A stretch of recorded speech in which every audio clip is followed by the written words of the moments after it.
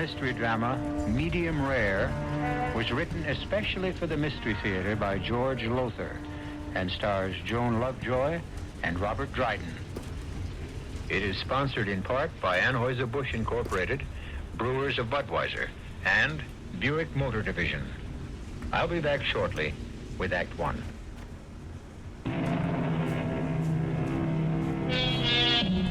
We're told that there are people who have the power to communicate with the souls of those who have died and passed on into another world. They are known as psychics, sensitives, mediums.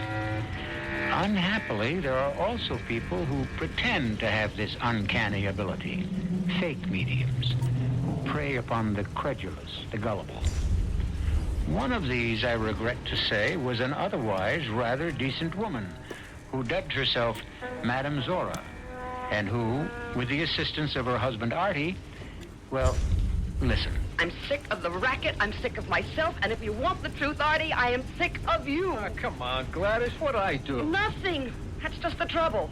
You never do anything. You don't even bother to look for a job anymore. What's the sense of looking for what isn't there? Actors are out of work in droves. The trouble is you are always out of work in droves. Okay, so I haven't made it yet. But someday, you mark my word, someday, I'll be a star. Oh, yeah, that'll be the day. Right now, it is today, and Mrs. Norris will be here any minute. Now, Artie, somehow, some way, we've got to keep her coming back for more seances. Well, not a chance, you ask me. Unless the late lamented Mr. Norris tells her where he stashed that $1 million in cold cash and tells her today, she's gonna split. We've got to give her an answer. Otherwise, well, I just don't know where the next sucker is coming from. Oh, she's here. Into the bedroom, quick. On my way. You tested the microphone setup? Etch. Well, here goes nothing. Mrs. Norris, how nice to see you. Come in, come in. Now, I'm all ready for you, and Mrs. Norris, believe me, I have a feeling that today your dear departed husband is going to tell you what you want to know. He'd better. Or it's the last $50 you'll ever get from me, Madame Zora. I have done all in my power to help you. Well, in that case, perhaps I'd better find a medium with more power. Hmm? Shall we get on with it? Yes. Yes, of course. If you'll just be seated at the seance table. And now, let me turn down the lights. So. And now I will seat myself. And go into trance.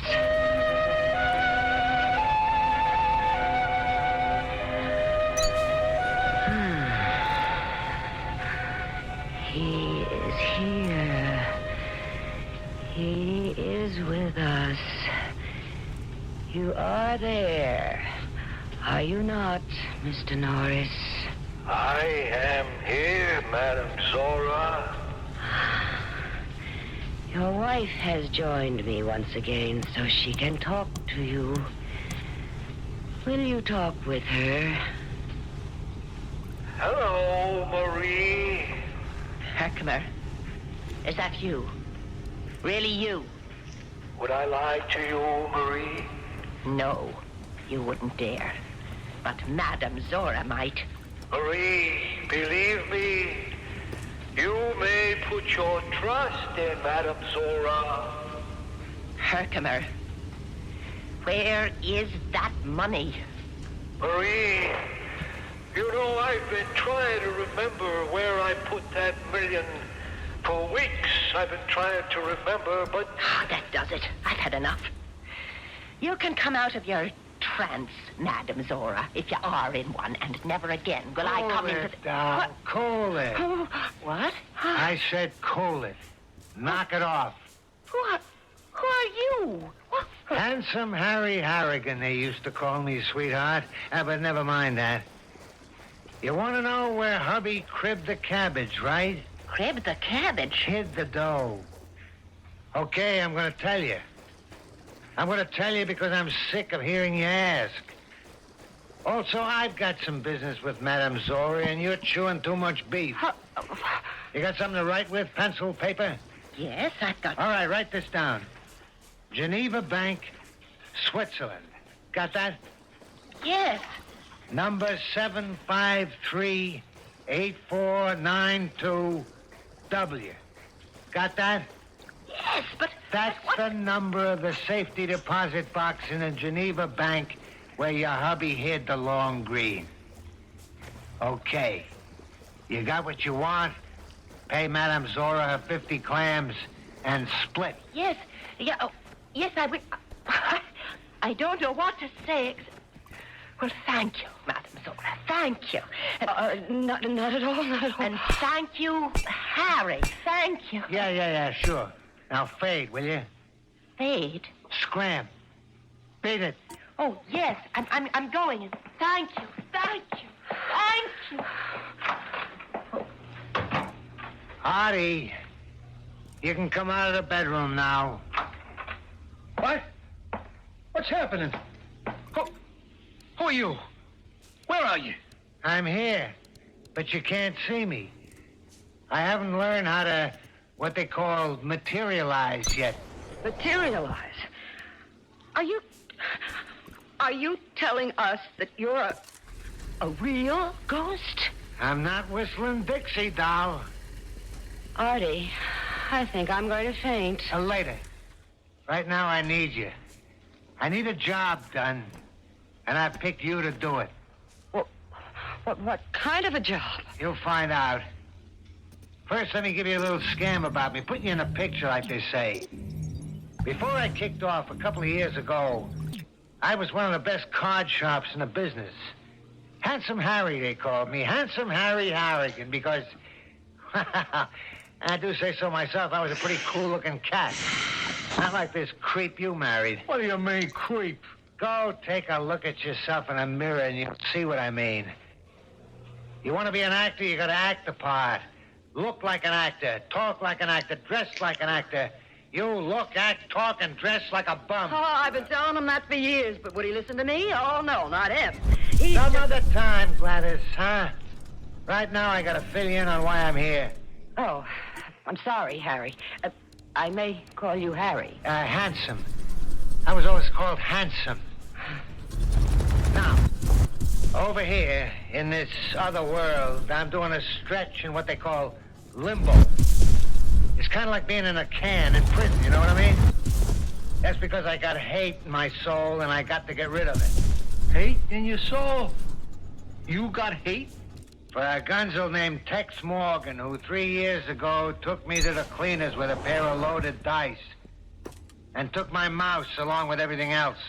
Well, what were you doing with the mouse? A dame, a skirt, girlfriend. Oh. Dory. That was her name. A looker, a bombshell. Tex, he cops my dough and her. I'm looking for them a whole year to put the blast on them, to get revenge. When my ticker goes bluey, and, well, that's the end of that. So now I'm over here in this limbo place, and I can't get out till I, what they call, purge myself of this hate I got for Tex and Dory. What do you want with us? How are we going to help you get rid of your hate feelings? I'll explain all that when we get to Vegas. Vegas? Las Vegas? There's another Vegas? Yeah, Las Vegas. That's where they are right now, Tex and Dory. He's a blackjack dealer at the Pan of Gold. Suppose we don't go. Don't go? Well, you haven't told us what's in it for us yet. What do we get out of all this if we help you? It's what you'll get out of it if you don't help me. Like what? Artie! The table, my expensive seance table. I've got 6 payments to go yet. Bouncing up and down on the floor. Look, it's flying into the air. And, Gladys, look out! Oh, he's broken my seance table in splinters. Harry, you wrecked my table with 6 payments. Are you and Meathead here going to Vegas? Or not going to Vegas? Artie, start packing.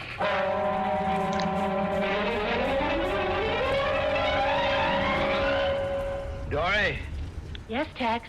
Clean shirt? Bureau, top drawer. I'll get it. Oh, no, you don't. You just stay right there on the couch. Remember, you're resting for 2 now. Oh, darling. Having a baby isn't really the big deal you're making out of it. Maybe not, but you are. To me. The biggest deal I ever made, honey. Oh, Tex. Ah, baby. Hey. Come on. You got 15 minutes to get over to the Panago. I'll make it.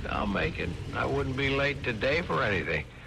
Do you really think Roscoe will? Look, would he have called me into his private office yesterday, talked to me like a loving father, if he didn't mean that I'm going to get the nod? Supervisor, head dealer. Oh, Tex, you'll be in charge of the whole section. Yeah, bringing home a lot more bacon, that's what counts. Especially right now. Kid on the way. And the house. The little house. Can we afford it? Really, Tex? Can we? You want it, don't you? You know I do. And you're going to get it. Oh, You're the one that convinced me to go straight, and Dory, I bless you for it. Hauling down a straight salary, working a blackjack table on the up and up. I'm clean. I am Tex Morgan citizen. And Dory, it feels good, solid. then no regrets. Regrets? Well, being married, kid on the way and all. You shouldn't even ask.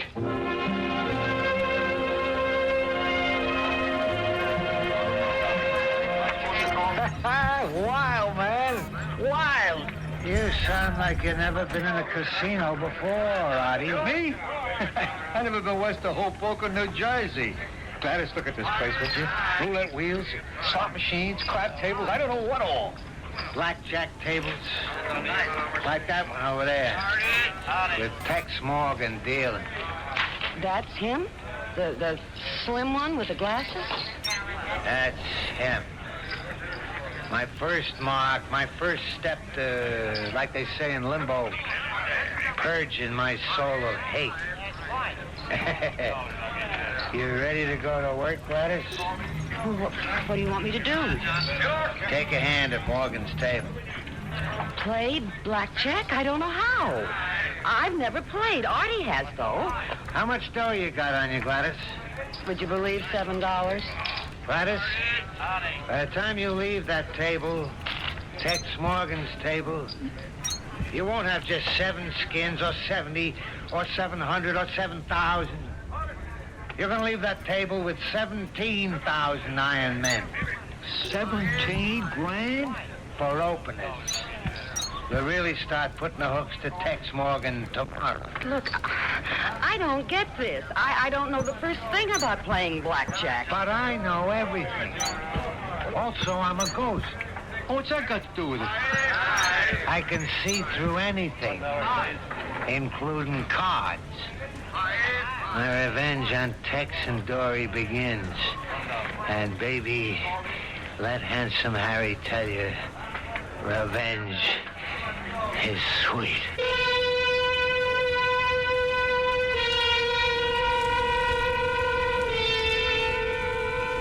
Handsome Harry Harrigan is taking the wrong route to purging his soul.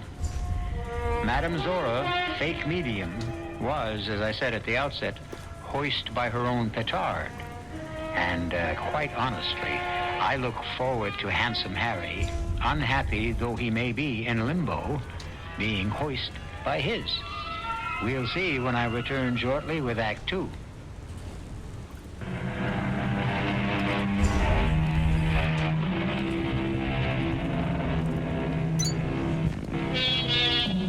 Madame Zora, fake medium, finds herself in real and anything but medium trouble, completely under the domination of the ghost of Handsome Harry Harrigan. It seems that when Handsome Harry's ticker went bluey, he found himself in limbo, to move on from which point he must purge his soul of the hate he feels for Tex Morgan and his former girlfriend, Dory. And so, in the gambling casino of the Panagold in Las Vegas. Hit me. 20. 18. You win again. Joey, get Roscoe quick. Gladys, lay 1,000 on the next hand. Okay, Harry. Ma'am? What? You say something? Oh, no, please. 1,000 on the next hand. 1,000 it is. Again? Yeah, hit me. Stand pat, Gladys. With 15? He's got 13. Top card's an ace. He'll take it and go over. Bam. I'll sit with these. Suit yourself. One more to the house. 23. Pay me. You wanted me, Tex? Yeah, Roscoe. Excuse me, ma'am. I'll be back in a second. Why? You want to tell me? I'll get you. Roscoe, this I is heard. him. How come she's breaking the house? I don't know. You don't. Of course I don't, Roscoe.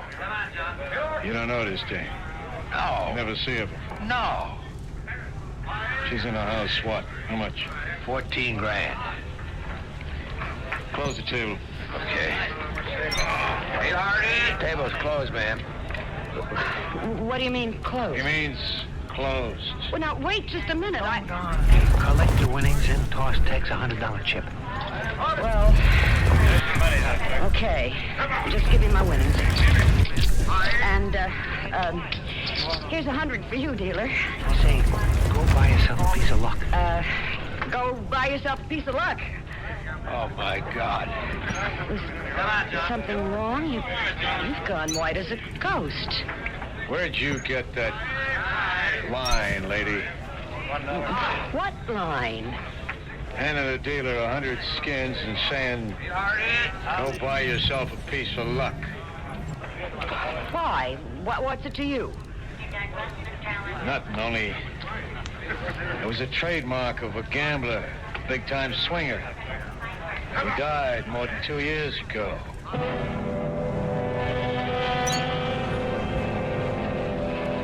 And then, Dory, then she says, go buy yourself a piece of luck. Just the way Handsome used to. But what of it? It's something almost anyone might say. It was Handsome's trademark. And another thing, all through the play, she kept rubbing the right side of her nose with her index finger, just the way Handsome used to. Honestly, Tex, I don't know what you're getting at. I'm saying that Handsome Harry Harrigan was at that table, my table. Tex, Handsome's been dead for more than 2 years. He's come back to get me. Tex! He swore he would with his dying breath, he swore it. Face it, Dory, I cheated him out of a fortune with loaded dice. But that was before you went straight. I wouldn't cut any ice with Handsome, dead or alive. What about you? You left him for me. You deserted him, he said. But he knew better than that. He knew the hell he'd put me through. How many times did he beat me up? How many threats did he make to disfigure me with acid if I ever even looked cross-eyed at another man? I was scared to death of him, Tex. Petrified. Until I fell in love with you, and I just knew I couldn't go on with him anymore, no matter what he did. Dory, I tell you, he's come back. I know he's come back. Well, I don't believe in ghosts, and I never will. But if they do exist, if Handsome has come back, I'm not afraid of him or what he'll try to do. There's no reason to be afraid of him. Not anymore. How do you figure that? Because we love each other, Tex. We love each other deeply and devotedly. Maybe it sounds corny, but from where I sit, love is stronger than hate any day.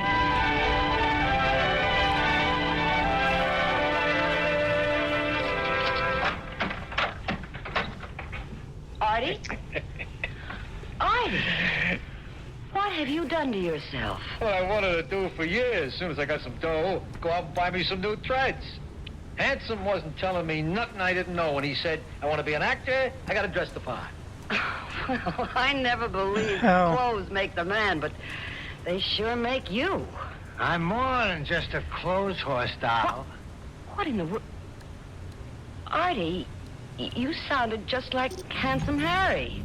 I am Handsome Harry, sweetheart. Just using stupid's body for a while. You are using Artie's body? Until I learn how to materialize, if I ever do. They tell me on the other side, in that limbo joint, it takes a lot of patience and practice. Yeah, what do they know? They even told me I'm getting this hate out of my soul the wrong way. Well, I haven't wanted to say anything. All right, but, so don't. They say taking out my hate on Tex and Dory will only make my hate grow bigger. Said I gotta find forgiveness in my heart. I told him to take a powder. I know what I'm doing. I hope so. Hey, what's eating you all of a sudden? You won a fortune the past week beating Tex at blackjack. She came to see me, Dory. Oh? She said Tex was scared. That nose-rubbing bit, you know. That he thought I was you returned from the dead. He's right. You are. Same difference, anyhow. Well, I told her I didn't know what she was talking about. So she said, well, anyhow, to please lay off Tex that he was in hot water at the casino because of the losses at his table, and... Well, look, Handsome, she seemed like an awfully nice kid and a decent kid to me. And it comes to that I've grown to like Tex Morgan, too. Oh, stop. You're breaking my heart. Handsome, the way I feel now... Wise up. What I feel is all that matters. And don't forget, if I can take possession of Artie's body, I can do the same with yours. So don't get any fancy ideas about running out on me. You got that? Yeah. Then hang on to it, doll. Hang on real tight.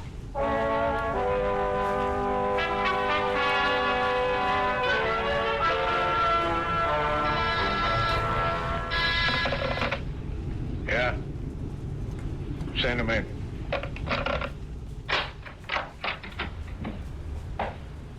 Sit down, Tex. Tex, I'm sorry about this, real sorry. I guess you know I was going to make you a head dealer of the blackjack section. You're not? Worse. You're fired. Oh, come on, We can put Roscoe. up with a lot from our dealers, Tex, but one thing we won't put up with is a crooked dealer. I told you when you took me on 2 years ago that I was playing straight from then on, and I have. Maybe. There's no maybe about it, Roscoe. I'm married to one of the finest women in the world. I've got a kid on the way. We're planning to buy a house here in Vegas, and you're saying that I'd risk all that by going crooked again? I'm talking facts. Sorry, pal. I get my orders from upstairs. You're out of the Pan of Gold and every other casino in town. He said he'd get me, and he's done it.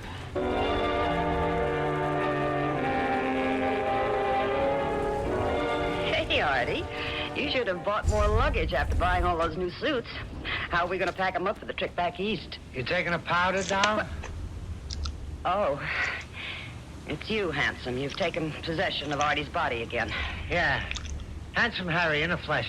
Artie's flesh. What's all this with a packet? We're going back to New York. Who says? I do. I don't. And I give the orders, sweetheart. You and Artie are staying right here in Vegas. But what for? The job you wanted done? It's done. Hasn't even started. Now, what do you mean? Getting Tex fired was just the first step. I swore I'd make him regret the day he was born, and that's what I'm gonna do. He thought he was all set, married to my doll, a kid on the way. Could have been my kid. Handsome, listen to me. What for? All you're gonna do is run off at the mouth about forgive and forget. No more arguments, Gladys. I'm following through with every single step in my plan, following through to the hilt. How many steps are there? 3. You took care of the first. Artie will take care of the second. And the third? That'll take care of itself. All right, I come here to get step number 2 set up with Artie. I got to talk to him. Where is he? You're in him. Oh, hey, I forgot. Well, I can't talk to myself, can I? Okay, Artie, take over. You say something about buying more luggage, Gladys? Yeah, I did, Artie, but skip it for now, sweetheart. Sweetheart. Handsome's here. He wants to talk to you. About what? I got a job for you, punk. What kind of a job, Handsome? Acting. You're gonna be an actor. An actor? Oh, honey, don't listen to him. He's putting you on.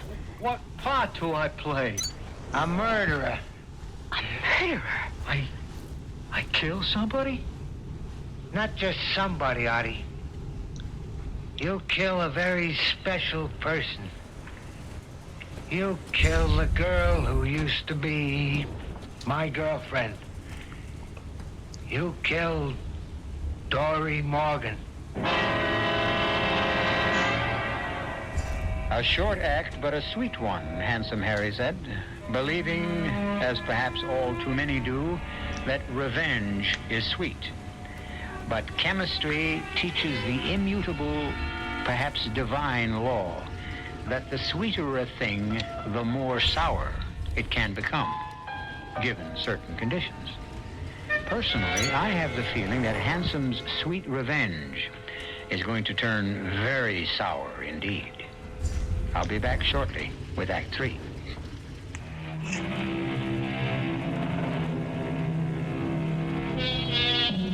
Helpless in the grip of a ghost, the ghost of gambler Handsome Harry Harrigan.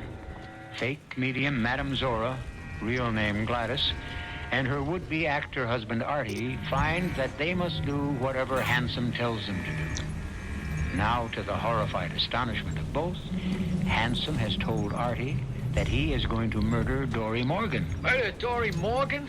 Kill that nice, sweet kid? Don't hand me that nice, sweet kid, Jazz. She's a two-timing tramp. No, she is a decent girl.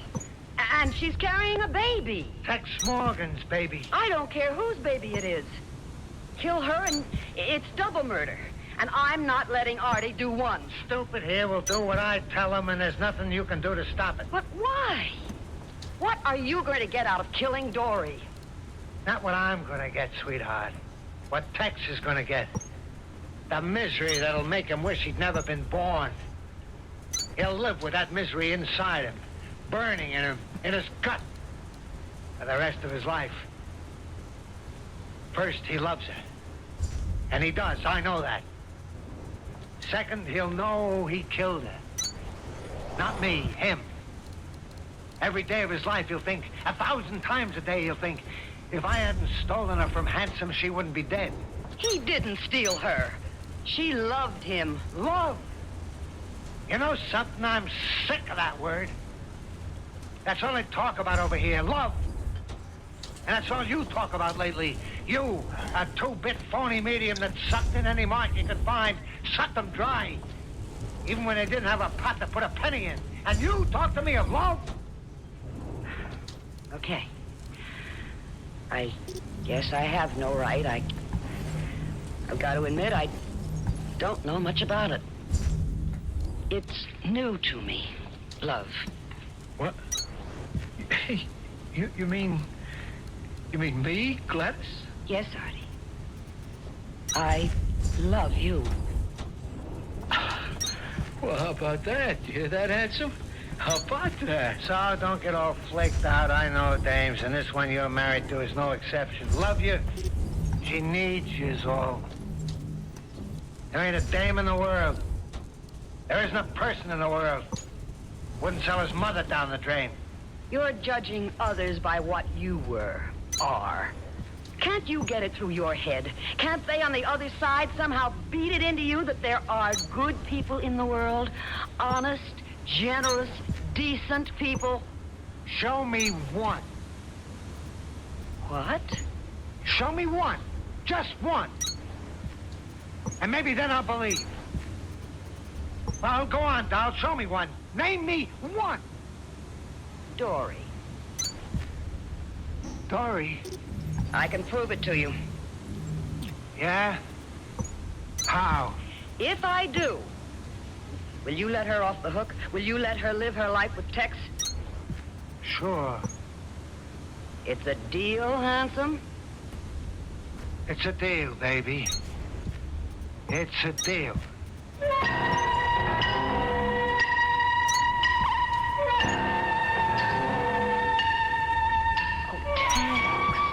Honey, it isn't the end of the world. The end of our plans, our future. Sure the end of the house. I can't afford a mortgage now. So, we live in an apartment. Yeah, and how long will I be able to afford the rent? Tex, I can always get a job to help out. With a baby? Well, there's sitters, people who stay with kids while the... No. Tex! I said no, and I mean it. It'd be like the way I was brought up, dragged up. My father couldn't make it either, so my mother went to work, and my grandmother, she took care of me. Then she died, and I went on the streets. Changed my life, Dory. It taught me to cheat and lie and sucker anybody I could until I met you and fell in love with you.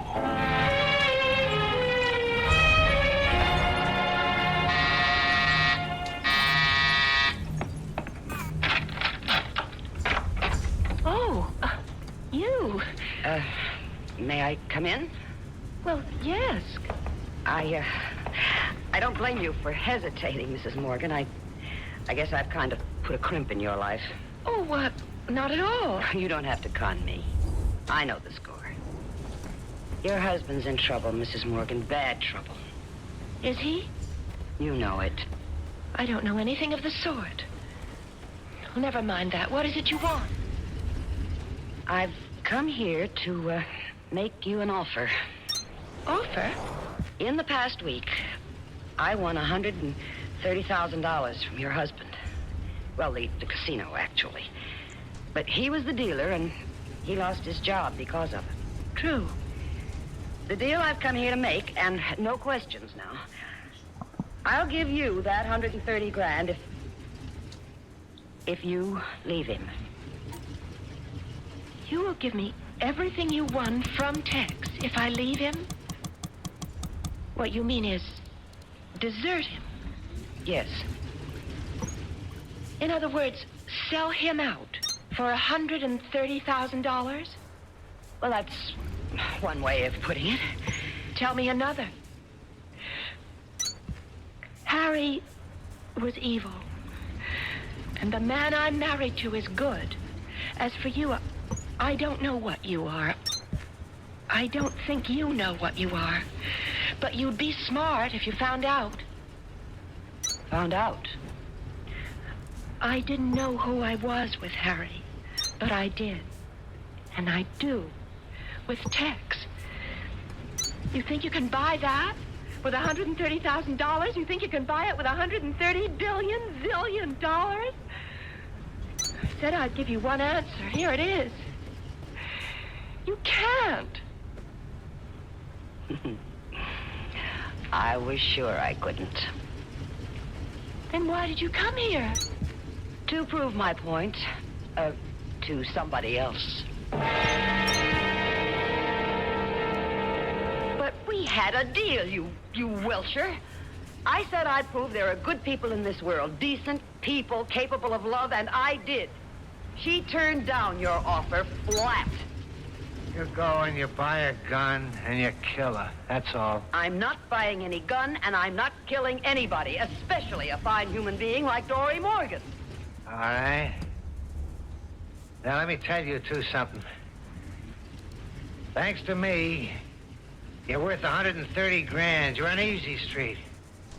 I can see to it you wind up right back where you started, in that crummy New York apartment, scrounging for nickels and dimes. Now, what's it to be? As far as I'm concerned, you can take your $130,000 and stuff it.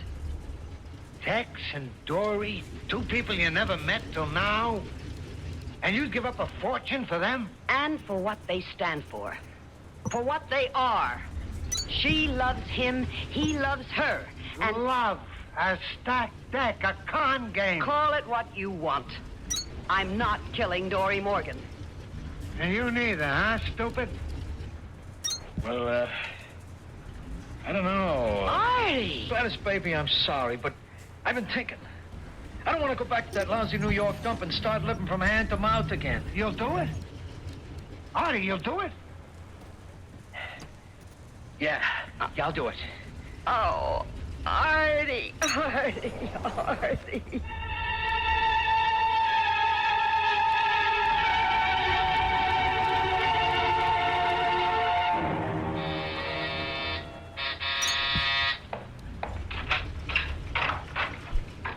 Yes? Mrs. Morgan? Yes? I'm a friend of Texas. Is he home? Well, no, he just left. But you must have just passed him on your way in. Oh, it's too bad. I got a job for him. A job?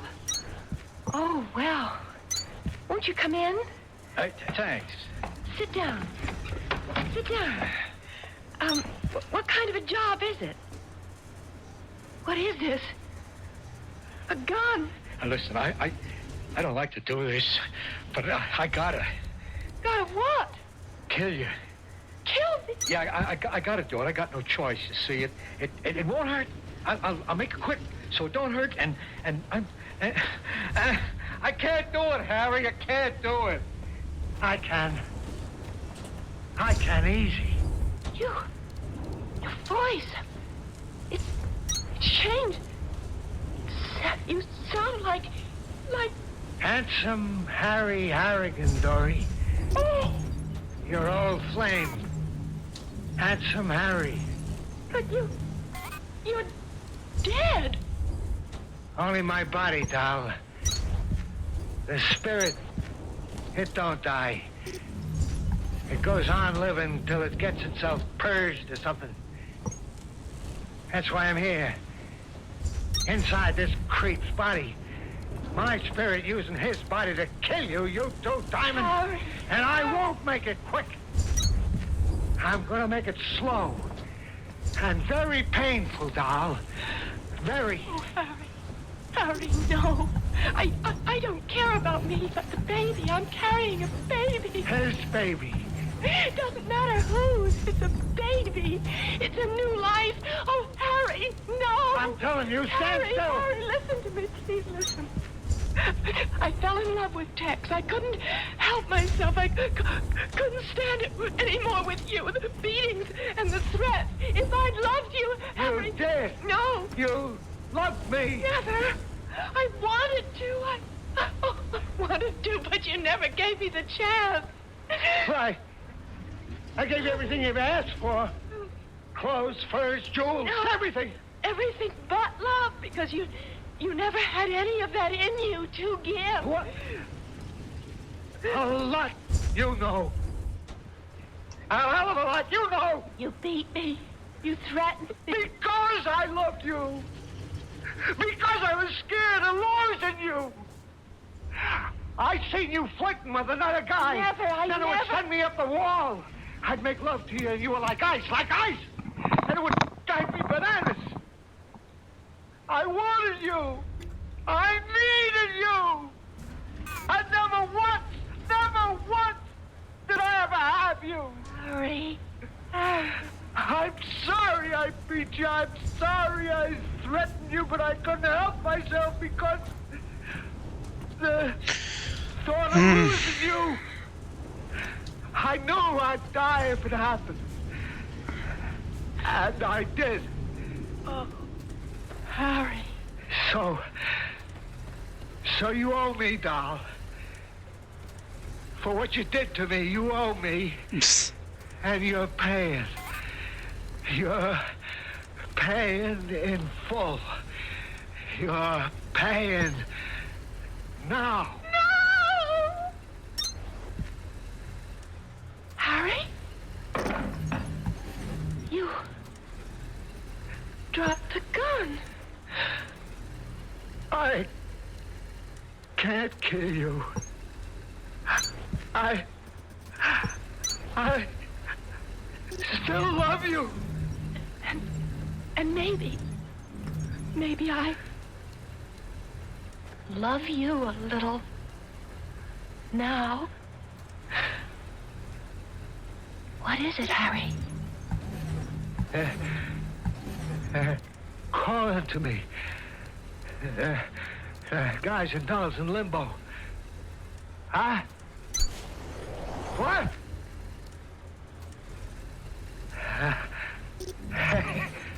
Hey, that's out of sight. I mean, say that's really something else. What? Harry, what is it? Dory,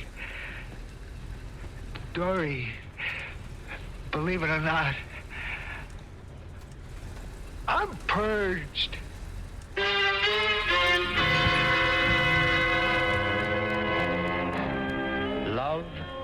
hate. Two sides of the same coin, they say. If that is so, perhaps I can be forgiven for saying that Handsome Harry really flipped. Anyhow, he's purged. I'll be back shortly.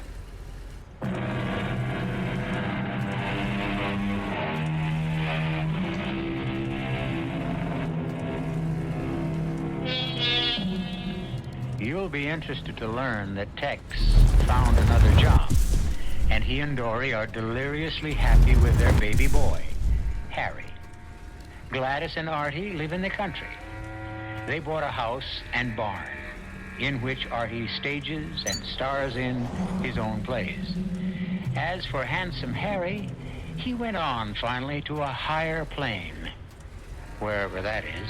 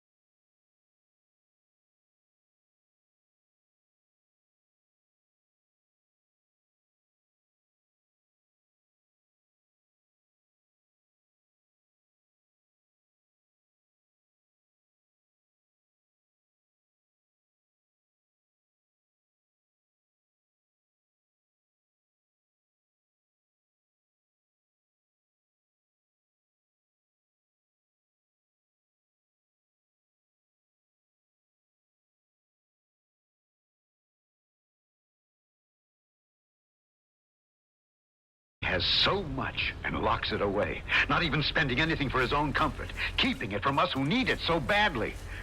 What are you saying, Hans? I'm saying that in my mind, a red dot began to form. And it grew and grew, till it turned into a word I could read. Hans! That word was kill.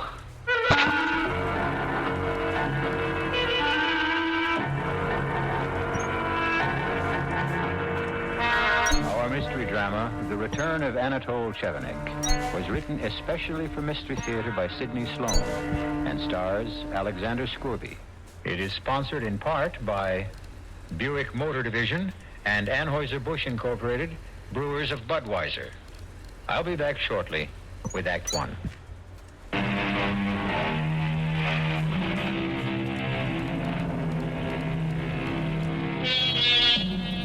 It was was a cold, rainy evening in late fall that found Hans Chevenik pressing forward, leaning into the wind, down the dark side street in the poor section of the town where his uncle Anatole lived and ran his junk business. It was with a feeling of relief that he made the shelter of the overhang of his uncle's porch. He paused, more out of reluctance to face the man than fatigue from his long, wet walk. Oh, you! Wonder you bothered to come at all. I got a good mind to slam the door in your face and tell you to go back where you came from. I'm sorry, Uncle Anatole. I'm sorry, Uncle Anatole. Well, come in, and shut the door. You get in my house all wet.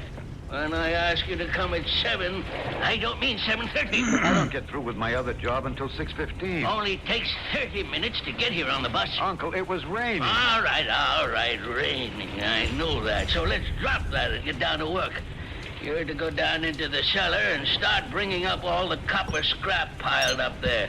Then I want you... Uncle, well, what is it now? Vicky made a sandwich for me. I haven't had my supper yet. Always some excuse to stall. I'm not stalling. Well, go ahead, eat. Don't waste more time talking about it. What have you got there? Just some bread and a piece of cheese. Curse to me that I haven't had anything since this morning. Well, would you share it with me, Uncle? Don't mind if I do. Here. Cheese is kind of stale. It's all we had in the house. Well, it's better than nothing. Uncle, I've been meaning to ask you something. As long as you don't ask for money. That's just it. Afraid it might be. Well, I don't want to hear about your troubles. I've got enough of my own. You've got lots of money, Uncle. Who told you that? Who told you? Well, you did. You tell me every time I come here how much you've got. Not exactly. Not exactly how much. No, but you said it's a lot. Yeah. A lot. A great deal. More than you've ever dreamed of. And it'll all be yours, Hans, my boy. I'm making you my heir. Making? Well, you said it was already in your will. Will? Said maybe I'd leave it all to you, or maybe... You didn't say maybe. You said you were going to give it all to me. I was your only heir. Well, there's still my nephew Jamie to be considered, son of my favorite sister. You said you didn't like him. Never said that. You did. You said you didn't like him because he'd become an actor. Nothing to do with it. Acting is an honorable profession. At least he has a job. More than I can say for other members of this family. Oh, look, I've got a job. Shoe repair. Part-time. Can't make a decent living. Come over here, get a few dollars, sponging on your relatives. Well, you've never given me a cent I didn't earn, not a red cent. It isn't because you ain't asked. I've asked you because I needed it, Uncle Anatole. Look, Vicky and I, we've got so little. It isn't easy to beg. I don't want to hear any more of this jabbering. Now that you're finished with your supper, down to the cellar with you, and start bringing up that copper scrap. Get moving. Don't you look at me that way. I know what's on your mind. I can read you like a book. But think of this, Hans, my boy. Before you go too far, you don't know where the money's hid. This is what protects me from your evil intentions. You'd get nothing. Because you'd never find the money. Never!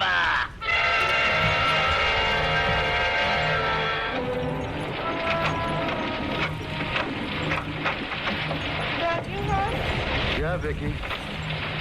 Sorry I woke you. Oh, well, I couldn't sleep anyway. I was worried about you. What time is it? Nearly 2 in the morning. I'm soaked. It's still raining. Oh, but take off your wet things, dear. Yeah. Uncle Anatole kept you late tonight. Worked me late, you mean? He's taking advantage of you, Hans. I know it. He knows it. Paying you so little and holding that inheritance in front of your nose like a carrot in front of a donkey so you'll go on working. That's what I'm turning into, a donkey, a beast of burden. Suppose he decides to give it to somebody else when he dies. He can't. What do you mean? He can give it to anyone he wants to. To your cousin Jamie? To anyone, to charity? He wouldn't give it to charity. He doesn't know the meaning of the word. As for Cousin Jamie, I know something he doesn't know. Jamie is dead. Dead? Yes.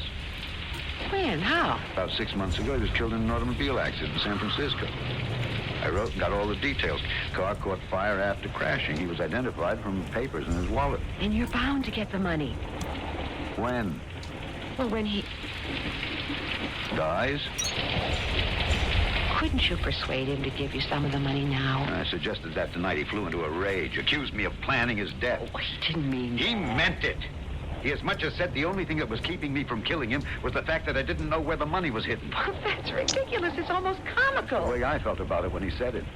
I was hurt that he would even joke about anything so horrible. Oh, Hans, knowing you the way I do, knowing the kind of man you are, how kind you are, how gentle.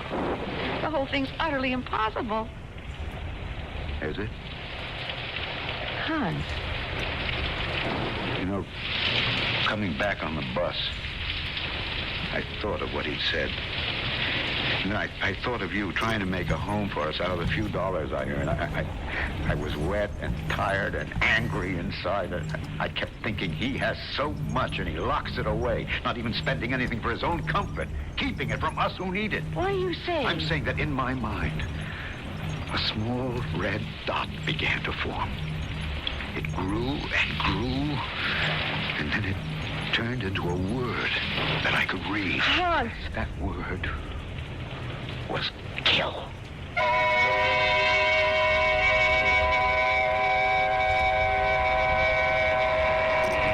Hello? May I speak to Mr. Crandall, please?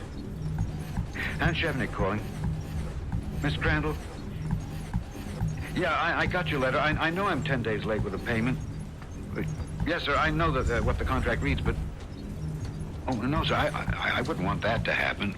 But you see, well, I'm expecting a sum of money, money owed to me. Yes, sir, yes, sir. Thursday at 4 p.m. sharp. I'll be there, Mr. Crandall. You can depend on it.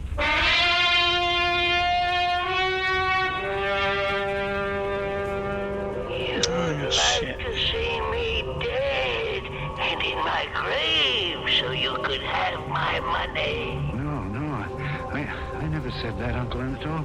I can read your thoughts, Hans, and they are filled with hate for me. I am your heir. It doesn't matter if you like me. I'm your only heir. I'll get your money. Jamie would get it. He's dead. Killed in an auto accident. You're lying. Lying to deceive me. But you'll never get the money. Oh, you miser. You've taken advantage of me. You've worked me hard. You've paid me so little it hardly mattered. Now I'm going to get what you owe me. Put down that gun. Put it down. You're going to get me the money now. Now, or I'll kill you. You won't find the money. It's my money. It's my money. You promised it to me. I earned it. Wait up! What? Vicky, is that you? What are you doing at Uncle Anatole's house? Hans, you're at home. What? You've been having a bad dream. A dream? Oh, thank the Lord. I'm so glad it was just a dream. You were talking about Uncle Anatole. Oh, heaven help me. I dreamt that I was going to kill him. Oh, my poor Hans. What a terrible dream. You could never do such a thing. No, darling, I could never do any such thing.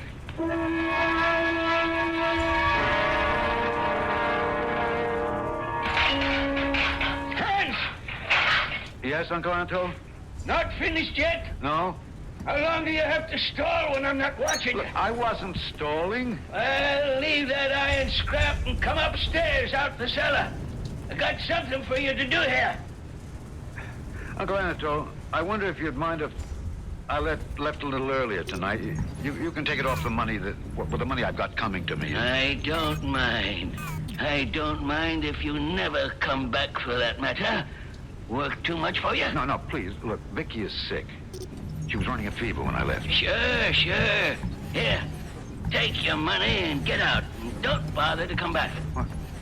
Oh, please, Uncle Anatole, it's only because I'm worried about Vicky. Sure. Pick up your stuff and get out. You don't believe me. Look, Uncle, I need the work. I'll come early tomorrow There ain't make... going to be no tomorrow for you, Hans. I don't want to see your face again. But, Uncle... Out, you understand? Okay, I'll go. I'll go. For years, you've held the inheritance money over my head to make a slave of me. But now I realize the truth. There is no money. There never was. You've lied to me to get me to work for you. No money, eh? No money, you say?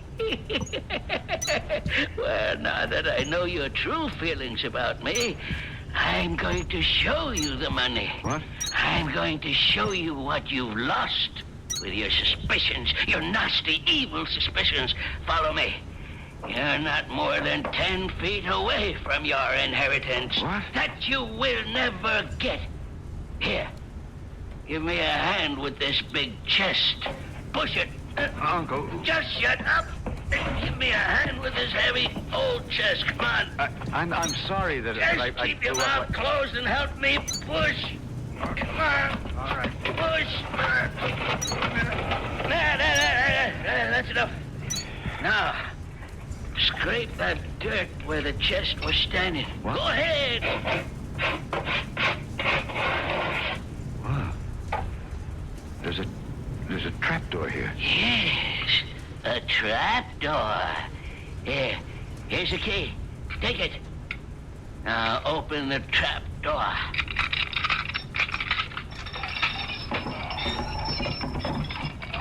Now, hold up this lamp. Oh, What do you see in that box? gold. Gold coins. All gold. That's right, my boy. All gold coins. A fortune. You didn't believe me, eh? Now you will never touch it. Never have even one small bit of it. What good is it to you? What can you do with it? Now that you've seen it, I'll enjoy it more. Help me push this chest back. Come on, I can't do it alone. No, I won't help you. No, Not until you give me what's coming to me. don't make me lose my temper. Do it yourself, you old miser. So, I'll make you work, you stupid oaf. Put down that cane. Your last chance. Do what I ask. I swear, if you strike me, I'll kill you. Threaten me, will you? I'll show you. Stop. Threaten me? You haven't got the nerve to do anything with your life. Get out of my house, you weakling. You coward. I've had enough from you. I'll kill you.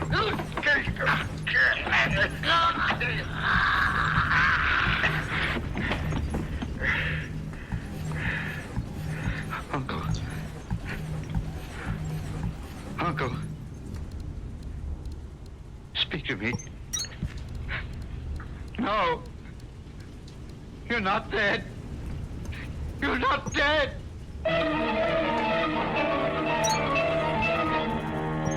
And so the timid rabbit discovers he has fangs and claws. In that moment of decisive action, there was one thing that did not occur to Hans Chevenik. How could he explain what he had done to his wife, who believed in him and trusted him? How could he tell her that he had killed? Oh, of course, his conscience troubled him. But deep in his heart was a feeling that he had grown, a secret feeling of elation. I'll be back shortly with Act 2.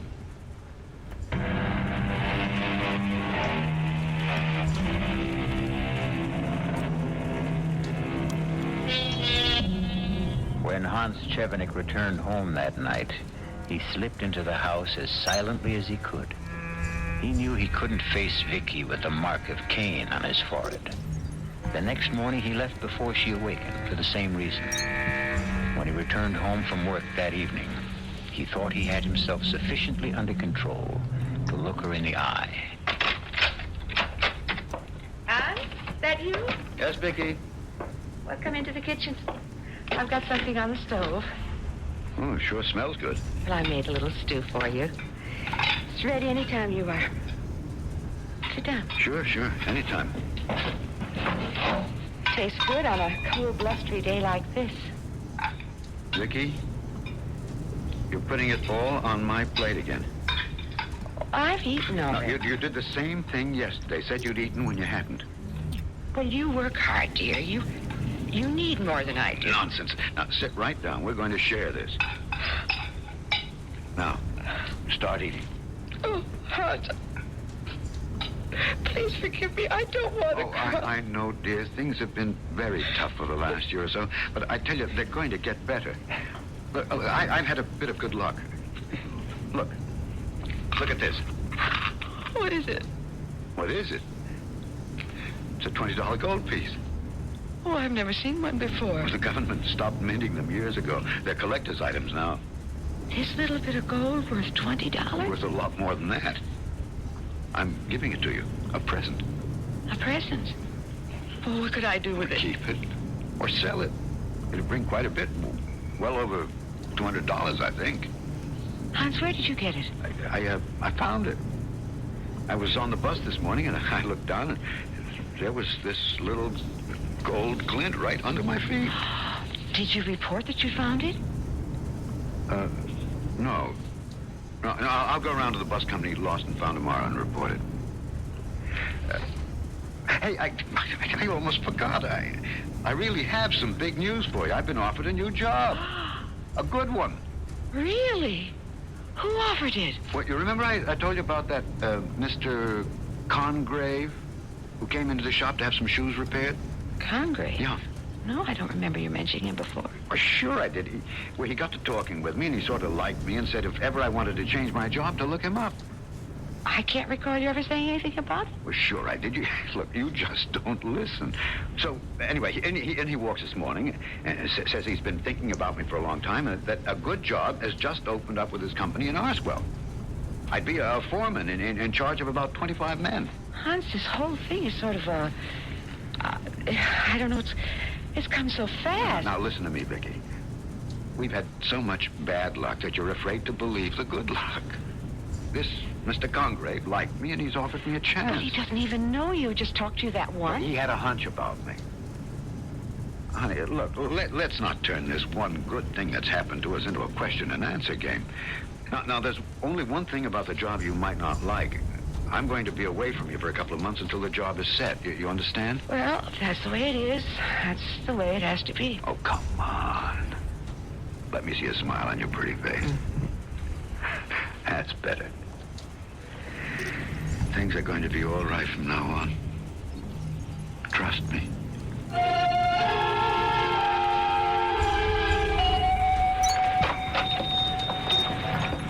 Yes, can I help you? Oh, are you Mr. Chevenik? Anatole Chevenik? No, I'm his nephew, Hans. Well, this is Anatole Chevenik's house, isn't it? That's right. He in? I have a registered letter for him. Has to be signed. No, he's not in. In fact, he's left. He's left the country. Oh. You know, I've been delivering mail to him for 3 years now, and I never saw him once. Talked to him through the door one time. It told me to push the mail under the door, but never opened it. Yes, he had some peculiar habits. Well, in my job, you get to see a lot of strangers. You said had? What? You said had, as though he was dead. What, did I? Yeah. Well, I didn't mean it that way. He's gone off to South Africa, Johannesburg. Spent most of his early life there, you know. He felt he was sort of, well, going home, so to speak. The letter. What, letter? Yeah, registered. The reason I came. Got to be signed for. Well, guess you could do it. Well, I don't like signing his name. Oh, just sign your own. It'll be all right. Right here. Okay. Thanks. Here. Have a good day. Thank you.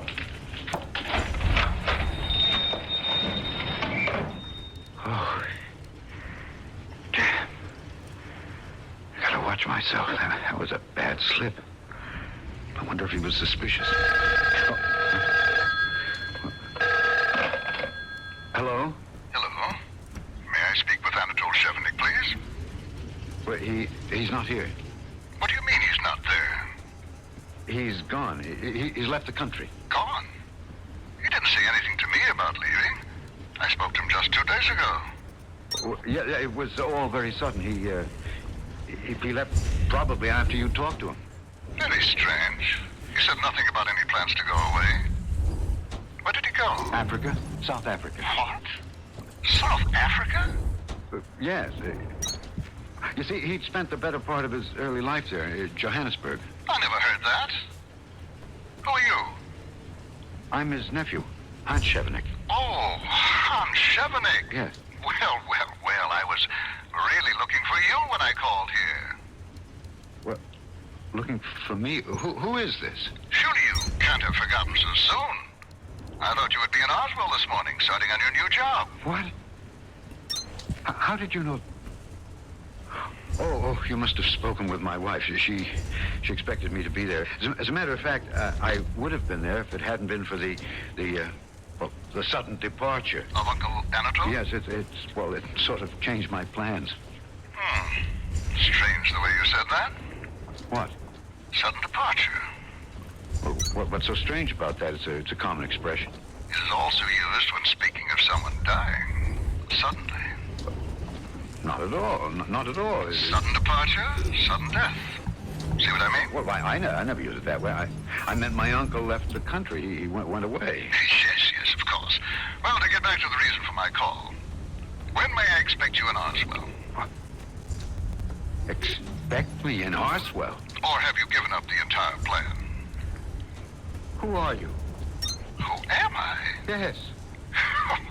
Surely you must be joking. I'm your new boss, George Congreve.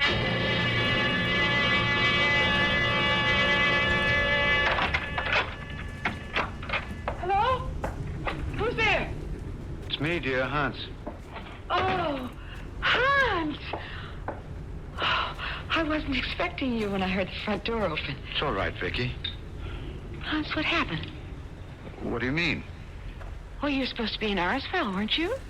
When you left the house Wednesday morning, you said you were catching the bus to Arsville to take the new job. Well, But you didn't go. No, I stopped off to tell Uncle Anatole that I wouldn't be back, that I was quitting my job with him. Oh, that was very foolish. There wasn't another bus till 2 o'clock in the afternoon. How were you to get to Arsville in the new job? Look, Vicky, I suppose it didn't make good sense to stop off without thinking how I was going to get to Arsville afterwards. Well, I was so surprised when the next morning Mr. Congreve came to the door and wanted to know where you were. Congreve came to the door? What did he look like? Middle-aged, nicely dressed. Asked for you. I knew who he was immediately, and I got terribly worried about you. Vicky, how did you know it was Mr. Congreve? Well, I knew, that's all. I just knew. Did he tell you his name? Did he introduce himself first? I don't know. How could I remember that? Suddenly I was calling him Mr. Congreve, that's all. Vicky, listen to me. It's very important to me to know whether you called him Mr. Congreve or he told you that his name was Congreve. I can't see that it makes any difference. It was Mr. Congreve, and he was asking for you. Okay, all right. What do you want to know? He wanted to speak to you. He seemed very concerned. Perhaps because you failed to show up for work. Did you ask about Uncle Anatole? Uncle Anatole? Yes. How would Mr. Congreve know him? Evidently he does. He knows him very well. He called me there at Uncle Anatole's house. I don't understand. Now, what does it all mean? I don't know, Vicky. I wish I did.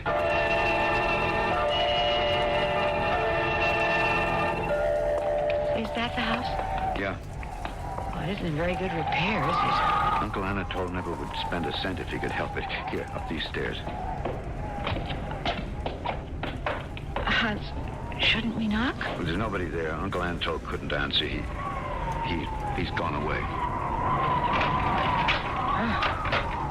The place is a mess, isn't it? Pretty bad. Wait, left the light on. I'm glad I decided to come back here with you. I'll be able to get some semblance of order restored. Is Uncle Anatole selling this house? I guess so. He said he wasn't coming back. Then it makes sense to clean it up. Better chance of selling it. You wanted me to come here with you, didn't you, Hans? Well, I didn't want to come alone, Vicky. Now, just a broom and a bucket and water, and I'll start. Have any idea where he keeps the cleaning things? No, dear. You'll just have to search around till you find them. I'm going down cellar for a while. All right, Hans. Oh, Hans, What is it, Vicky? what have you done about Mr. Congreve? What do you mean? Well, what about the job? You were supposed to start 3 days ago. What will Mr. Congreve think? Look, I don't care what he thinks. Now, look, please stop asking questions, Vicky. All you do is question me. But I don't understand what's going on, Hans. Neither do I. But there's something in this house. Still here. And it belongs to me. And I'm going to get it.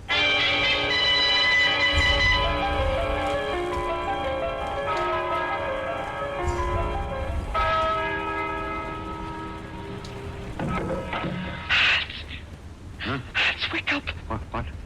Hans, someone's in the house. I can hear him. The house? You sure? I heard him. Listen. Up there. Hear it? Yeah, but this is an old house. Old houses creak at night. It isn't just that. I heard something. Someone bumped into something in the dark. Well, I don't believe there's anyone there, but I'll go take a look. You have a flashlight? No, I'll just switch on the lights downstairs. Do you want me to come with you? If you want to, come on. I'll feel along the wall for the light switch. Hold on to my arm. Here, I've got it. I don't see anything out of the ordinary. That's probably just your imagination. You know, those noises. No, I heard something. Well, no one's in the house as far as I can see. Come on, let's go back to bed. All right, Hans. The phone. At this hour? I'll get it. You stay here. Yes? Hello? Anatol Chevenik? He's not here. Oh, he's there. He's there all right. But he isn't able to answer. Is that what you mean? Please, what do you want? I told you. I want to speak with Anatol Chevenik. He can't speak with you. He's not here. Is this Hans Chevenik? Yes, this is Hans. Hans, this is George Congreve. No. No, there is no George Congreve. He's just a lie. A lie I told my wife. There is no George Congreve.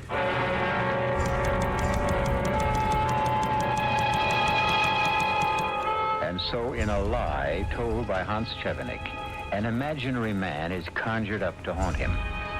To the tortured man, the unreal has more substance than the real. With the guilt of a murder on his conscience and his fear of the apparition that follows him relentlessly, can his mind stay in balance? I'll be back shortly with Act 3.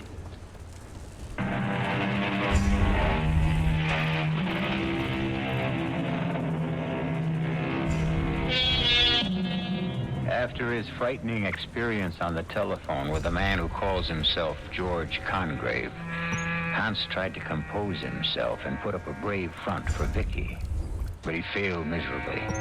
He felt an overwhelming urge to confess his crime, throw himself at her feet, and ask for the comfort of her forgiveness. But he was afraid that she would be so repelled by the horror of what he'd done that she would turn from him forever. He got out of bed and paced the floor. Hans, Huh? What, Vicky? don't you want to talk to me? No. Come here, Hans. Sit on the bed, please. Oh, Vicky, what's the point of talking? All that complicated story about the job in Arswell Lies. and about Mr. Congreve. Lies. There's no such person. It's just a name that came to me. I used it, that's all. But I met him. Talked to him. You've talked to him on the There's telephone. no such person. It's a lie, I tell you. He doesn't exist. But he does. We both know he does. Vicky, please stop insisting on that, or my mind is spinning. Vicky, please. Oh, Hans. You've got something terrible on your conscience. First, there was that gold coin that you said you found on the bus. Now, you didn't find it, did you? No, that was a lie, too. Then I know it all now. It all fits together. I know what it is you've done. Oh, my God. You've stolen your uncle's money. What?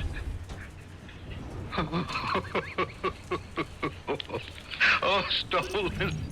Stolen, if that were all. No, Vicky, it's worse. Much worse.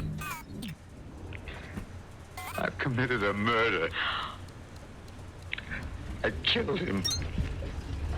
I killed him.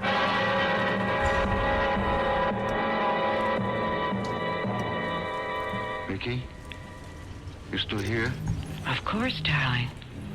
I must have fallen asleep. But what are you doing here? What? Look, I told you everything, and you're still here. I thought you'd... Run? Run away from you? Vicky, I wanted to tell you sooner, but I was afraid I'd lose you. You don't have much faith in me, do you? I love you. And I would fight for you and stay with you no matter what you'd done. Even murder? You haven't committed a murder. Vicky, You just think you have. It's all confused in your mind. You remember your dream? You dreamt you killed your uncle. Yes, but It was Vicky... just a dream.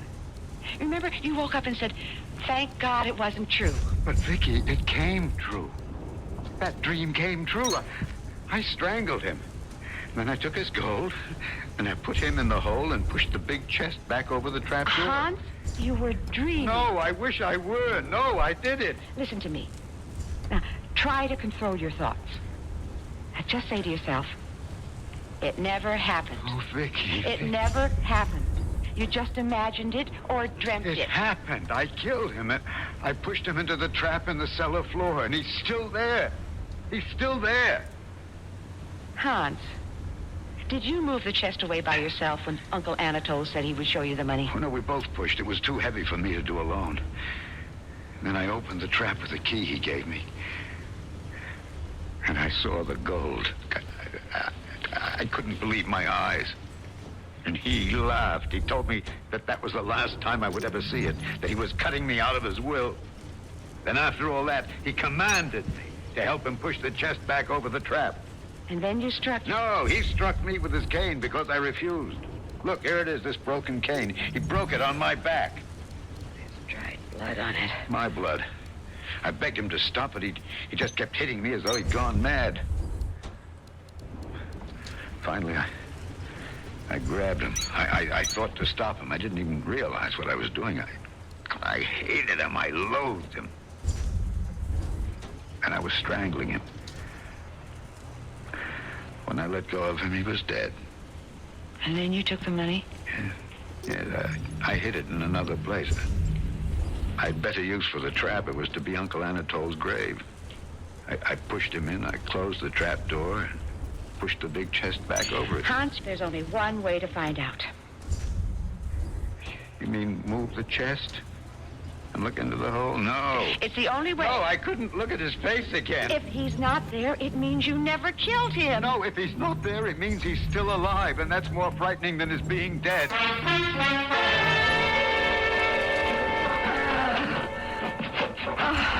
Oh, it's not moving, not an inch. No, it won't budge. It's helpless.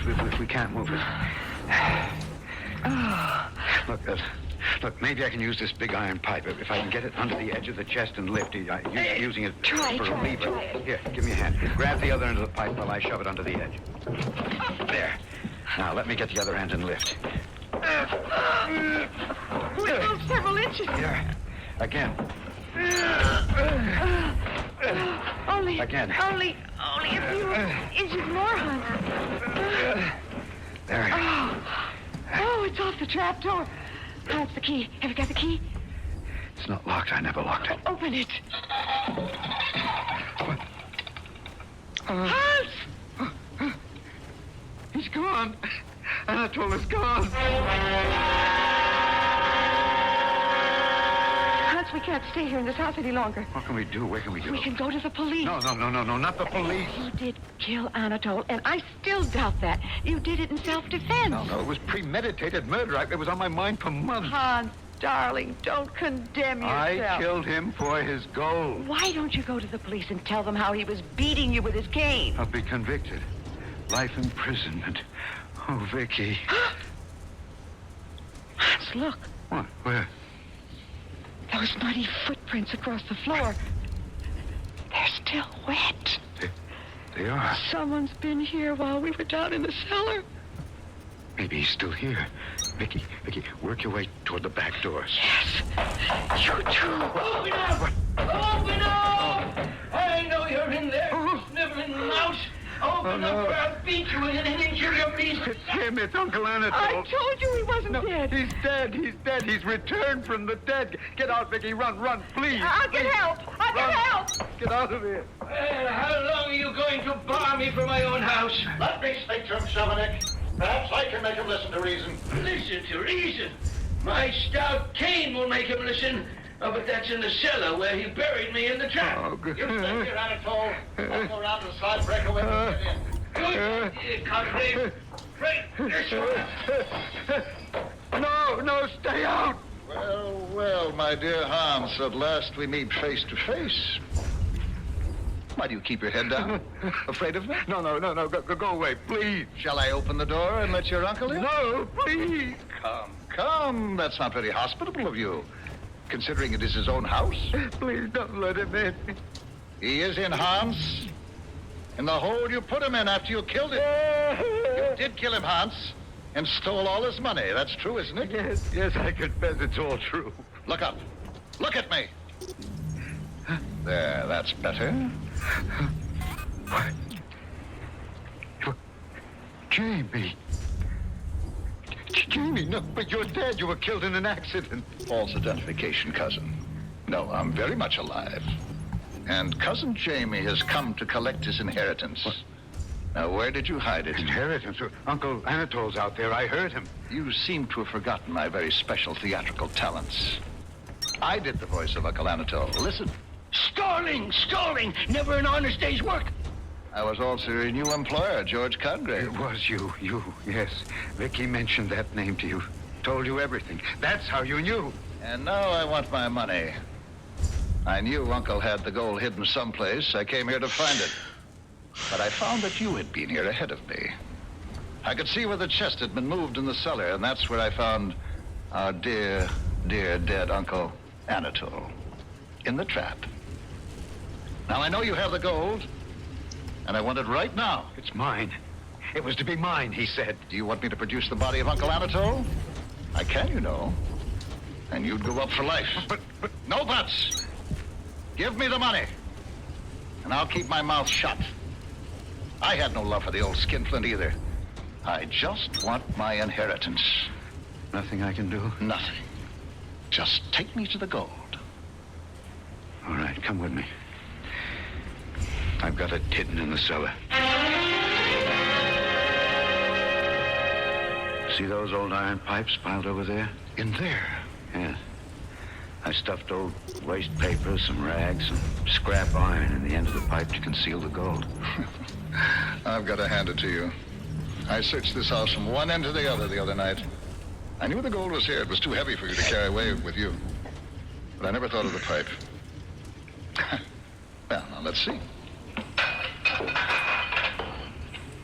Turn around, Jamie. But, Hans, put down that iron bar, Hans. Gold is mine. He promised it all to me. Look, I'll split it with you. Half for you. No.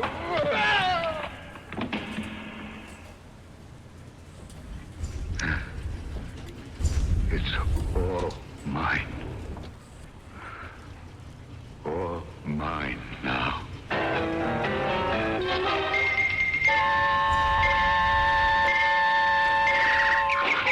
Nice day. I'm glad you could come. Oh, I never miss the second Thursday in each month, Doctor. I think he looks forward to it. Do you think he really knows? Well, sometimes I feel there is a glimmer, a slight glimmer. There he is. You got him working with the gardener. He seems to like flowers. Hans? I don't think he knows his name. Let him see you. Hans? I brought you something. A present. Something sweet. Oh, thank you. You are a nice lady. Here's a flower for you. Yellow. Like a piece of gold.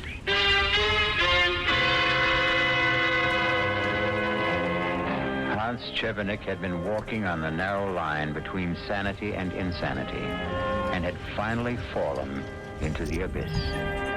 He remembers only one thing one thing, stronger than anything else, stronger than memory, stronger than life, the glint of gold. I'll be back in a moment.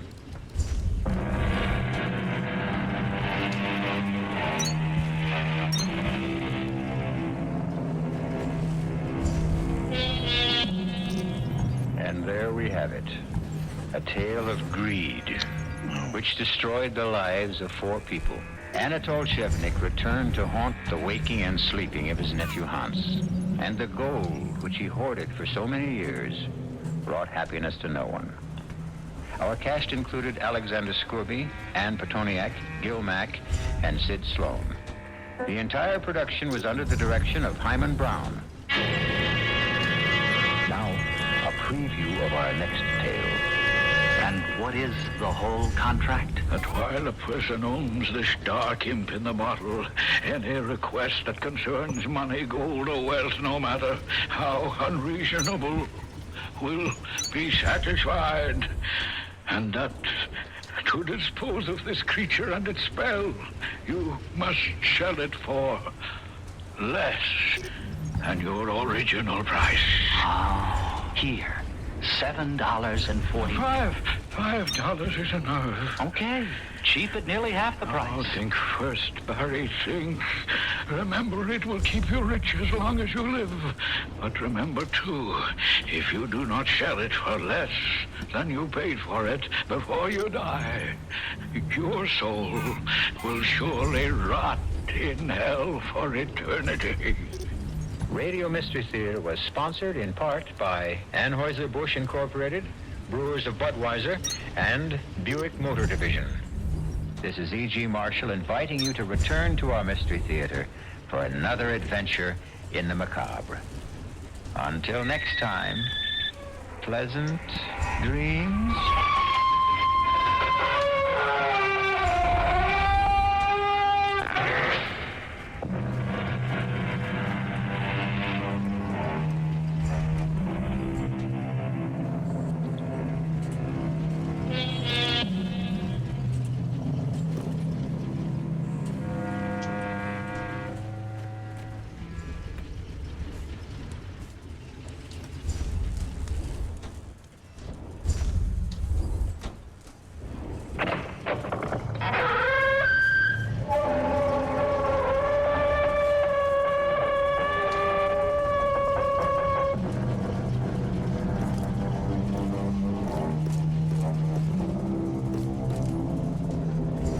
Come in.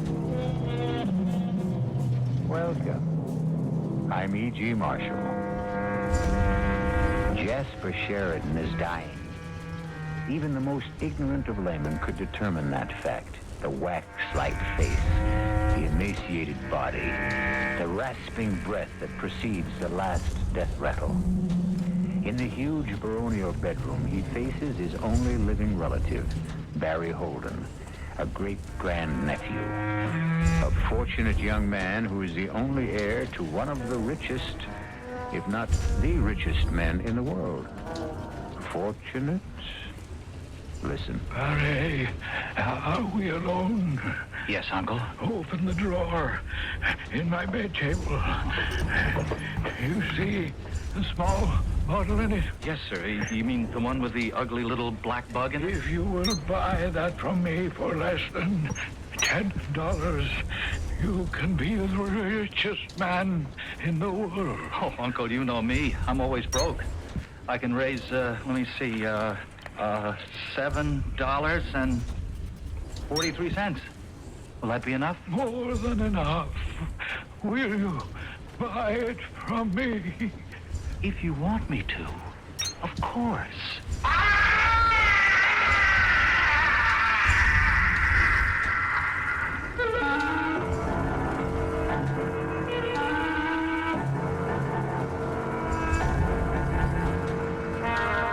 Our mystery drama, The Imp in the Bottle, was written especially for the Mystery Theater by Ian Martin and stars William Redfield.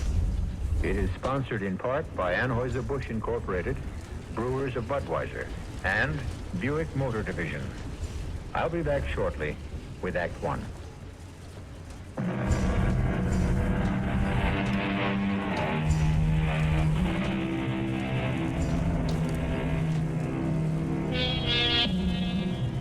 When a man is over 90 and you are 24, with your life just beginning, why not humor a dying man's request? But you didn't expect a minor gesture could cause that piercing, shattering, evil scream that shriveled your tolerance to a shivering fear.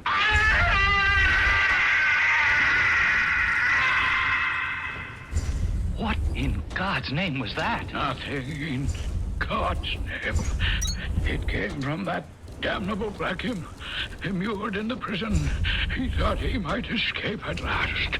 From this thing in the bottle? That's crazy. It's no bigger than a large fly. As long as he stays in the bottle.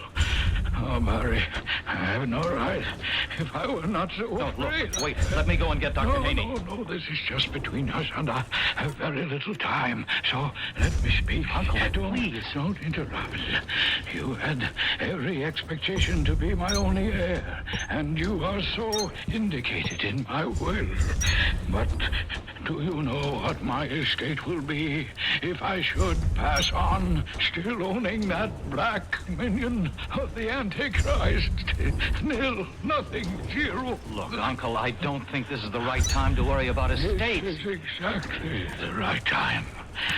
First, if I die still in possession of that imp of darkness, everything I have, and the house, the corporation, the wealth, even I, myself, become his possession.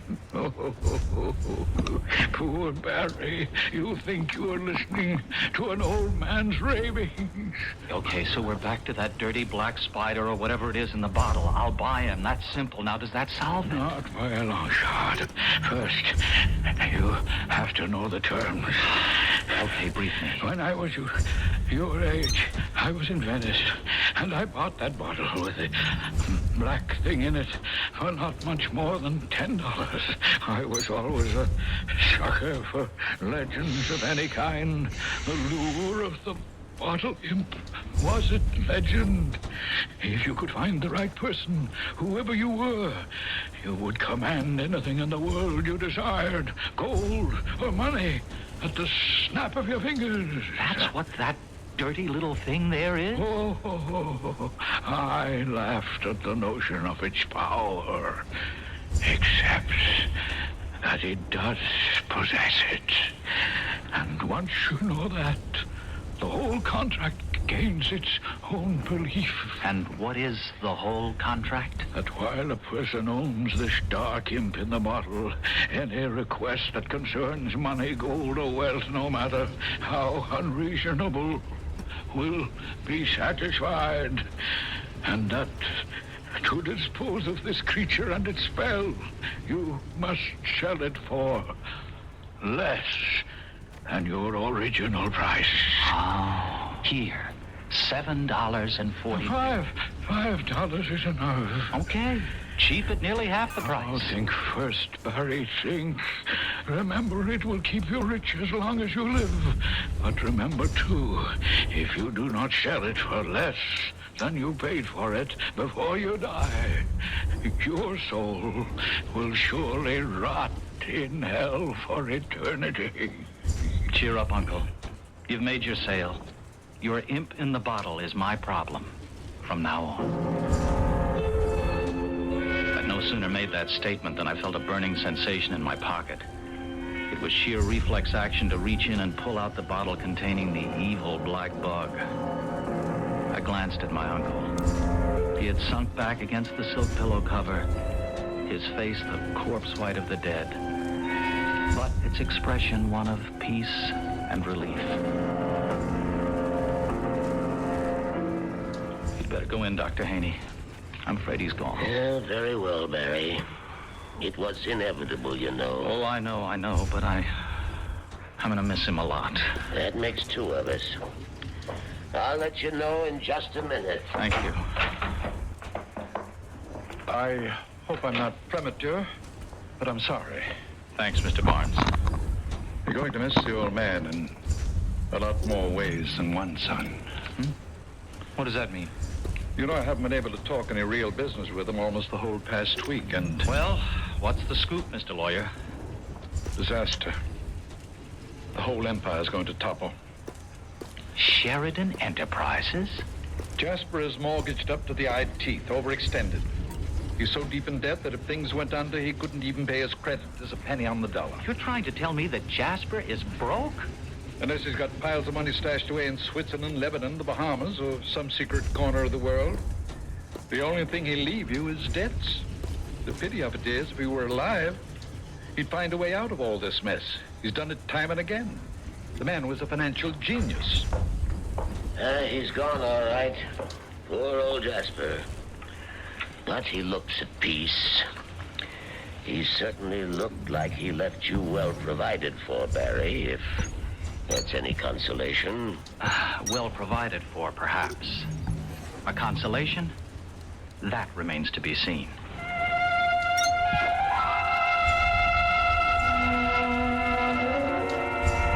Lawyer Barnes insisted that I dine with him that night to discuss business he said, and for a rather special reason, might lighten the dismal occasion.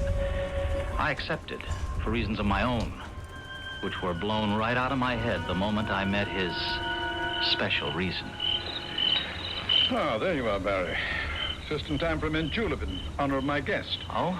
I'd like you to meet the daughter of an old friend of mine from the Deep South, Miss Felicia Alice Breedenhall. Oh, my pleasure, Miss Breedenhall. Let me begin with my whole usual little speech. Oh, is it a stem winder or just short and sweet? Now you're putting me on. All I wanted to say was that no one my size should be saddled with a name as long as Felicia Alice Breedenhall. And since the diminutive for both my first names happens to be Alicia, can we settle for that? By all means. My name happens to be, for example, Barry Norton Stewart Farrington Creecreft Ain, with a hyphen between the last two. But you may call me just plain Barry, Alicia. I'm really sorry. We shouldn't be joking under the circumstances. Oh, it's all right, it's all right. Jasper would have gotten a kick out of you. He lived his life and didn't miss a thing. How many years, Mr. Barnes? Pretty close to 97. Yeah, and he'd had it, too. He wanted to go. No, don't worry, Alicia. He picked the right moment. Here's your julep. Good stiff one. I imagine you can use it, Barry, after a little talk before noon. You and I are going to have to get together tonight, you know. You know it. That's just what the man ordered. Oh, I didn't think you'd be so eager for our talk. Oh, I wasn't even thinking about our talk. I was talking about the drink and the lady who comes along with it. Alicia, even after just one long, cool swallow, I apologize about the name nonsense. My name is plain old Barry Norton, NMI, as we used to say in the armed services. NMI? No middle initial. Barry's good enough for me anyway. You gonna be staying up north long? Oh, that depends. Oh, that's the dinner bell. If we keep Mrs. Grimes waiting one moment, I might lose her. I have no intention of doing so.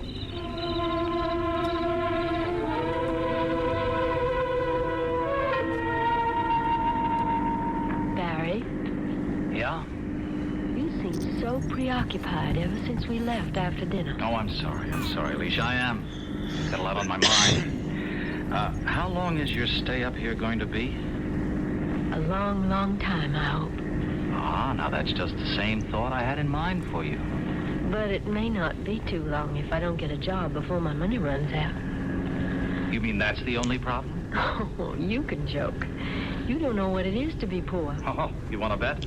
You know what my entire capital is as of this moment? $2.43. Plus 2 trillion and 43 billion little old greenbacks your great uncle left you.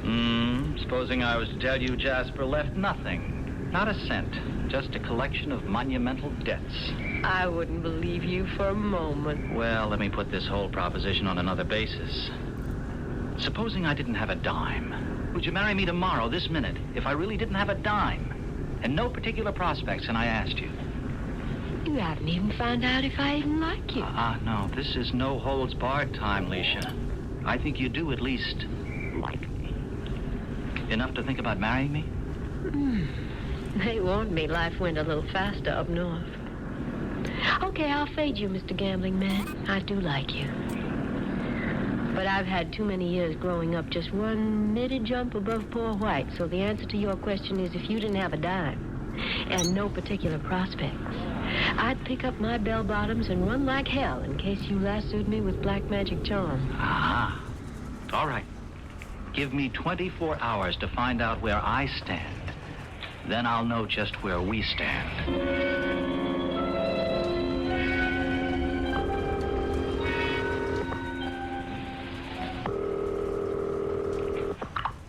Hello? Mr. Barnes, I won't be back tonight. But you promised. I have to go over this whole business situation with you, and just because of Leisha, you can't... I know. I won't say this has nothing to do with Leisha, but by later tonight, I may be able to give you some better news and relieve your mind about financial affairs. I'm holding what gamblers call an ace in the hole. Now keep your lawyer's fingers crossed that it pays off. What I was holding in my hand was the imp in the bottle. And with my own fingers crossed, I took it back to Uncle Jasper's house. With shaking fingers, I twisted the cap of the little bottle. And suddenly it came off with an explosive whoosh that rocked me on my heels and turned my blood to rainwater.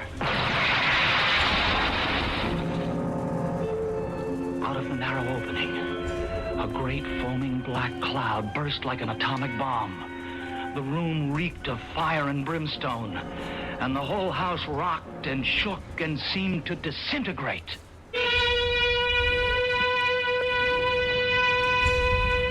There are things seemingly beyond our ken that brush against us every day. Eventually, there is an explanation, simple or complicated. An explanation that suits the limit of our world.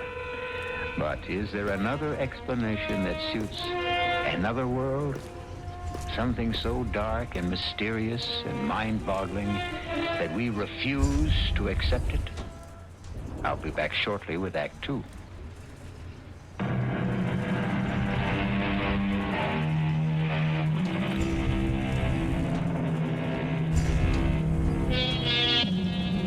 Here is a young man in this day and age who, instead of inheriting a fabulous fortune, finds himself humoring his dying relative by buying from him a small medical file containing an unidentified black form, supposedly capable of producing unlimited wealth. Is something like this possible in the 20th century? We're about to find out. Choking through the black fumes as a swirling wind began to dissipate, the room seemed to have disappeared entirely. I was mainly conscious of the colossal legs. The muscles braced under the thick bristling hair. And as my eye traveled upwards, the monstrous hirsute body, leathern-skinned and humpbacked. The head was small and ridiculous for the gargantuan body. And the voice matched it. Yes, master. What is your desire? Are you the black thing that was imprisoned in that bottle there? I am the bottled imp, doomed by Lucifer to be confined until I bring him a soul. Wait, you mean I can actually request anything of you and you will satisfy it? As long as it is gold, or what money will buy. All you have to do is ask, and it is yours. You see, my only way to freedom is to trap your soul, or some other. I have no choice. You are the only one who has any free choice.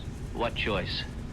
Sell me for less than you paid for me, and you go free. And whatever money you've given me, or helped me to gain?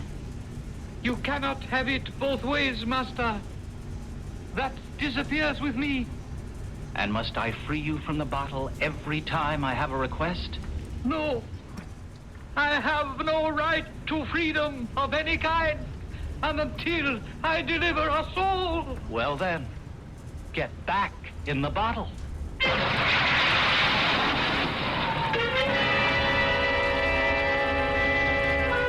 The great black presence was sucked inexorably like a pile of dust back into the bottle. And in the blink of an eye, I was back in my own room. And trapped in the bottle was the dark, shapeless mass of the Devil's Apprentice. The die was cast as far as I was concerned. Of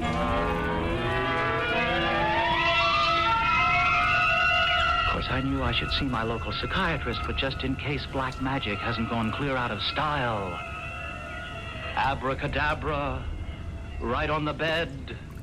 $250,000 in hundreds and fifties like pow! Like pow.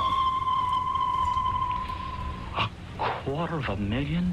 As though I had asked for another hot dog. Oh, man, I don't know what I'm getting into. But it sure solves a lot of problems.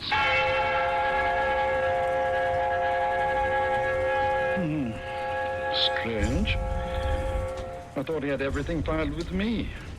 When I saw how serious the situation was, I tried to talk the situation over with Jasper, but he refused to discuss the whole subject. I can't understand Well, why. perhaps he was waiting for a messenger. What messenger?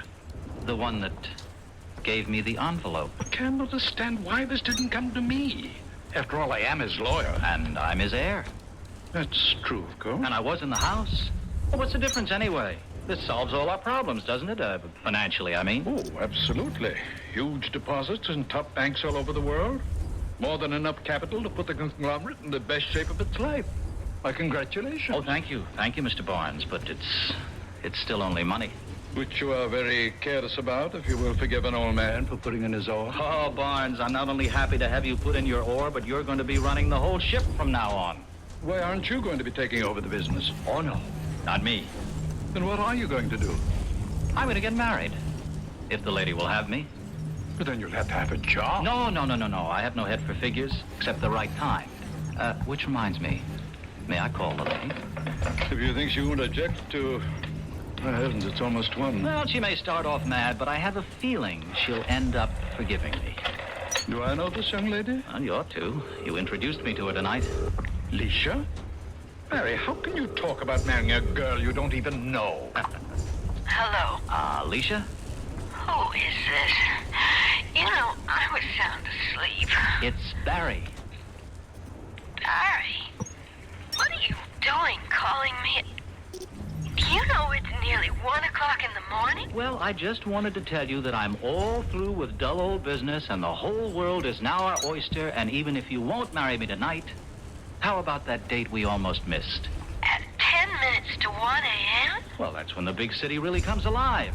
Look, I'll pick you up in 45 minutes. It'll be a night to remember. At the moment, it's a night I want to forget.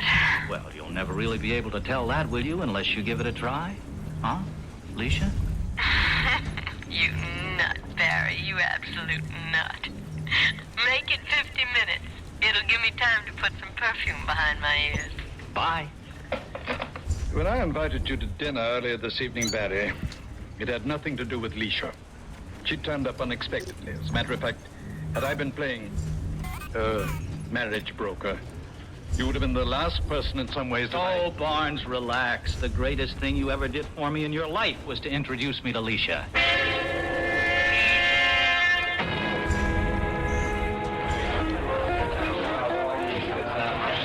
Take you back home? That's good, solid New Orleans blues, man. Mm-hmm. And the martini? It won't knock me out. But I don't know about another round. Oh, what's your stand on walking?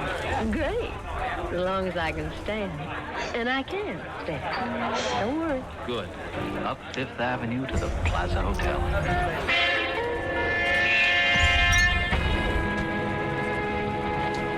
Got a penny? No, sir. My mad money comes in slightly higher denomination. Oh, you didn't think I'd run out on you? It hasn't happened yet. I just protect myself at all times. Okay, here's a penny. And I have one, too. So we turn our backs on the fountain, throw them in, and wish the best wish we know. Oh, that's the Trevi Fountain in Rome. You do that. All right. So we're starting a new trend. Arrivederci, Roma. What was your wish? If I tell you, it won't come true. Where next? The night is still young. The Small Hours Club? What's its particular kick? Oh, just the best food in town, nice, slow, quiet dancing, and a wide-open casino from craps to champagne. Oh, just stop at the dice. They're Mama's children. You stake me 100, I'll run it right through their limit. Oh, baby, I seem to have just pushed the important button that turns you on. Come on, let's see you roll them.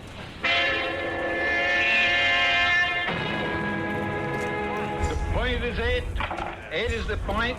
The lady is riding 15,000 a cover. I have 3 from you, sir, 2 from the gentleman next to him. Are there no more takers? Oh, yes, sir. Paid in 5,000. Thank you, sir. That leaves 5,000 more. Then if there is no one else to cover, yes, I have a taker. You cover the open 5.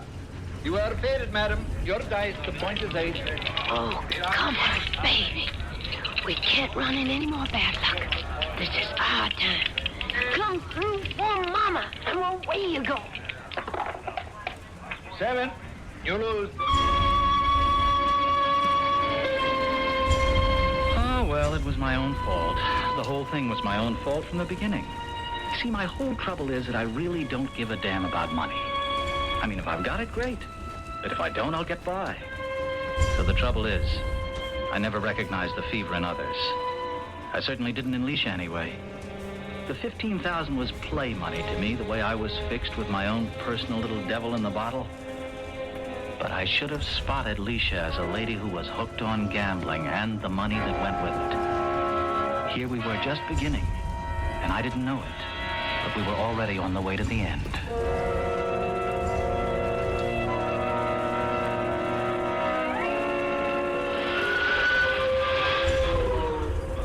You are crazy, you know. But you, yes. I'm not talking about that. You let me gamble away $15,000 and then take me on a 5-cent ferry ride. Well, the last of the big spenders, they call me. Oh, baby, just look at that sun coming up over the skyline. Isn't that worth 15 lousy grand?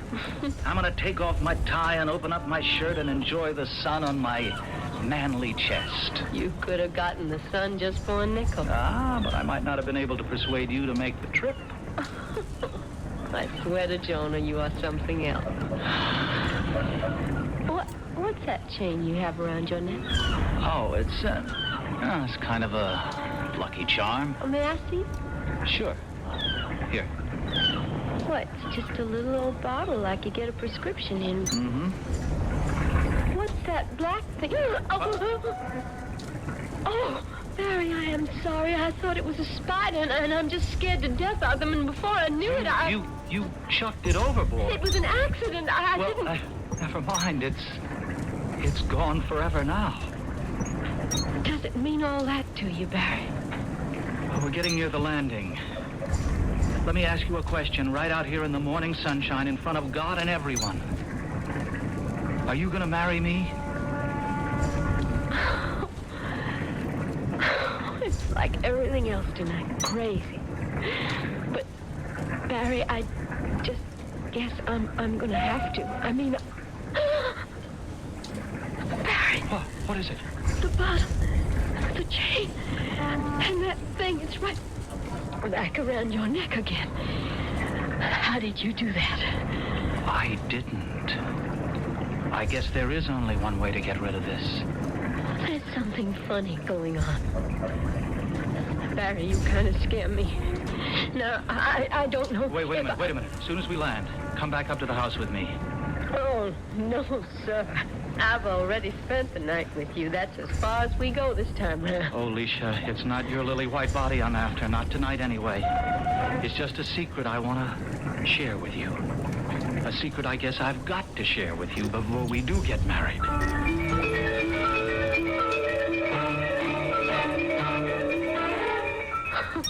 Will you stop pulling my leg and take me home before I fall asleep? No, I want to prove this to you, Leisha. All right. All right, you little bottle imp. In $1,000 bills, give back Miss Breedenhall the money she lost tonight. There. Look in your bag, Leisha.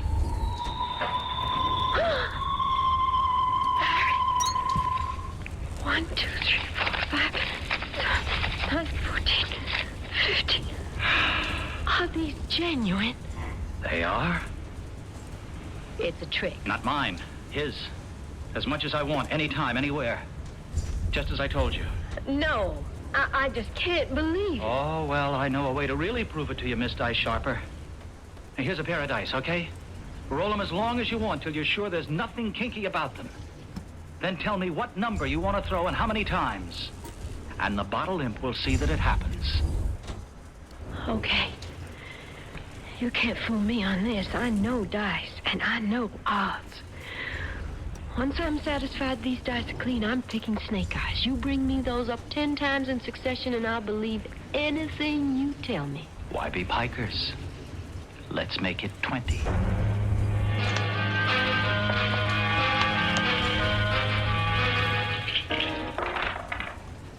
Double ace. 20 times. Mm-hmm. And it's all true. That's right. Now do you marry me? I wouldn't want you to think I was marrying you for your money. Let me take the chance on that.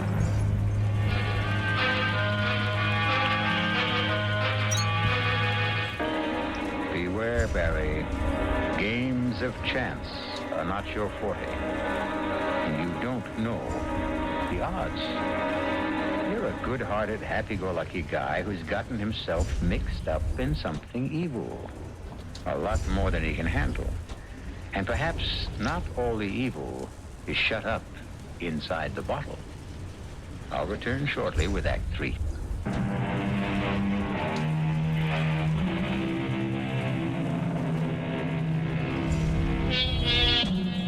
Jasper Sheridan's funeral was sumptuous and dignified. In as brief a period as seemed decent, Alicia and Barry were married and started on a worldwide honeymoon that lasted well over 2 years. If Barry regretted the fact that all of the places had gambling casinos, he was too much in love with his stunning bride to object. Then, at last, they were on their way back to America, by boat, on Alicia's insistence.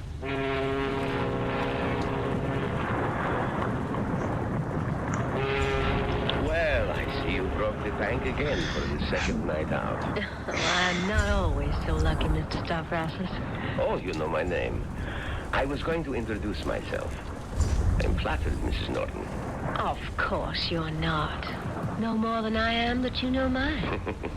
We are birds of a feather, eh, you and I? We have more money than we know what to do with. We gamble. We are both members of the international set. The only difference is you own ships, and I own a rich husband. There is another difference. Oh? At least one. You are a woman. I am a man. I am surprised your husband doesn't make sure to keep you close to him. Particularly on shipboard moonlight nights. Oh, Barry doesn't sail well. He usually sticks to his cabin unless it's clear as glass. Then I shall hope for a rough crossing. Am I to consider that a pass? But most definitely. I am a married woman, Mr. Stavrasis. Marriage is a state of mind, Mrs. Norton. It is no longer the prison it once was. May I hope to see you in New York? Perhaps you would come to dinner at my house. With my husband. Or without. That can all be arranged later. Here. Here is my unlisted number, if you should ever need me. And of course, I am of your service for the rest of the voyage.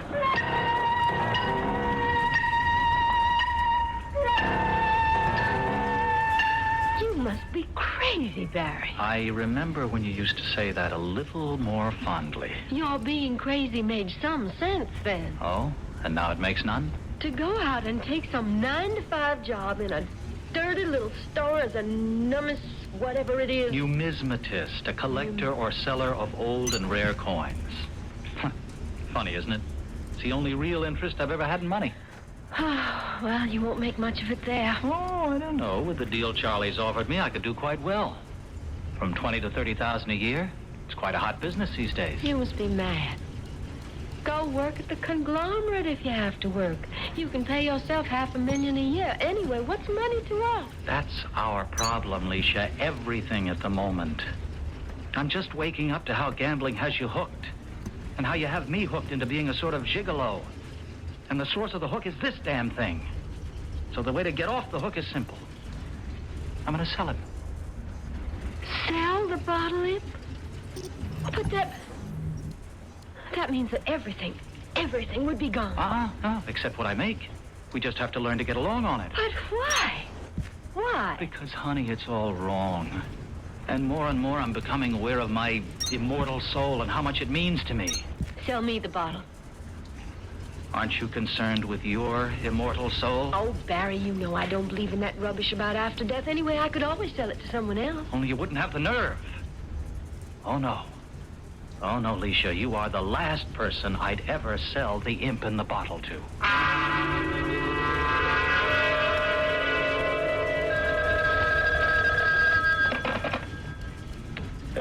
Yes? Val, it's Leisha.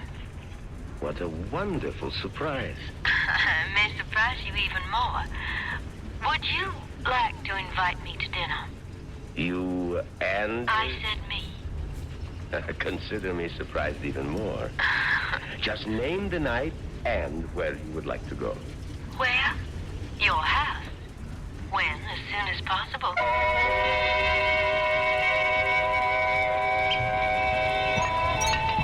More brandy?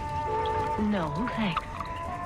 I think in view of all you have just told me, Leisha, I will. I want you, no matter what your use. And I can make you happy physically. I have more money than I need, although never more than I want. I will be happy to make a pre-marriage settlement with you. The one thing is the fly in the ointment, the imp in the bottle. But that's just a plaything for me. A luck charm.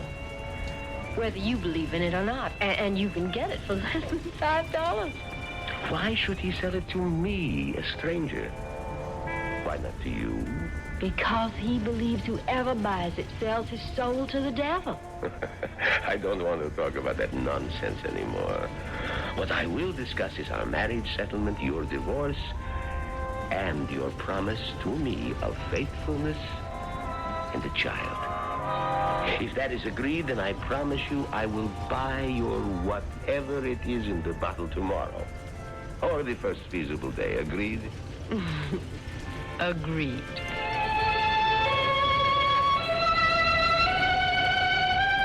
I knew nothing of this conversation, naturally, since Leisha shared little with me these days.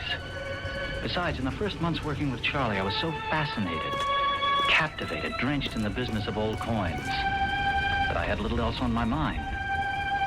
It never even occurred to me that Leisha's request for a quick divorce, and my granting it, even though I still loved her, had anything to do with a man I vaguely remembered from our transatlantic crossing and newspaper headlines in general. And I really must apologize for my long cross-examination, but my hobby, I must admit, is ceremonial magic, the Kabbalah, the Grimoire Verum. I suppose you might say all forms of black magic. I see. I envy you your amulet. I don't suppose you would consider selling it. Oh, wait a minute. If I thought you knew and understood its history. But believe me, I do. Uh-huh. Then perhaps you're the one. Name your price. What do you tip the beach boy here? 50, 75 cents. You have it in your swim shorts? Yes. Then as long as you know what you're getting into, you have a deal. I'll take 50 cents, and the bottle imp is yours. So I thought foolishly that was the end of it. Of the thing in the bottle, at least. Well placed with a man whose beliefs or leanings served him right for whatever happened to him afterwards. Even after our divorce, and Leisha remarried Valentine Stavrosis, I was able to put it out of my mind. He owned the devil's curse, not she. And with all his great self-earned wealth, she should be happy. And then 7 years later, fate took us all in hand again. It was hard not to know of Valentine's massive and probably fatal attack. It was headlines in all the papers. Nurse, would you leave us alone, please? Val? Huh? Val, can you hear me? What? What? It's Leisha. Leisha. Leisha. Thank God. Leisha. Find someone. Find someone. Find someone for what? I can feel it. I'm going to die. But not with the black imp waiting for me in the bottle. I'm afraid. Got to sell. Got to save me. It's all right, Val. I'll buy it. And promise you to get rid of it. I don't need it anymore. How much? What did you pay for it? Val. 50 cents. Just let me look in my bag. I'll open it and give you less, whatever change I have. Oh. Hurry before it's too late. Oh, God, I haven't any change. There's no change. I gave it to the taxi man. Please, help me. I can feel the hot, stinking breath. His wings folding about me. Don't let me die. Die forever in torment. Oh, thank God. A little miracle. Here, Val, stuck in the corner of my purse, a penny, a cent, all I have. Oh, no. Now you can wear him about your neck. I'm safe. I can die in peace.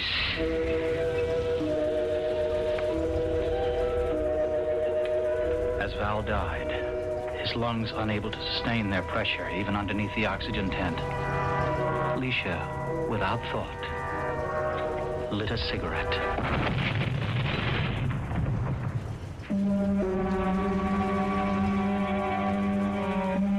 It was a week before I could see her in the hospital. And even under sedation and in wet bandages, she was in the agonies of hell. She blurted out the story of the bottle imp and thought she was already in hell and dead. Thank God there was something I could do for her. Alicia. Alicia, it's Barry. No, I'm dead. In hell.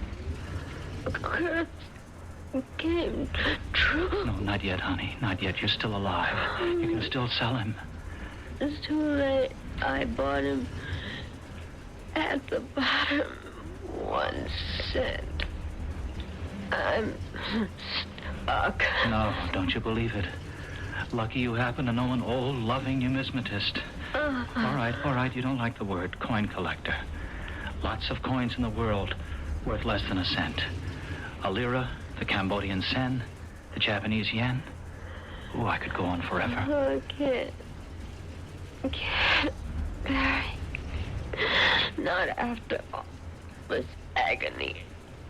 I couldn't wish it on anyone. Can't sell like him. You can and you will. To me, for a lira I just happen to have with me. No, I've made you suffer enough. It's all over. Don't worry. In my business, I can find a coin cheap enough to pass the imp in the bottle on to someone who really deserves it. And I'll fix it so he can't get rid of it. Barry, why couldn't I love you enough? Sell me that imp first. There. Hang on to the coin. It's your passport to whatever there is after for you. Oh, Alicia. Maybe someday I'll meet you. Alicia. Oh. She's gone. Oh, darling. I hope you found peace at last. Barry's business as a coin collector grew, and paramount among his collection of coins were all the ones of lowest value in the world, sufficient of them to make change for any larger denomination. Sooner or later, he knew he would meet someone who really deserved the imp in the bottle. And sooner or later, he did. I'll be back shortly.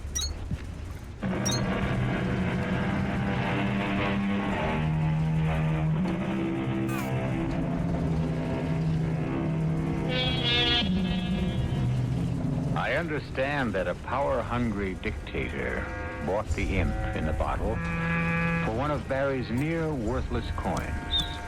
Unfortunately, he never was able to use the money he amassed to buy the weaponry with which he planned to conquer a continent. He died rather suddenly of an obscure disease, undiagnosed. But it may have occurred to you that the lower the price of the imp, the sooner the owner seemed to depart this life. Our cast included William Redfield, Joan Loring, Ian Martin, Santos Ortega, and Leon Janney. The entire production was under the direction of Hyman Brown. Now, a preview of our next tale. Jekyll, are you in trouble? Huh?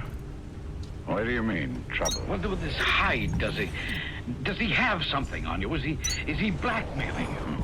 That's a ridiculous thought. Then what is it? How can you, Dr. Henry Jekyll, one of the most honorable and respected physicians in London, have any association whatever with a terrible person like this Hyde? Why have you made over your estate to him, especially when you're to marry Beatrice Lanyon?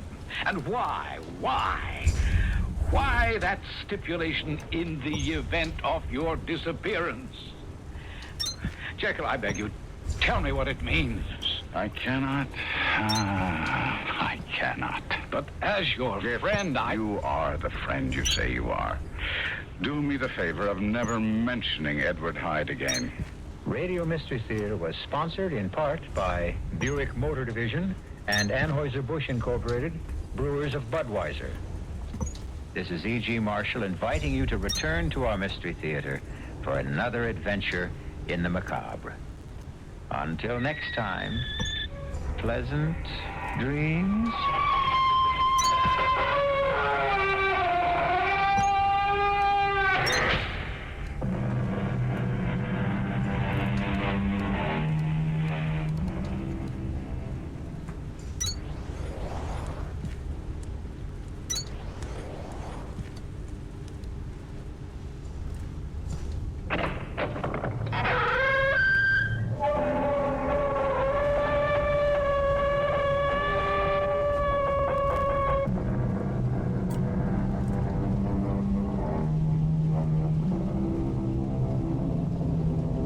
Come in.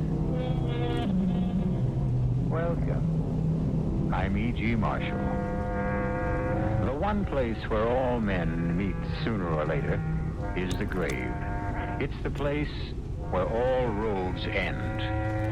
That small model of the barren earth which serves as paste and cover to our bones.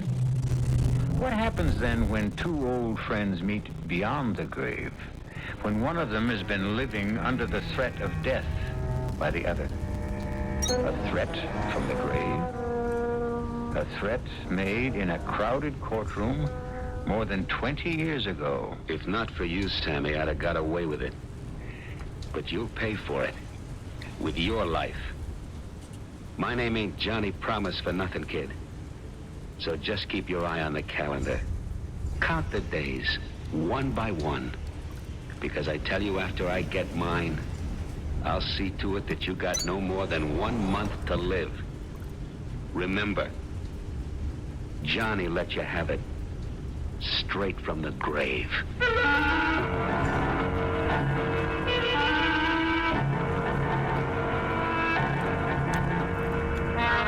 Our mystery drama, Deadline for Death, was written especially for the Mystery Theater by Arnold Moss and stars Michael Tolan and Joseph Julian. It is sponsored in part by Buick Motor Division and Anheuser-Busch Incorporated, brewers of Budweiser. I'll be back shortly with Act One.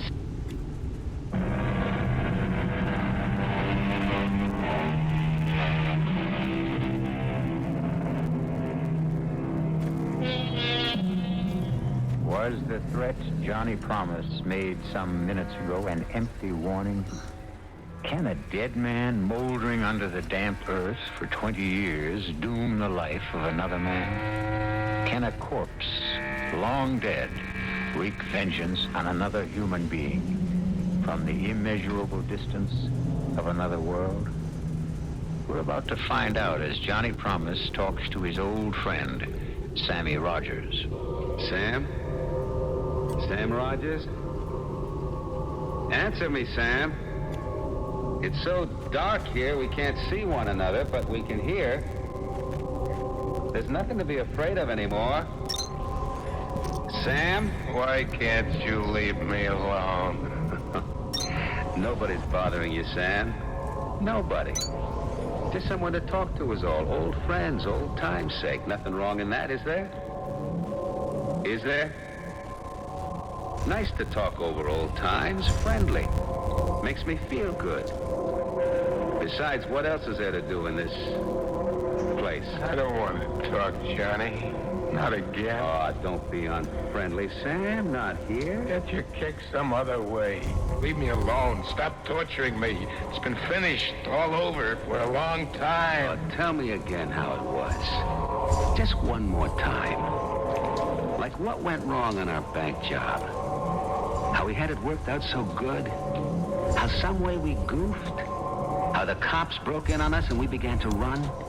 How the big one took a shot at me and I shot back and let that cop have it right through the head? How they all started to target in on me?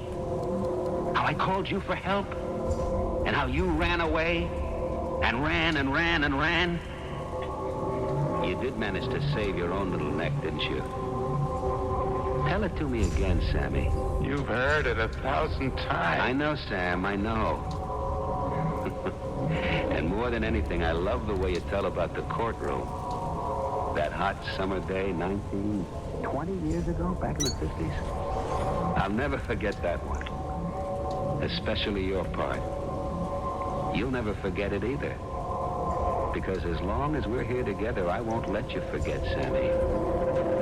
I won't let you. Johnny Promo, also known as Johnny Promise, a jury of your peers has found you guilty of the murder of Officer Cochran in the first degree.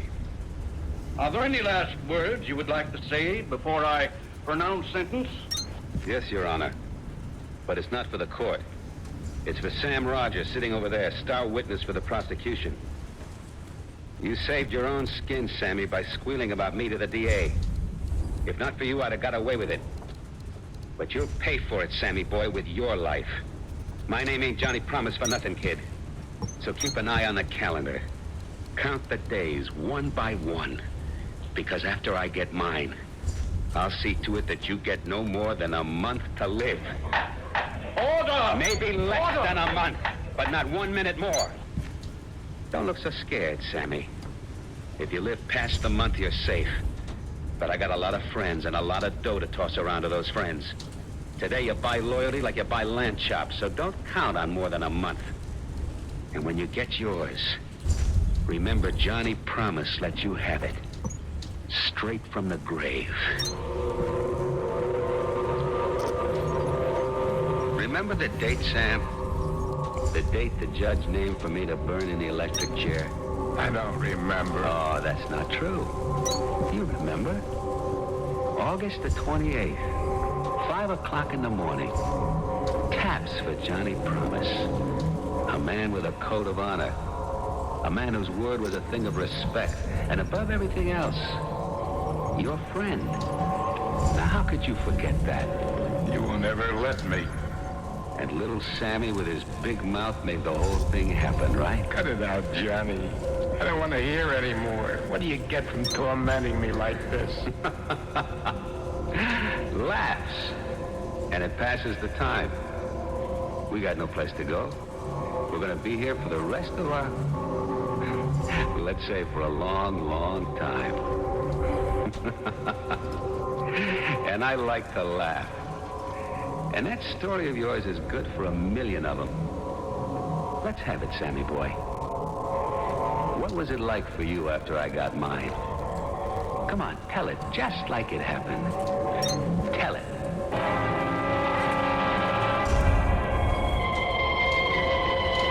After the judge pronounced your sentence, I sat there in the courtroom like it was me he had sentenced. Cold sweat was pouring out of my body. I couldn't move. Could hardly breathe. All I could hear was your voice laughing and saying, a month to live. 1 month to live. I knew for sure that within the month after you burned, you'd see to it somehow that I got mine. So I holed up in that scrubby hotel room, way up on the 9th floor. And for 2 whole weeks, I didn't see anyone. I wouldn't answer the phone. I wouldn't talk to anybody. I wouldn't open the door. Except for Linda. She was the only one I could trust. It's me, Sam. Come in quick. Here's your dinner, Sam. Thanks, Linda. And today's newspaper? September the 12th. 15 days since Johnny... You've got to stop thinking about it. Stop thinking about it. By 5 a.m. of the 28th, I'll be a dead man. And it could come at any time. In a week, tomorrow, in an hour. But you've taken care, sweetie. Nobody can get at you up here. And once you get past the 28th, you're a free man. Johnny said so, didn't he? Yeah, he did. And he never broke his promise, did he? Yeah, that's what I'm counting on. But just the same, every morning I wake up after a bad night and I hear myself talking to myself. I say, today, will it be today? Is this my last day on Earth? That's what's driving me crazy. Sam, you've got to find things to take your mind off of it. It's only another couple of weeks, and then... And then? We'll go away someplace, far away, start a whole new life. Why don't you eat something? It'll make you feel better. I'm not hungry. Maybe a little coffee while it's still hot. I got the change from the 20 you gave me. Forget it. It's right here in my bag. What are those? The keys. What keys? To this room. To this room? Of course. Where did you get them? You gave them to me, don't you remember? I never gave you any keys to this room. Who gave you those keys? I told you, Sam, you did. You lousy little liar! Ah! Where did you get those keys? I don't know what you're talking about. He even got to you. Oh, Sam, how could you think that I... He got to that crummy desk clerk first, didn't he? And then to you. And you had the duplicate made. Who made the payoff? Oh! I said, who made the payoff? Sam, you're insane. Ridiculous. Why would I ever do anything to hurt you? Because for $500, $1,000 you'd do anything. Now get out of here, you little tramp, but fast. Oh, you're wrong, Sam. You're wrong. I love you. Get out. Oh, wait, Sam. I don't need you or anybody. Get out before I kill you. You're a jerk, Sam. It was the house phone. Not my private line with the unlisted number. Only 2 people ever knew that number. You, Johnny, and Linda. But this was from the lobby downstairs. I stood there listening to it ring. Didn't dare answer it. The sound began to bore a little hole into my brain. And finally... Yeah? Who is it? It's me, Sam. Linda. You? How could it be you? You just went out of the door. Where are you? In the lobby downstairs. I'm so glad you answered. How did you get down there so fast? Please, Sam, listen to me. I know how you felt about those keys, but you've got to trust me. Yeah, sure. How did you get to the phone so... You've got to get hold of yourself. Why don't you have the locks changed on your door? Why? For what reason? Call in a locksmith. Somebody who never heard of you, of me, of Johnny, anybody we know. Let him change the locks and give the keys only to you. One of a kind for each lock. No duplicates. Do that, Sam. Please. You know I'd never do anything to hurt you. Yeah, sure, sweetie. It's a good idea. I don't know what got into me. What made me think that you... I'm sorry, Linda, for everything. You call a locksmith, yes?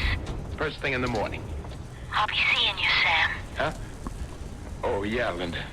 Right.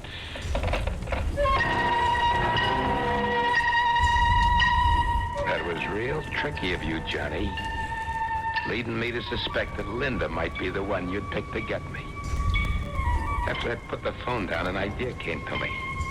Hit me like a thunderbolt. Made the best sense of anything in the past couple of weeks. What was the point of living holed up like a rat? Like a sitting duck in that lousy hotel room, waiting, just waiting for you, Johnny, to make me a target for whoever you paid off to let me have it. For once you thought Johnny Promise is going to be outsmarted, right? For once you thought Johnny Big Mouth was going to meet his match. How could you have been so dumb? Why hadn't I thought of it before? All I had to do, Johnny, was to find out who it was you picked to put the finger on me. Once I knew who it was, I could take care of him before he ever got the chance to get to me. Pretty good thinking, Johnny, right? And I knew the first and best place to start looking. The bowling alley was one of the crowd's favorite hangouts. If your man was any place, Johnny, this was it. I noticed a couple of familiar faces. Hi, Benny. What's new? How's the wife? Hey, Tommy. Putting on a little weight, huh? Better take it easy with a beer. What do you say, Benny? How's the score? Still over 250? Every one of them. They just walked away, didn't they? Wherever you went, the guys moved away, turned their backs on you without a word. Like you were some kind of bad news, some kind of disease. I went to the bar to order a drink. A beer, Joey. You'd known Joey the bartender for years. He gave you your drink without so much as a word. I swallowed my beer, and as I did, I spotted little Red Mike down at the other end of the bar. I never liked him from the first time I met him. And everybody knew he never liked you. Something about him, his beady little eyes looked at you like a rat. I walked over to him. Without saying anything, he started to move away from me. I grabbed him by the back of the neck. Don't you walk away from me, you little louse. I know what you're up to. Hey, let go of me. What do you think you're doing? It's you, ain't it? You're the one. You're the one he picked to do his job. What are you talking about? Get your hands off of me. I don't know what you're saying. You sniveling, two-faced rat. You thought I was afraid of you, huh? I'm gonna let you have it. This minute, before you get me. Johnny promises little Stooley. Keep your hands where they are, Mike. Hey, you're crazy, Sam. Johnny's dead. Put that gun down. Please. I don't know what you're thinking, but you're making a big mistake. Would a smart cookie like Johnny ever pick somebody like me to do what you're thinking? Put your gun down and frisk me. Come on. If you don't believe me, frisk me, Sammy. Okay. All right, so I made a mistake. But from now on, stay out of my way, understand? Whatever you say. But you really ought to take it easy. Because you know as well as I do, when your time comes, you'll go. Just like everybody else. Johnny, that's your voice coming out of Red Mike's mouth. Meantime, we gotta take care, don't we, Sammy? What kind of crazy trick are you pulling, Johnny? And you can count on me for the best care a feller ever had. Like they say in the cemetery, Sammy. Perpetual care. I promise.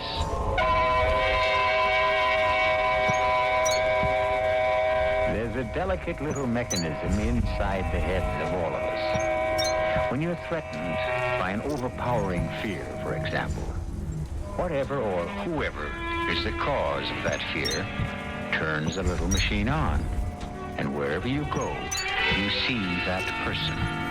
Hear his voice, feel his touch. Like what's happening to Sammy, right? Just how far and to what ends will the little machine drive Sam Rogers? We'll find out shortly when we return with Act 2.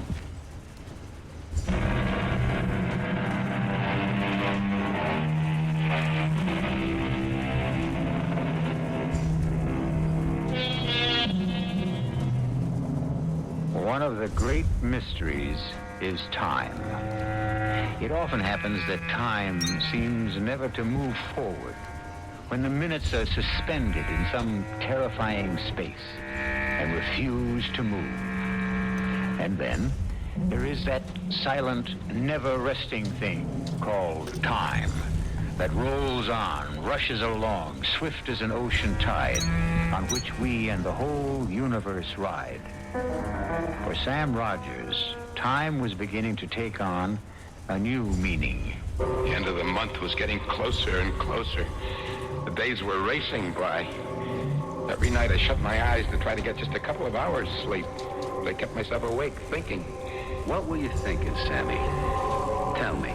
That I had to find the guy you picked. The guy that was going to let me have it. I kept telling myself, get to him before he gets to you, and there'll be nothing to worry about. Sooner or later, I had to find him. Once you made your mind up about that, you began to feel a whole lot better. Yeah, I began to live almost a normal life again. Like the day I went to the custom shop to get fitted for a couple of new suits. I congratulate you on your choice of materials. The silver mohair and silk will make up into a perfectly lovely suit. And so will the tweed. And don't forget the extra padding on the shoulders. Well, if you'll forgive me, it's the natural look this year. The real look of the 50s. No padding. Extra padding on the shoulders. Well, of course, as you wish. I wish. Certainly, sir. Now, if you'll just stand still for a moment while I drape this material over your shoulder. Hey, what do you think you're doing? Hey, let go of my arm, Put that please. scissors down. Drop it, I tell you. Drop it. What, all I was trying to do, sir. I know what you were trying to do. Well, I'm very sorry, sir. Very sorry. I assure you it won't happen again. But you see, Sammy, you gotta realize it could be anybody.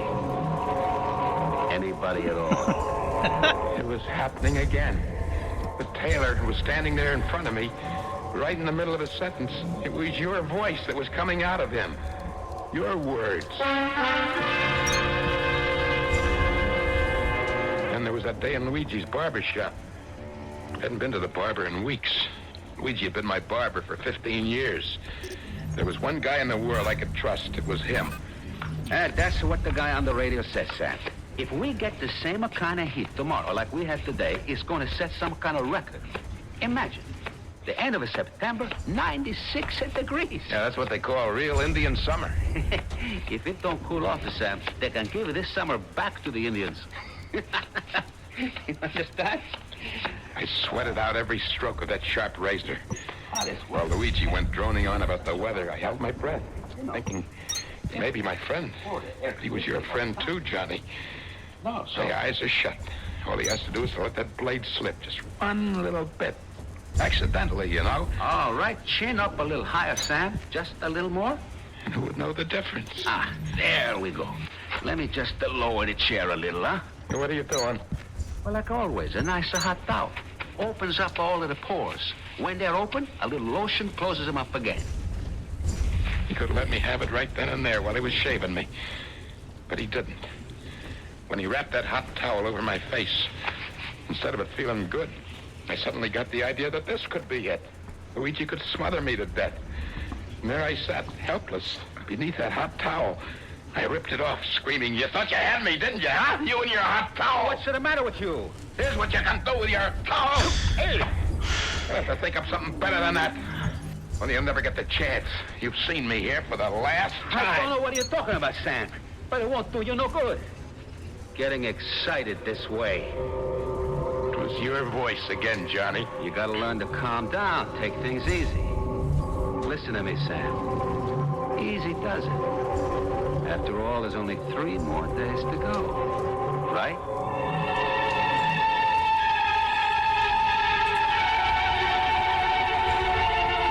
I raced all the way back to my hotel. I got to my room, I opened the door, and I slammed it shut. Oh, my lungs were bursting. I sucked in whatever air I could in big gulps. There was a sharp pain in the middle of my chest, like a knife sticking right into me. But I was safe. Nobody could get at me here. Never mind that idiotic idea of trying to find out who was supposed to put the finger on me. Just sit it out. Sit it out. Right here, I told myself. Play it safe. But when I looked around the room, I knew that I was not safe. Even here. There was a peculiar feeling about the place. You couldn't say exactly what it was until you looked to see what time it was. And then I saw that my little electric clock on the dresser was turned around with its face to the wall. And it was unplugged. In the bathroom, there was broken glass sitting on the sink. Somebody had been there, that's for sure. No maids. I never let the maids in.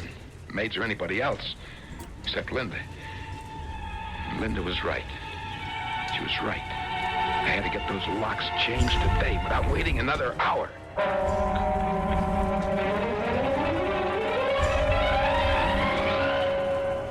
Well, yes, sir, they may cost you a little more, but you know, you got the best and safest locks American ingenuity can devise. Well, this makes me feel a whole lot better. Now, when you turn the key, this pin tumbler drops right down into the holes that are waiting for them. Huh?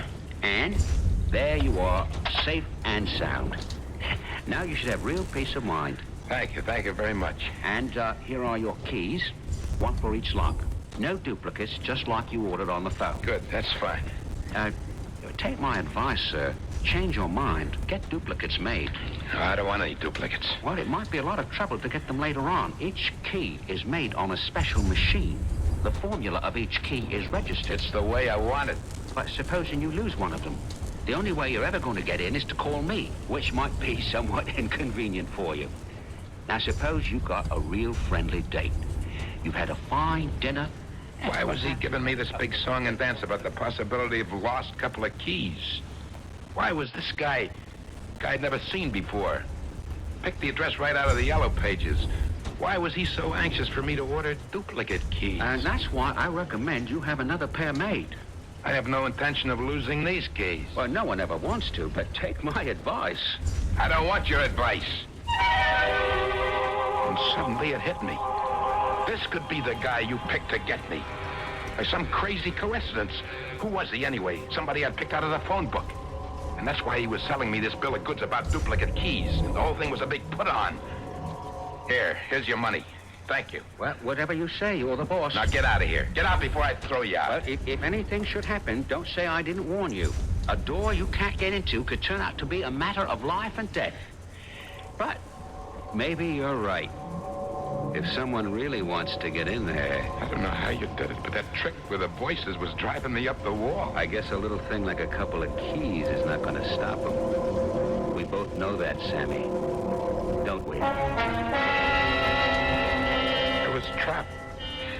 It was bad enough the way it was before. Now with the locks changed by this strange guy, the walls began closing in on me. The room got smaller and smaller. The air I tried to breathe burned my lungs. I threw open the window and took a deep breath. But it didn't do any good. It's like a fire inside of me. If I could only get a little sleep, I would try to face what the next day might bring. After a while, I went into the bathroom. You stepped into the shower, turned on the water, right? Hard. Ah, the spray of the shower felt good. It seemed to wash away all the crazy things you were feeling. You gave yourself a good, brisk rub down with a heavy bath towel. Till my skin tingled and glowed from the rubbing. You thought, I'll brush my teeth and hit the sack for a good night's rest. And then... And as I started to put the toothbrush into my mouth, there in the bathroom mirror, I saw something that blew my mind into little bits. The teeth I was brushing, the eyes that were watching what I did were not my teeth, not my eyes. They were not mine, Johnny. They were yours. I'll never see that face in that mirror again. And then, instead of panicking, the funniest thing happened. Everything suddenly became clear. For the first time in weeks, my thoughts were not confused. It all came into focus. For the first time, it got to me that I was letting the whole pattern of my life be spelled out by a dead man. And where the day before that idea would have hit you like a wallop in the pit of your stomach, where yesterday the idea would have made you dizzy and sick, right that minute, as you looked at the mirror you just smashed, you realized it didn't have to be this way, didn't you? It was a cinch from this point on. You'd been trying to rattle me, Johnny. But now I knew exactly what I had to do. And that was to stay just where I was, with the door locked, till the month was up. Tell me how you caught the dateline of the newspaper that was lying on the bed. How you stared at it. How it kept moving towards you. The print grew bigger and bigger. It exploded at me. Today was September 27th. One more day. One more day, and the month would be over. And you, Johnny, would be out of my life forever. My head began to swim with excitement. Kept telling myself, live through this one day, Sammy, get through this night, and then 5 o'clock tomorrow morning, you've got it made. What made me so absolutely 100% sure? Simple. Johnny Promise never went back on his word, right? Right. I made a grab for the phone.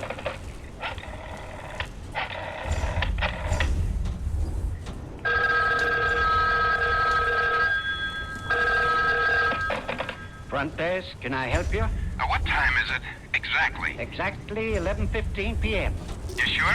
I just checked it with the radio. I'll set my clock. It stopped. And today's the 27th? It'll be the 28th and 3/4 of an hour at midnight. And don't forget... Thank you very much. By the way, the young lady just came in. She's standing here at the desk. She'd like to talk to you. What young lady? Oh, your young lady. Put her on.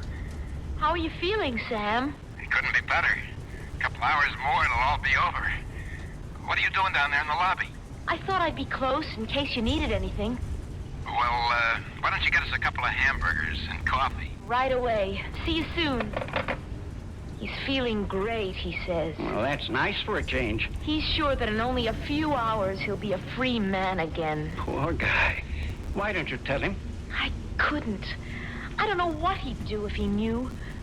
Anyway, he'd never believe me. It might be the best way. Tell him the truth. How could I tell him that he's a very sick man? That his whole sense of time is mixed up, confused. That he doesn't know one day from another.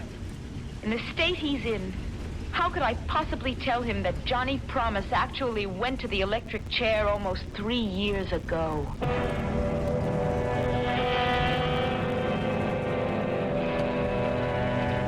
Does one tell a dying man what he's about to meet? Or keep the secret from him? I suppose it depends on how you see death. If you look at it as a friend, you entertain it. If it comes as an enemy, you prepare to overcome it. Death has its greatest advantage when it comes as a stranger, as it may or may not be coming to Sam Rogers. We'll know the answer when we return shortly with Act 3.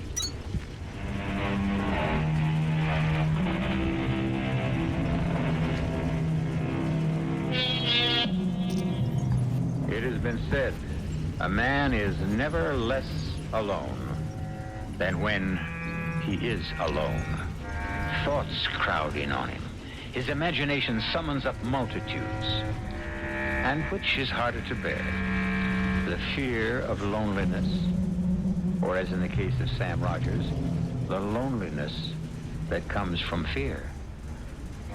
Somewhere in a lonely graveyard, a cold wind whistles over the moonlit tombs. From a purgatory of his own making, Sam Rogers is forced by Johnny Promise for the 10,000th time to recreate the path of his downfall. In my hotel room, I kept staring at the clock on my dresser. The hands didn't seem to move at all. They moved so slowly. And then it was midnight. Midnight at last, right on the nose. Only 5 more hours to 5 o'clock. That was when you got yours, Johnny. 5 a.m. And here I was, just 5 hours short of the deadline you'd set for me. 5 hours, 5 years. My blood went cold. Little bumps on the back of my neck. My throat scratchy and dry. I wasn't about to fall for any more of your tricks, Johnny. Smart boy. Oh, shit. You sat there on the bed waiting. You weren't going to answer. The knocking kept on louder and louder with more and more force. You sat so still the muscles in your back and legs began to stiffen and ache. There was a dull pounding at the base of your skull. Finally, you saw the sheet of paper come sliding under the door. 4 words written in red with what seemed to be lipstick. It's me, Linda. Open. Carefully, quietly, I got off the bed, went to the door, and I whispered, "Who is it?" It's me. Open the door. Did you forget? The hamburgers and the coffee? Get in, quick. Are you all right? Fine. Here's your coffee. Light, the way you like it. And no sugar? No sugar. The rare hamburger is yours. In less than 5 hours, Linda, we're going to leave this town for good. Never want to see it again. We'll start all over again, fresh. Maybe Alaska or Mexico. Whatever you say, Sam.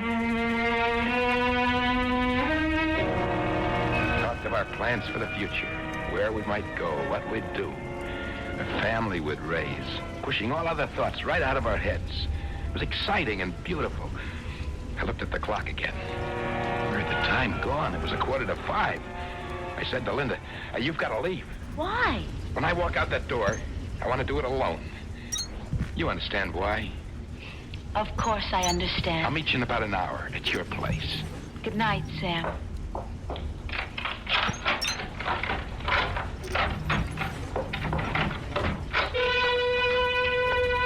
The next time I looked at the clock, it was a couple of minutes past 5.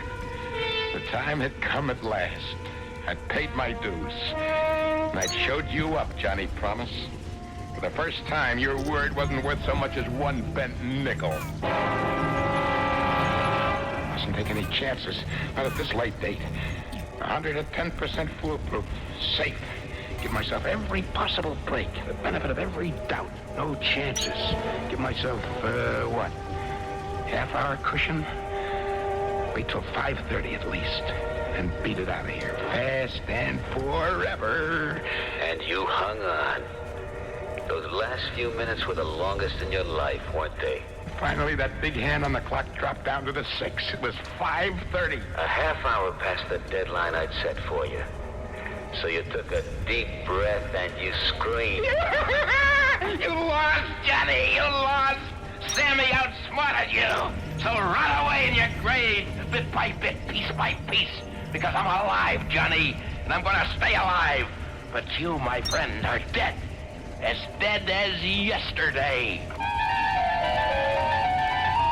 5:40. 20 minutes to 6. I turned the keys. First in one lock, then the other. Swung open the door.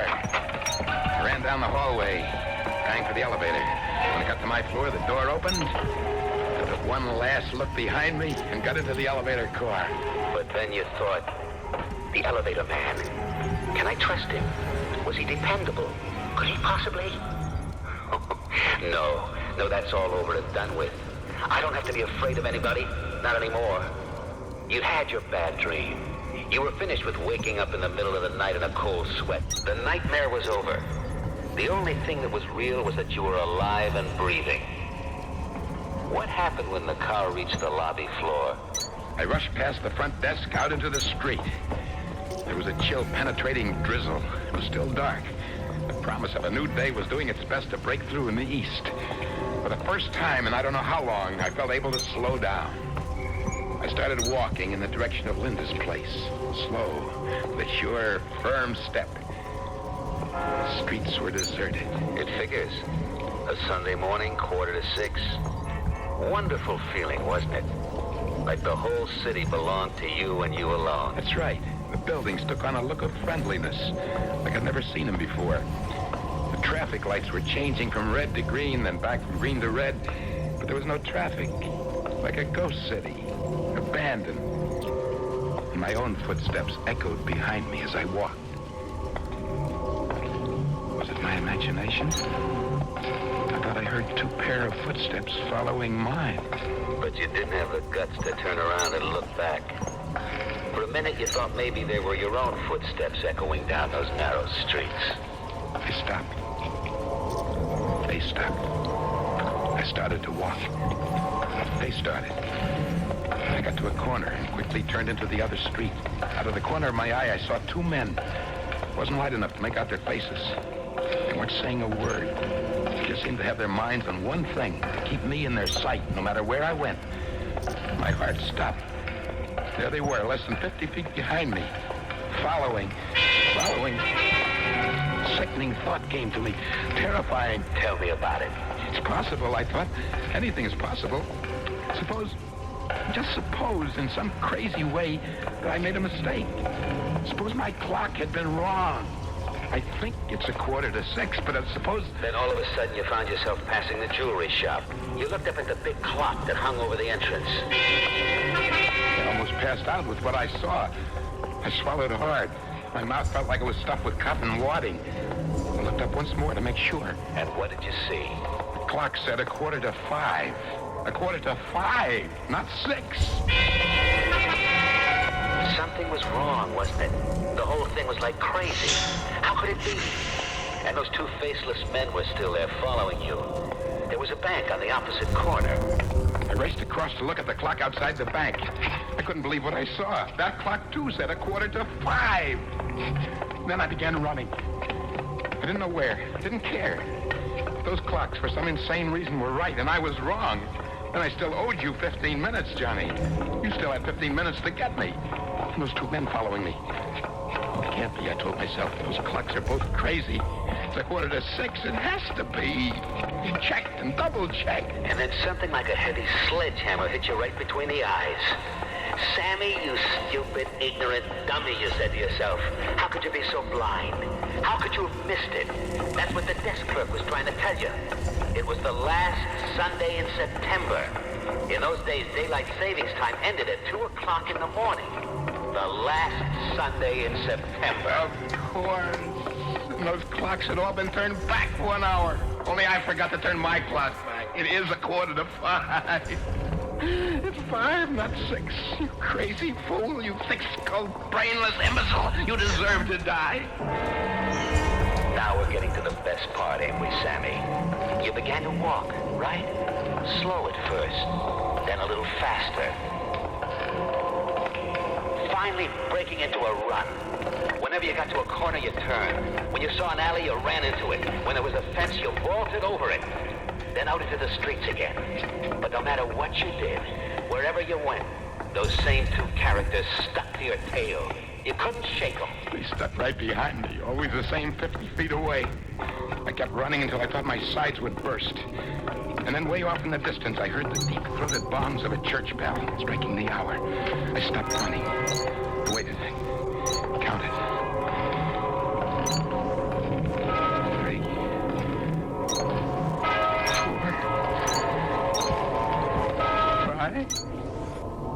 4, 5. Come on, 6. Come on, 6.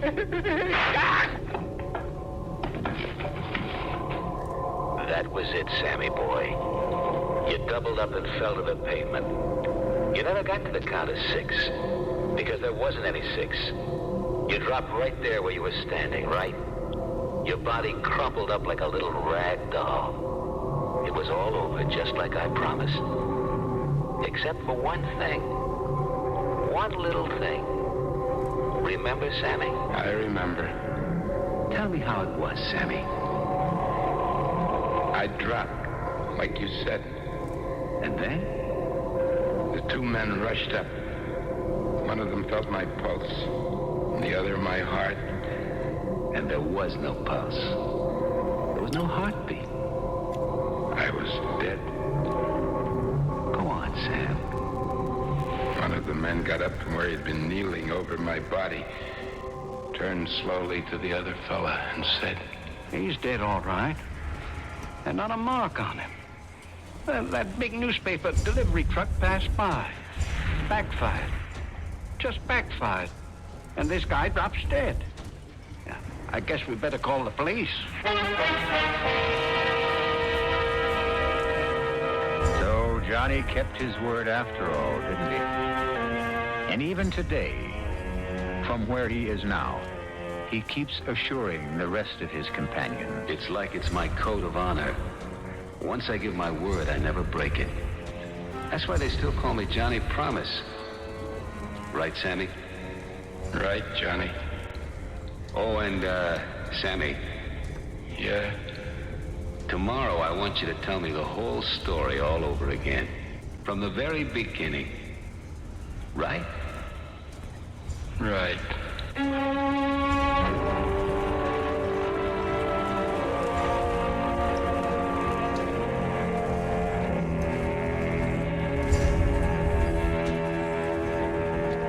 I'll be back shortly.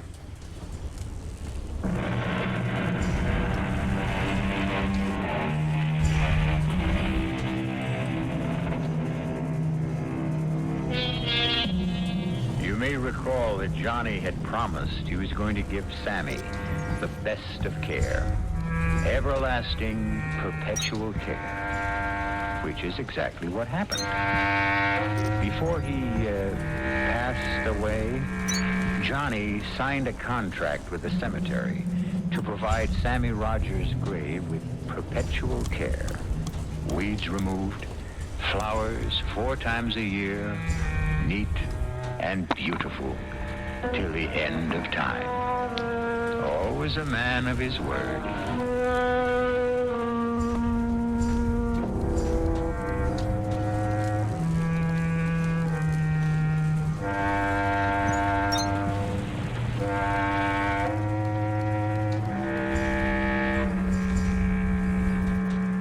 cast included Joseph Julian, Michael Tolan, June Gable, and Guy Rep.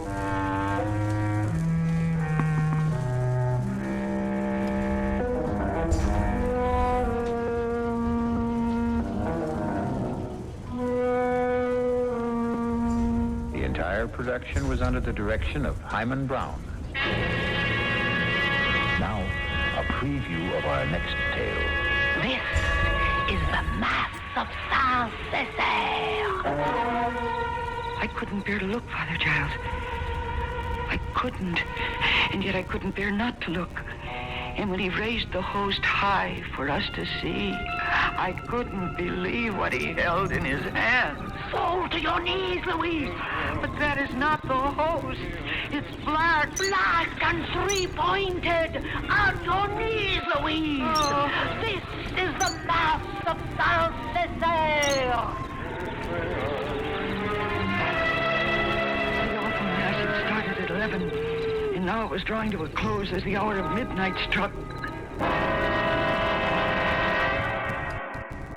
It is over, Louise, and Peter Sorel has begun to die. Radio Mystery Theater was sponsored in part by Anheuser-Busch Incorporated, Brewers of Budweiser, and Buick Motor Division. This is E.G. Marshall inviting you to return to our Mystery Theater for another adventure in the macabre. Until next time, pleasant dreams.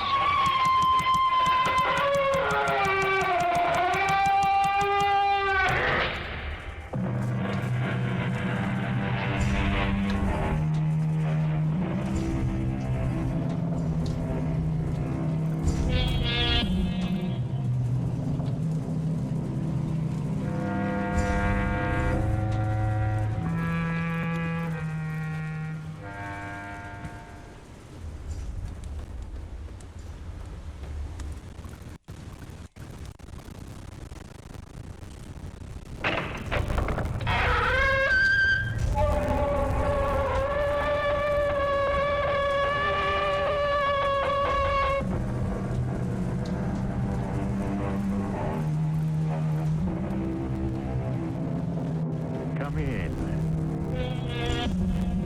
Welcome. I'm E.G. Marshall. We've all had the experience of meeting someone who bears a remarkable resemblance to someone else. In a country peopled by 220 million individuals, is it possible that someone, somewhere, is your double? Not just someone who looks like you, but a complete and exact double? Susan Hollis can answer that question better than I. I was waiting for the light to change at 5th and 49th when it began. A stoutish, stylish, older woman was headed past me for the door to Saks when suddenly she stopped and her jaw dropped, looking for all the world as if she was seeing a ghost. Helen Roberts! I can't believe it. I'm afraid you've made a mistake. Oh, not me, honey. Don't try to tell your one-time friend and next-door neighbor that you're not Mrs. X. Daniel Rogers of Sterling Drive in Sanford. Nope, just plain Susan Hollis of Jackson Heights, Queens. Okay, that's the way you want it. Heaven knows I want no part of you. I'm only sorry to see you looking so well after what you did. By this time, the way you were going, I thought you'd have been long dead.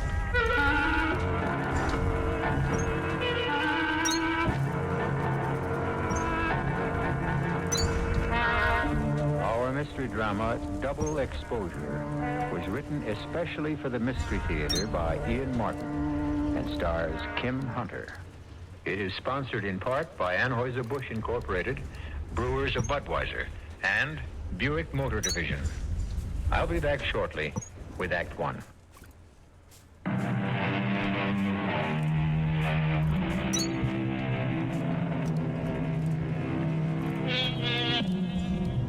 This is a tale of today, a search for a dark and clouded past, a haunting story of chance encounter, if there is such a thing. Or is everything predestined from the moment we come into the world, crying for the warmth and comfort we have left?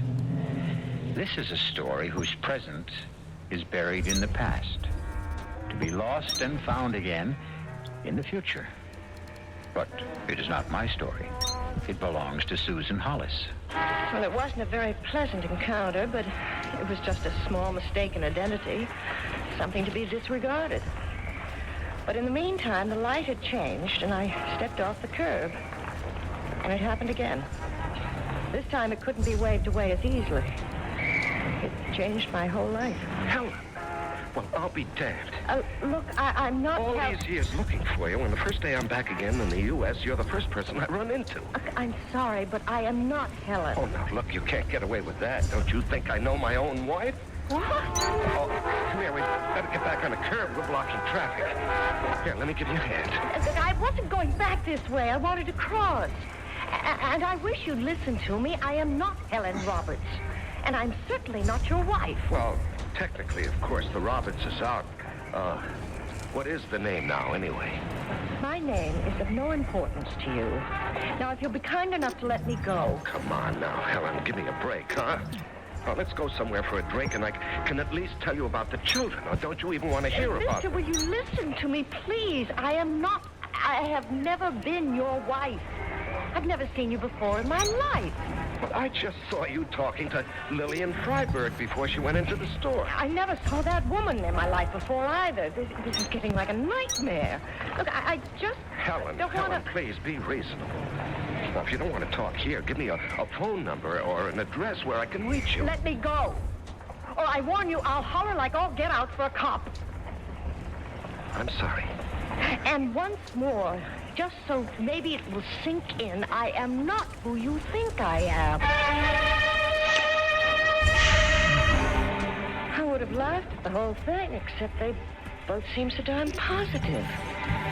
All afternoon, the incidents came back to haunt me and annoy me. Because of them, I kept making typos and got so behind in my work. I finally did forget the whole silly thing in a rush to get all my letters typed in time to make the subway before the rush hour. But having dinner with Ed that night, he came back to me. And I told him about it. You sure you don't want dessert? No thanks, Ed. Just enough room to finish my coffee. You go ahead, though. Not me. I'm having trouble squeezing into my uniforms right now. Sitting in that squad car does it. On you, it looks good. On me, it looks just as bad as anyone. Except it don't matter all that much. What do you mean? If I got all the way back down to 175, I still couldn't get anywheres with you. Ed, please. Our friendship is too valuable to me. Let's not start that again. Oh, don't worry. I took my licks on that 2 years ago. Well, I say 1 year ago. If you were sweet and kind, Ed. To wait that whole year after Carl died. Well, I had to give you a chance to shake down, Susan. That was one rough marriage. Poor Carl. 2 months we had. And then 4 years in a wheelchair. Well, it's the risk you take when you're a cop. At least the way it's turned out, he left you a pretty rich woman. All the money in the world couldn't make up for... Oh, Ed, for heaven's sake, let's get off this old merry-go-round. Oh, I'm sorry, baby. Guess I started it because I keep reaching for the brass ring. So, yeah, let's change the subject. You still a little shook over what happened this afternoon? Yeah, stupid, I guess, but I am. Honey, you should spend a couple of days at the policing house where we run lineups. You any idea how hard it is to get a solid identification from a witness or a plaintiff? You're talking about someone who's seen the other person once. These two people were a next-door neighbor and a husband. Whoever she is, boy, this woman has got to practically be my twin. It's fascinating. I'd love to see her just once. If I was you, I'd just leave it lay. Why? Well, maybe it's just I'm a cop and I smell things that ain't there. But, you know, you're worth a lot of dough. And you were in the papers. If anyone who could recognize me from that graduation picture would have to be psychic. But, oh, I guess you're right. It's kind of a funny feeling knowing that somewhere around you have a double. But, you know, I'll take your advice and put it out of my mind. Cheers.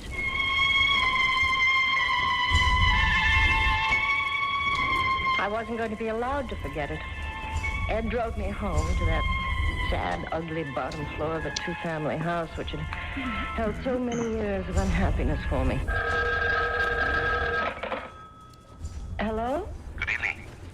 Is this Susan Hollis? Yes.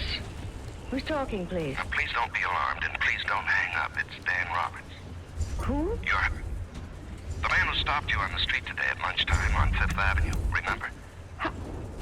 How did you find my phone number? Oh, the way the visiting fireman always forgets to do. I looked in the phone book. But how did you know what book to... And how did you know my real name? If it is your real name. It is. I have a good mind to report you to the police. Why, you must have been following me. Now, please, Miss... or Mrs. Hollis, or whoever you are, I'm a consulting engineer, not a private eye.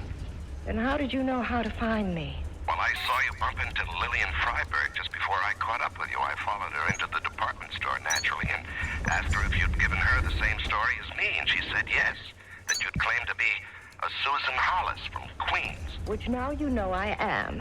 So that ends... Helen, I mean, Miss, or is it Mrs. Hollis?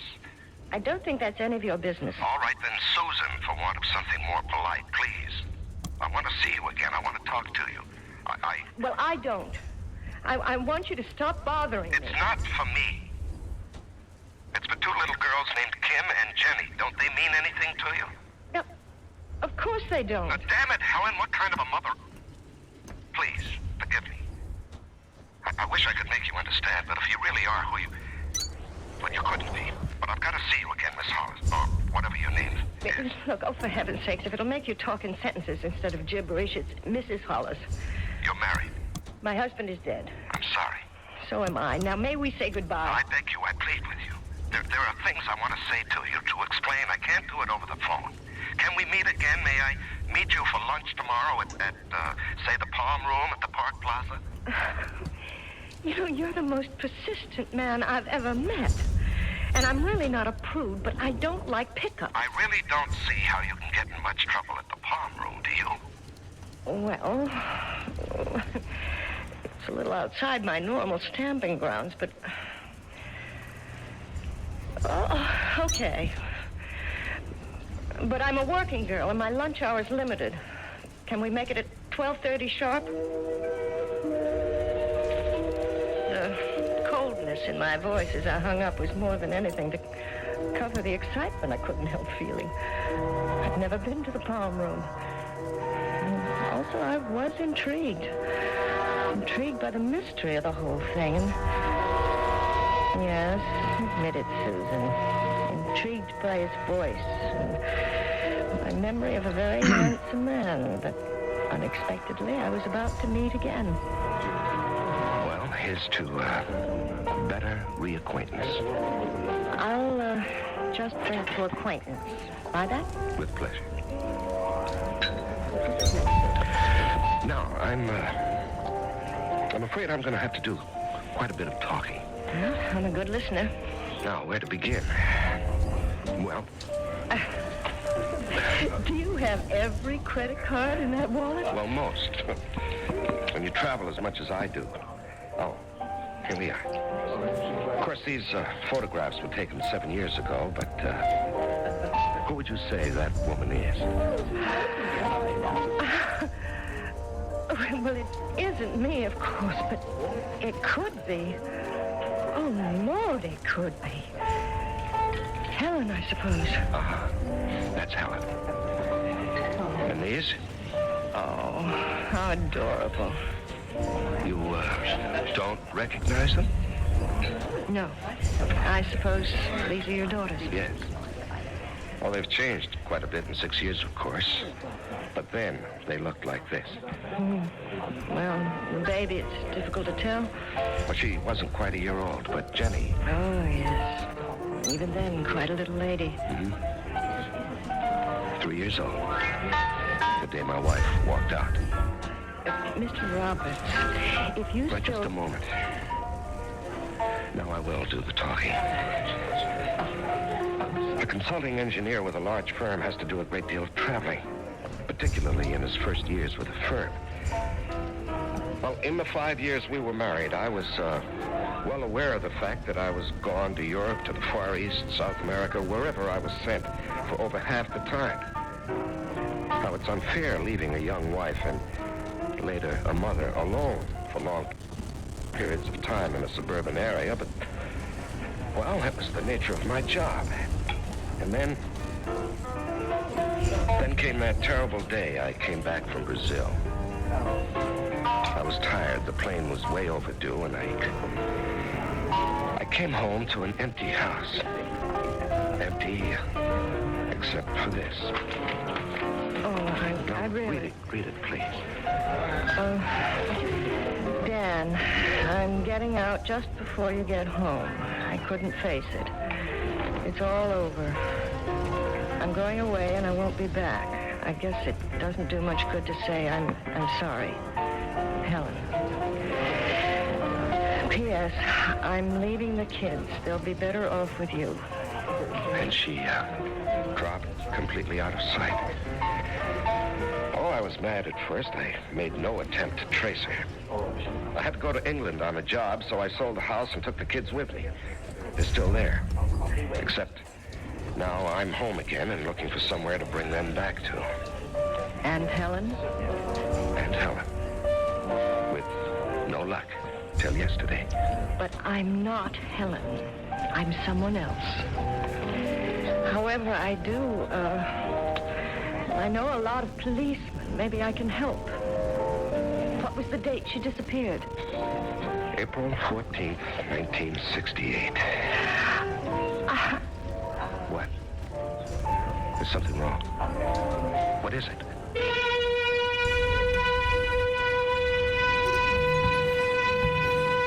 Why would Susan start so at a particular date? There's been no doubt in our minds from the very beginning that she is exactly who she says she is. Is it possible that in some way there is doubt in hers? But as I said, this is Susan's story, so we'll let her tell the rest of it when I return shortly with Act 2.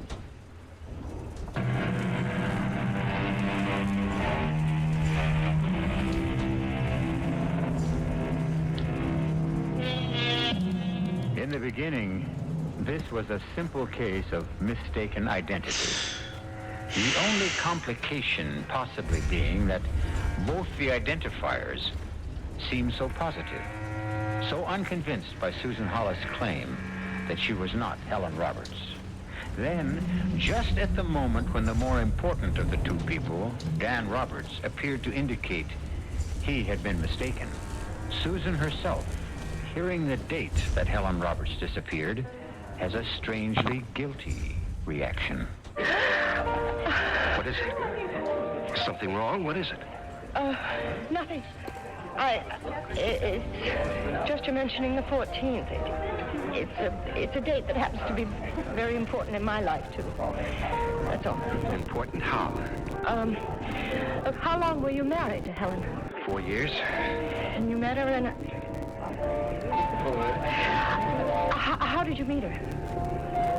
That's not what you were going to say at first. You haven't answered my question. Okay.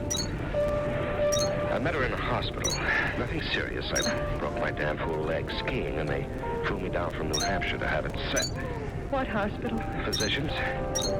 Why? Why all the questions, the interrogation? Look, I don't want to talk about it. As a matter of fact, I think I'll just skip lunch. No, wait a minute. I brought you here to make a truce. Well, it's having that drink in the middle of the day. I'm not used to it. What you need is some food, and here it comes. I really think I should leave. Will you do me one favor? Finish lunch with me. Food is what you need, and I promise we won't mention Helen or the past. What shall we talk about? Us.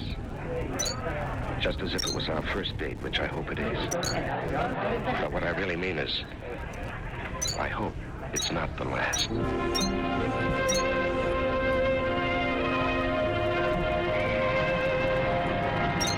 Thank you for the palm room. I have to confess that's really what lured me into accepting your invitation. Oh? Where would you like to go next time? Well, I'm not sure there should be a next time. Well, why? Haven't when I told you I'm ready to believe you're exactly who you are, Susan Hollis? Yes. But you haven't told me exactly why. Well, I'm afraid I was desperate enough to engage in some skullduggery. Like what? I stooped to snoop. You see, I went out to Jackson Heights and your neighborhood this morning, and by posing as a survey taker, I got quite a bit of information about you from the butcher, the baker, your landlord, and so on. Well, I think you had one hell of a nerve. What did you find out? Just that you are Mrs. Hollis, that your husband was a policeman, and that while going to the aid of an old lady who was being mugged, he was shot in the back, in the spine, to be exact, by the mugger's accomplice, and that he spent the rest of his life almost completely paralyzed. I'm sorry, Susan, I want somehow to make up some of it to you. Why? Well, it's too complicated and too intimate to be talked about here and now. Look, this is my building anyway, and I'm already late getting back. Goodbye, Dan. Please, Susan. I don't know what I'm getting into. Nothing you'll be sorry for, believe me. How can you convince me of that? How can I convince... Oh, all right, I'll make a bargain with you, Dan. I accept without hearing the terms. Don't call me or come to my house. I'll call you within the next 3 days, I promise. Just give me your number where I can reach you.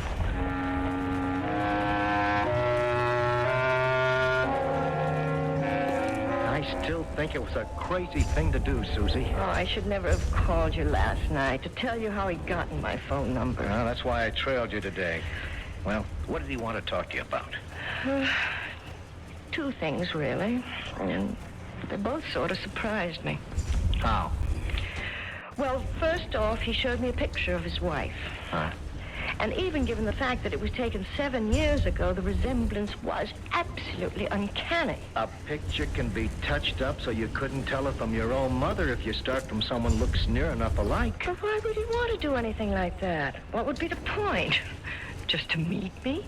Why not? Oh, Ed, you're sweet.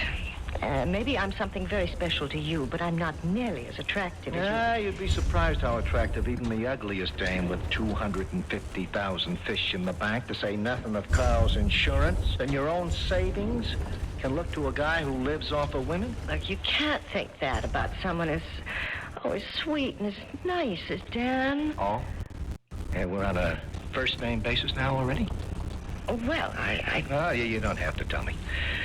I could tell by the way he was turning it on. He was getting to you. Oh, look, damn it, I don't like being spied on. Well, I'm just trying to watch out for you. Ed, I know, I'm sorry. It's just the way he talked about his wife, even after she'd walked out on him like that. Walked out on him like what?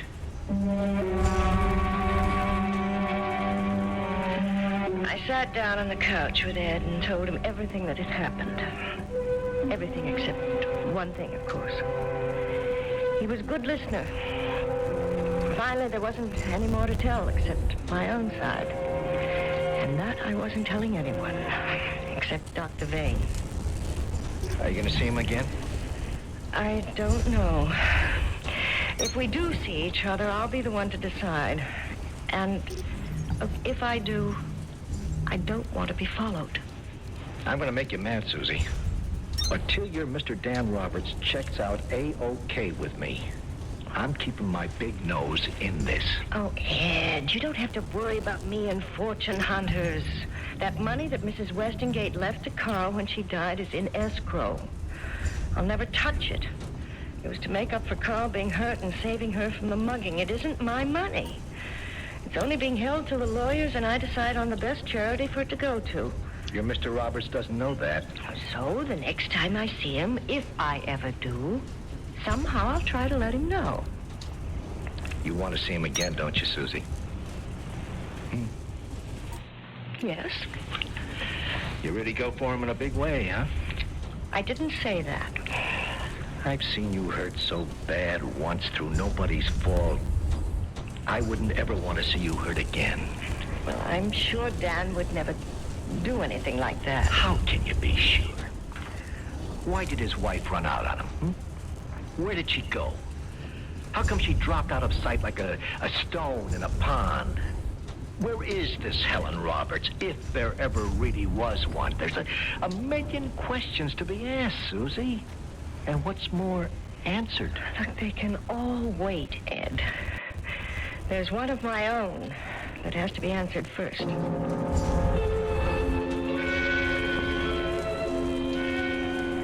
I'd made the appointment the moment I got back from lunch with Dan.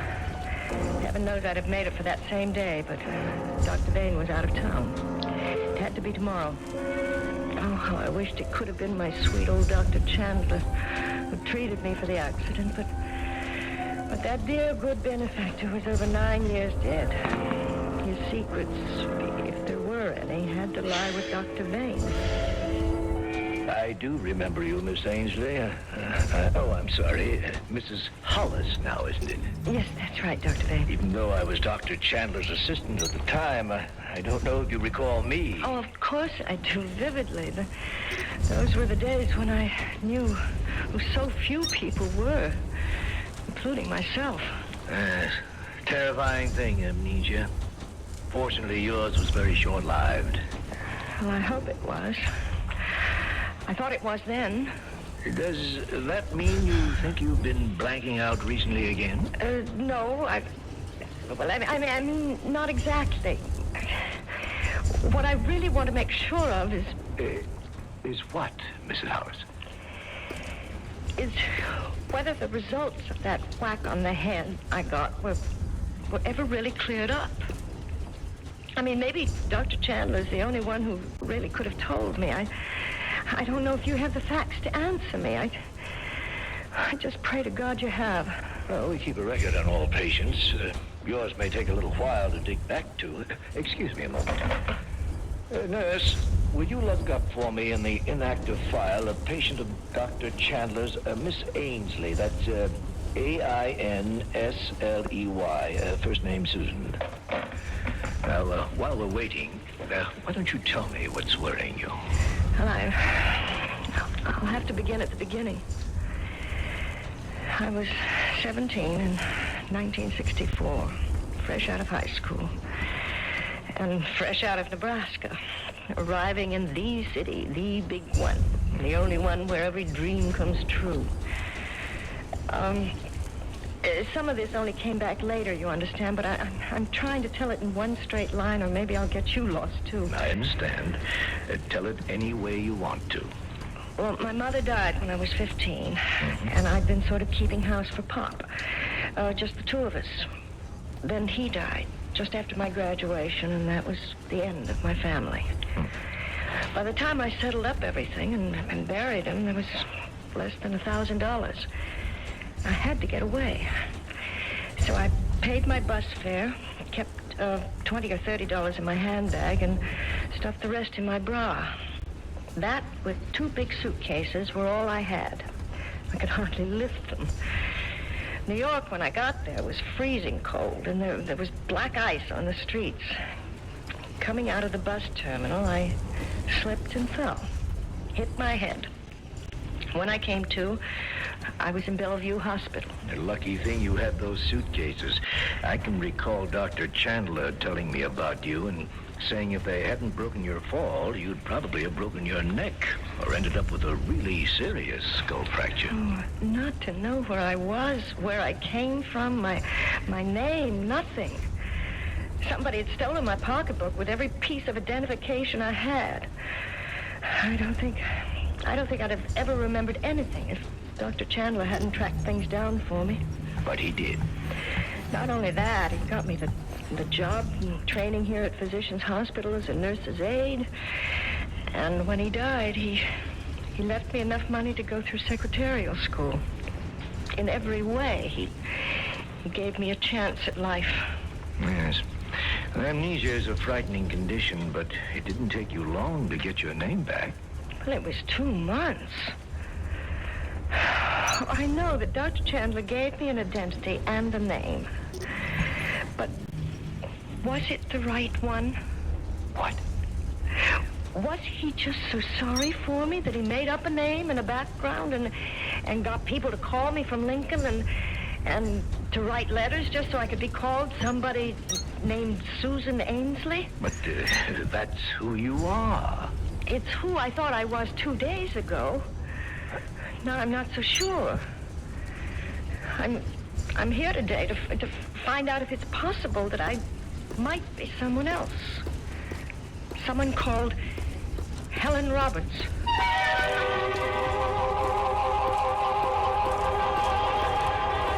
Surprised?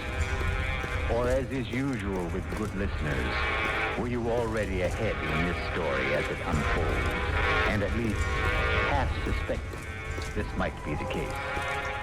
Well, it will be up to the lady herself to tell you that when we return shortly with Act 3.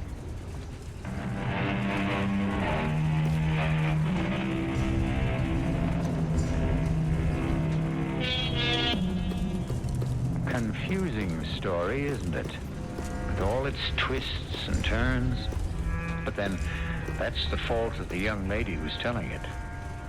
Because if anything has ever exposed you in your life to sheer and sustained panic, even the threat of its returning is enough to make the strongest understand the ostrich and feel like hiding your head in the sand. Susan, or Helen, or whichever she is, seems made of stouter stuff. I went on naturally to explain about Dan and who Helen Roberts was, while the nurse came with a folder. Dr. Vane listened without interruption.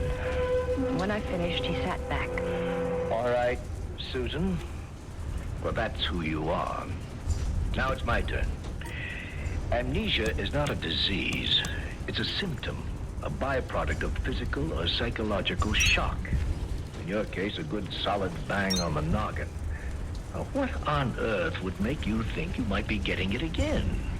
Just because you and Helen Roberts worked as nurses' aides and physicians about the same time? No, not so much that. I should hope not.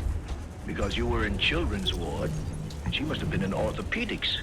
And you know the buildings are 5 or 6 blocks apart in this huge complex. It wasn't that so much. It was the date. The date? April 14th, 1968, the day Helen left Dan. That was the day I met Carl. Your husband? Yes. Well, I sense you're still uncertain about your identity. There are plenty of other ways to clear up, you know. I know. I just wanted to take the shortest cut. This man you met, this Dan Roberts, he rather swept you off your feet, didn't he? Yeah, I'm afraid he did. Then if you won't trust me, see your gynecologist. What? You and Carl never had any children, did you? I never had a child. Then how could you possibly be Helen Roberts, who had 2? I was out of all the dark caves and the twisting caverns and into the sunlight. And the first thing I did when I got home was ring Dan.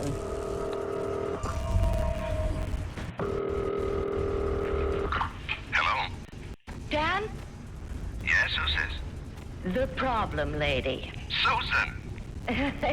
Is that offer of a date still open? Just name the time. All right, tomorrow. Friday night. Where do we go? I'll pick you up at your office after work, and, we'll drive up into the country and have dinner.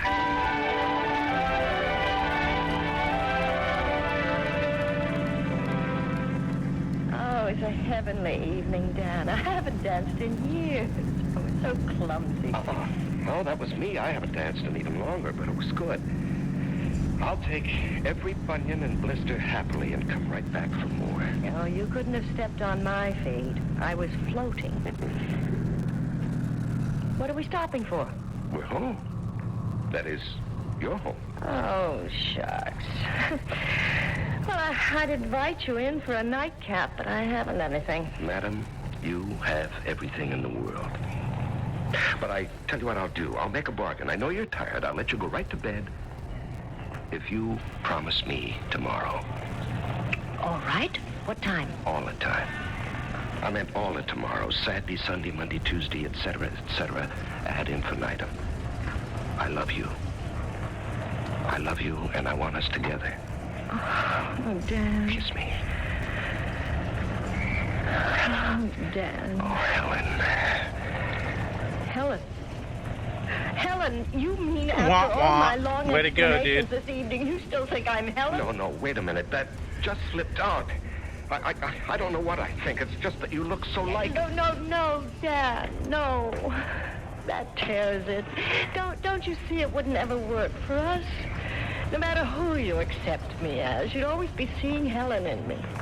And I won't. I can't be a substitute wife and lover. Goodbye. Helen, I mean, Susan, wait. Okay, buddy, just stay in the car. Get out of my way. Who do you think you are? There's the shield, Mr. Detective Sergeant Benton, New York Police. You heard the lady. Goodbye. Final. Now get in the car and drive.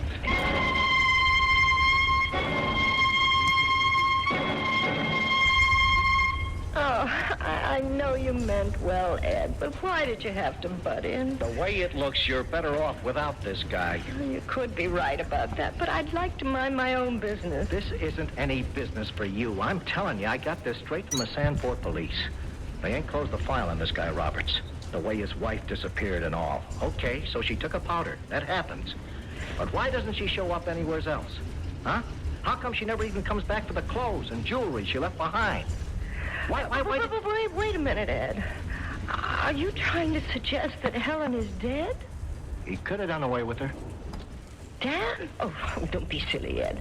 But if she isn't alive anymore... Oh, if I just knew that. Maybe there'd be a chance for both of us. I'd made up my mind before I got rid of Ed. The picture of Mrs. Freiberg was suddenly fresh in my mind, looking at me as though she'd seen a ghost. And I knew I had to talk to her. I took the 9 o'clock train to Sandport the next morning, looked her up in the book, and took a taxi to her house. It's the craziest, mixed-up thing I ever listened to. But I believe you, Susan Hollis. Well, with a birth certificate, driver's license, social security card... Oh, forget those, honey. They could be faked.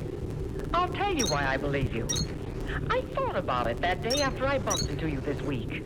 You couldn't have been Helen. Not in a million bunch of Sundays. Not the way you look. But I've seen a picture of her with practically double. You saw a picture of her the way she was before she ran out on Dan. But the way she was the last time I saw her. Nobody could come back from that to looking like you. When was the last time you saw her? Where? Oh, year and a half ago, 2 years ago. I went with some friends to an off-Broadway theater. There was a block right around the corner that's Frosty Row. You know, the men come down and pick them up by car or taxi. Helen was one of them. Oh, what a mess she was. She pretended not to know me. Said her name was Crystal White. I remember that name because it was such a stupid alias, and... Oh, my dear, the way she looked. She was on drugs. I could tell. Oh, why did she run away from Dan, Mrs. Freiberg? Oh, the bored, the jaded suburban wife. Oh, this kind of routine was never for someone like Helen. You could have pushed a meat skewer through her ears and hit nothing. Nothing in her head but bells. And Dan married someone like that? I'll give Helen her due. She tried, even the kids. But she just couldn't cut it. And Dan being away so much didn't help. She started in with marijuana. I could smell it sometimes when I went over there. Then when Dan came home, I suppose she graduated to the hard stuff. Easier to cover up. Oh, and that damned Ernie. Ernie? Oh, he used to drive the delivery truck for High Hill Market. Everybody takes from them around here. He was a pest. Tried to make all the housewives, and with that set of muscles and that wavy hair, I'll bet his score wasn't bad. I'm sure he was also peddling drugs. I know he was. Helen's supply. Just as I know it was him she took off with that day. Oh, that poor, silly jerk. Does Dan know about this? Are you kidding? Everybody in this town loved Dan Roberts. Anybody who knew the truth about Helen, and there weren't many that did. They knew they'd get plenty from me if they let it out. You'd be surprised the goods that Lillian Freiberg has on folks in this town. I deal in real estate. But just to let Dan think she'd walked out on him and the children. No, best thing that ever happened to him. and the best way to leave it. It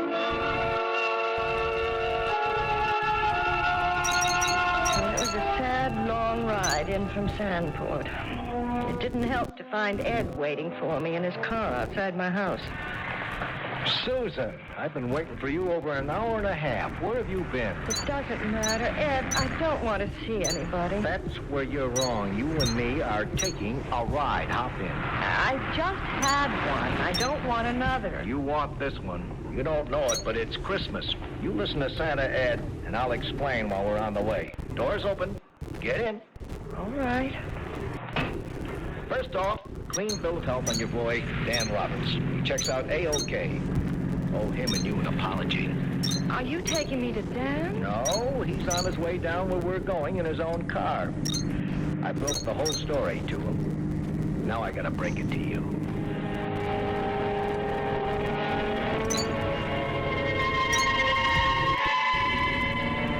I could have saved myself the trip to Sandport.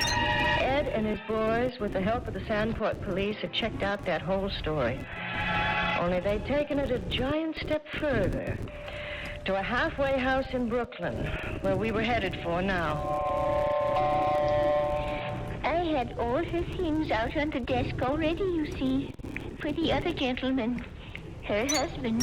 Mrs. Whittle, this is the young lady I told you about. Oh, yes. Oh, just let me change my glasses. These are for reading, and the others are... Oh, my, yes, you do. Just like her before, you know. Before? Before she got hooked on those awful drugs. They come here only at the end, really. Oh, I can't get over it.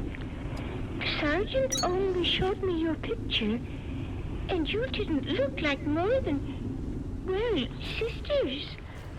But seeing you in person and comparing it to this picture, regular twins. Oh, Ed, why did you bring me here? What difference does it make? I just thought, Susie, that you ought to know your rival is gone for good and all. Now, if he's what you want, you don't have to play second fiddle anymore. Where's Mr. Roberts? He went over to the grave. He said to ask the lady if she'd join him there. You know where it is, Sergeant. Yeah. I'll show her where.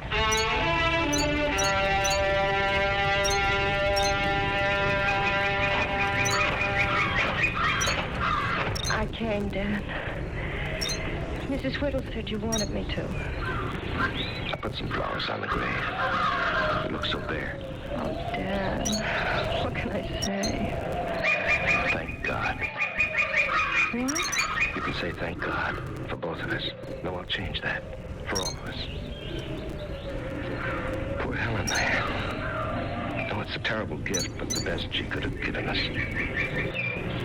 Oh, Susan, Susan. There's only one name now, only one woman, and she's not Helen. I can offer you total belief now. Will you accept it? Of course, Dan. And me. You will marry me, won't you? There's nothing to stand between us now. Well, there are two little girls in England. Who can't wait for me to give them a mommy of their own. And I can't wait to write them to tell them I found the perfect one.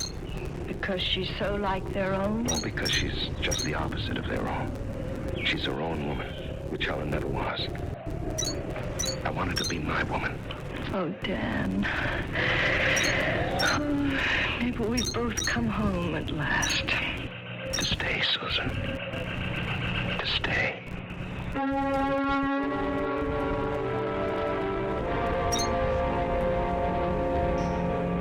A little like having been in a maze, isn't it? Twisting and turning, running into dead ends, the feeling of frustration, and a lurking, haunting feeling that maybe there is no way out, especially if the labyrinth is dark enough, as it was for Susan and Dan.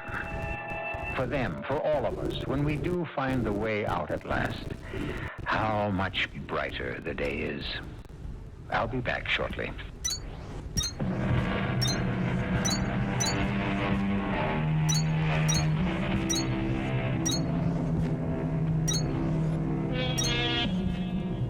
Susan Hollis is now Susan Roberts, and they do live in suburbia again. As a matter of fact, Lillian Freiberg found them the house at a steal. Living in the city would have been very expensive anyway, because there are 3 children now. Susan brought him something even more than a new marriage and a new life. A brand new son. Our cast included Kim Hunter, Larry Haynes, Joan Shea, and Sam Gray. The entire production was under the direction of Hyman Brown. Now, a preview of our next tale. Go back. 21 years? Yes. I'm afraid. Afraid? Afraid to be young again? Afraid to have another chance, another lifetime? How would a thing like this work? You agree to go back for the express purpose of rectifying an unfortunate action that you committed under stress. You are given an opportunity to do it. And then, do I come back here to the present? That's difficult to say. You're going back there. Here won't happen for another 21 years. So, where here is going to be will depend on the new life you'd make for yourself. Radio Mystery Theater was sponsored in part by Buick Motor Division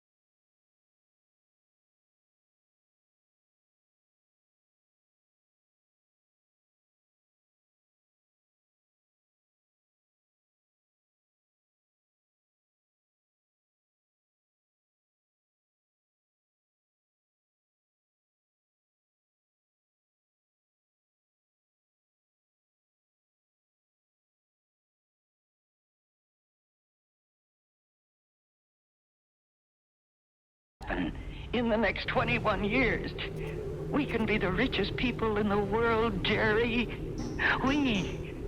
We can own the world.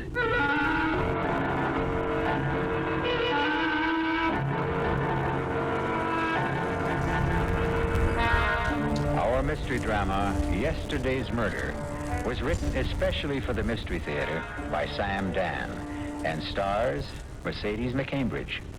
It is sponsored in part by Buick Motor Division and Anheuser-Busch Incorporated, brewers of Budweiser.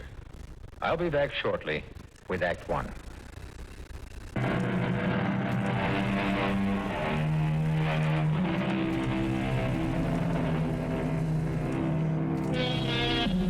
Admittedly, this is not the best of all possible worlds, but it's the only world we have at this point. And so there are times when we despair of the inequity and unfairness of so many things. But we should remember, there is justice. Even though it may not always look that way, there is justice. And justice moves at its own pace, manifests itself in its own way. A way that is sometimes as obvious and dramatic as a bolt of lightning. Sometimes as silent, as unobtrusive as the fall of a leaf. But either way, justice will have been done, finally, irrevocably, and for all eternity. But let us begin our story, or rather continue, for who knows when any story really begins. At Ramiletti's, which is, as you know, a very chic, very exclusive watering place for the very wealthy. May I get you something, madam? Well, I'm expecting someone, so I'll just order a small... Why, it's Dottie. Dottie Malloy. Hello, Jane. Dottie, it can't be. It can't be you. Why not? Well, because you look so... So old. Oh, I didn't mean that. I suppose I do look old. But you're just a year older than I am. You can't even be 40 yet. I'm 2 years younger than you are, Jane. And I was just 43 last week. I didn't recognize you at first. Have I changed that much in 20 years? No, I was just so busy looking at the necklace and the earrings and the rings. The diamonds are all genuine. But if you got them, wear them. Now, to answer your question, you haven't changed. You look exactly the same. Same as you did when we were both working at Waterfield and Prentice. Actually, you look better. I don't suppose. That is, I guess you're not allowed to sit down and talk to me. No, I'm very happy for you, Jane. Well, that's another thing. I can't say that I'm happy for you. How's Harold? Oh, yes, Harold. He's fine. Still as handsome as ever? Handsomer. What's he doing now? Oh, you know what he's doing. Yeah, I suppose I do. Still selling men's suits at Westing's. No, not at Westing's, but at a place just like it. That's all he ever wanted to do. Is to wear smart clothes. I want to apologize to you, Dottie. What for? Oh, for the way I hated you. For taking Harold away from me. I couldn't take what you didn't have. I know. Actually, you did me a favor. Yes, I can see that I did. I would have been stuck with Harold just as I am. Well, this way I made 3 fantastic marriages, each one wealthier than the last. I'm glad for you. Oh, Dottie, I want to cry. Why? Because I look at you and I remember how you used to be, how you sparkled. Well, that's life. No, it's not life. It's money. Or I should say not having money. Dottie, let me do something for you. What? When I just don't take what I'm about to say the wrong way, Dottie. Let me give you some money. No, Jane. Money can't help me. Don't say. Nothing can help me. It's the only way to put it. And I'm serious, Jane. The only thing I can say is that I'm under a curse. Dottie, It's true. And I deserve it. So,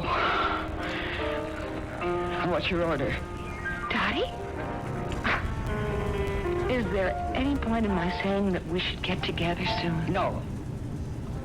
No, Jane, you know as well as I do, there is no point in your saying it.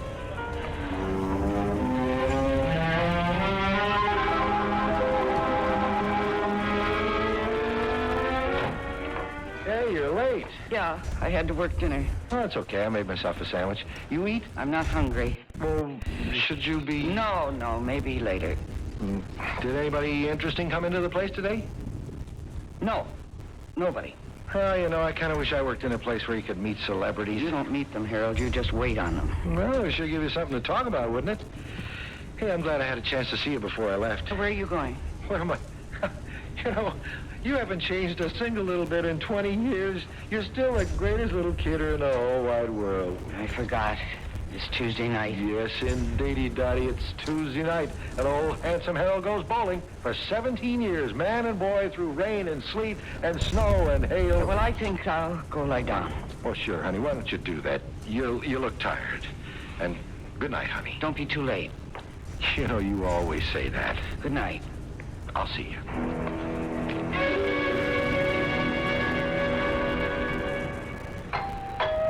Huh? What? Oh, now what did he do?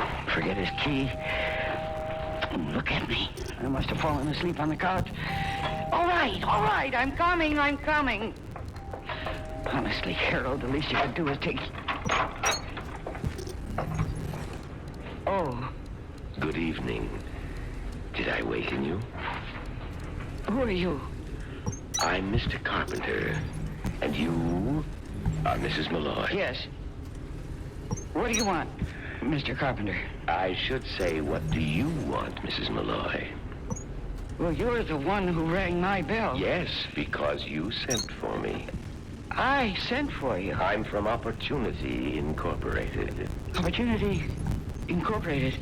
Why don't I come in? Thank you.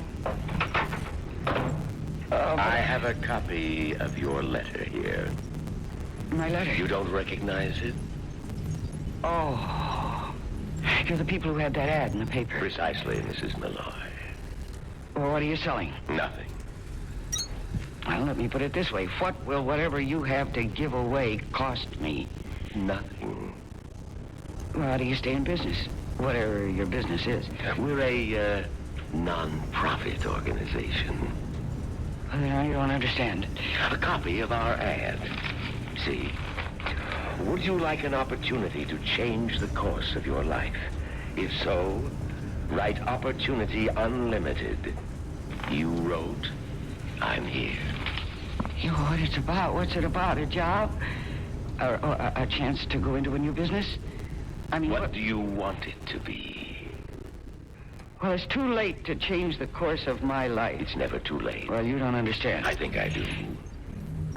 You see, something happened a long time ago. 21 years ago, to be exact. Yes, that's right, and I... And you think you're still being punished for it? Wait a minute.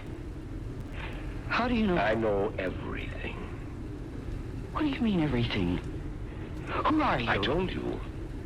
Mr. Carpenter, from Opportunity Unlimited.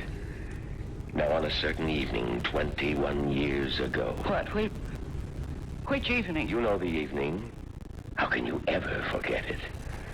You dream about it every night. You relive it in every nightmare. I don't know what you're talking about. Sure you do. How would I be able to remember some evening? Let me refresh your memory. You were working for a brokerage house called Waterfield and Prentice. It was 9 o'clock at night. The entire building was empty, deserted, except for you. What were you doing there at 9 o'clock at night? What were you doing in Mr. Waterfield's private office? What were you doing taking money out of Mr. Waterfield's safe? Suddenly you turn ashy white with fear. You hear a door open, and it's old Jerry, the night watchman. And he asks you the very same question. What are you doing at that safe, Dottie? Oh, Jerry. Well, you scared me. Well, you see, Mr. Waterfield called me. And he asked, could I come down here and take this money out of the safe? And, No, Dottie. That ain't so. He didn't ask you nothing of the sort. Oh, but I tell you, he... Besides, you ain't supposed to know the combination. How'd you find the combination, Dottie? Jerry, listen. I know you were tempted, and I can understand that, Dottie. I need this money. It's not just for me. It's to help somebody. Jerry, I'm not supposed to know the combination. Nobody could ever trace this to me. No, I guess not. And it's only $20,000. What's $20,000 to old man Waterfield? He can afford to lose it. Look, Jerry, I'll give you some of it. $5,000. No, Dottie. I'm taking this money. You can't stop me. I'll have to report you, Dottie. I'll deny it. It's your word against mine. Enough people around here think you're getting senile anyhow. Now, Jerry, get out of my way. I'll have to stop you, Dottie. It's my duty. You're an old man, and I don't want to hurt you. Now, let go of me. Put the black money back. Get your hands off me. Put it back, Dottie, please. Dottie, put it.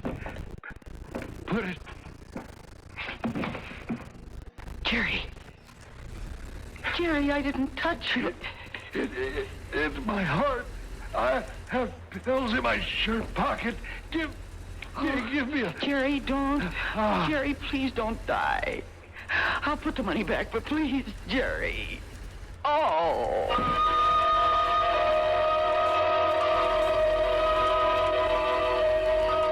But he did die. And you didn't put the money back. What do you want? Did you come here to blackmail me? Tell me, were you sincere? Would you really put the money back if you had another chance? Yes. It would have saved Jerry's life if I'd done it when he asked me. That's why I am here. To give you that opportunity to put the money back. Put the money back? That money's been gone for years. $20,000. And I never had so much as a penny's worth of enjoyment out of it. How would you like the chance to put the money back? How can I put it back? I don't have it. Would you like to have the chance to put it back while he was still asking you to do it? What are you saying? What are you saying?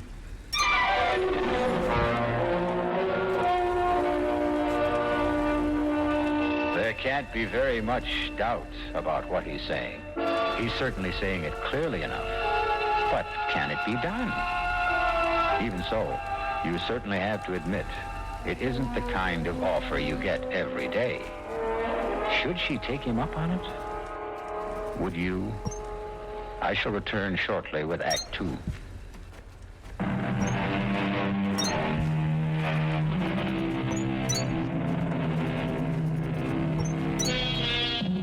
They say you can't go back again. Once you leave a certain time and a certain place, it's gone forever. On the face of it, it sounds like an extremely sound rule. However, as everyone knows, every rule has its exceptions. And this is what a Mr. Carpenter seems to be discussing with Dottie Malloy. What I'm saying, Mrs. Malloy, and I thought I was saying it clearly, is would you like to have the chance to put the money back when old Jerry asked you to? But that's impossible. I didn't ask you if it was possible. I asked you if you would like to have the chance to do it. I know, I'm not asleep. I'm not dreaming all this. No, you're wide awake. Well, your answer... $20,000. That was a fortune. A fortune. I thought it would change my whole life. And it did. It made me an old woman long before my time. I know. I had to hide that money. I had to lie about every nickel of it. When Harold needed $5,000 to go into business, I made up a story of an aunt who died and left me them. Now, what's the difference? He went bankrupt anyhow. I bought stocks that dropped out of sight. I bet on horses. Some of them never even finished. That's right. It was as if there was a curse on that money. Well, you seem to know everything. Was there? Well, let's say you should never have taken it. Would my life have been different? Yes. Tell me how. I don't know. What do you mean you don't know? Without that murder on your conscience. Don't call it murder. It was... What was it? You would have looked at things differently, had a different attitude. Unless, of course... Unless what? Unless you happen to be a thief in your heart, in which case, one way or another, you'd wind up just about the way you are now. A failure filled with remorse. I'm not a thief. I wasn't...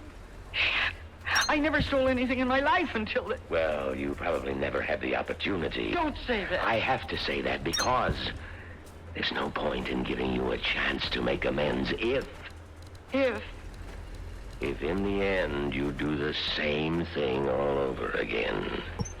Do you think I'd... Oh, Lord. To get one night's sleep, to lose the sight of that old man's face, I would give my soul. You don't have to give anything. Money.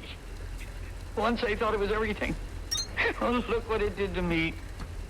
I hate it. I don't want it. Please, give me that chance. Give me that chance. Oh, listen to me. Listen to what I'm saying. I must be crazy.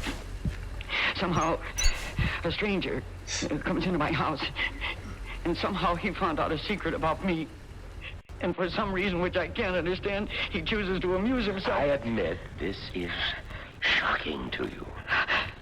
But there's one way to prove that I'm serious and you're not crazy. Go back. Go back? 21 years? Yes. I'm afraid. Afraid? Afraid to be young again? Afraid to have another chance, another lifetime? How would a thing like this work? It's very simple. You agree to go back for the express purpose of rectifying an unfortunate action that you committed under stress. You are given an opportunity to do it. And then, do I come back here to the present? That's difficult to say. You're going back there. Here won't happen for another 21 years. No. So, where here is going to be will depend on the new life you'd make for yourself. Well,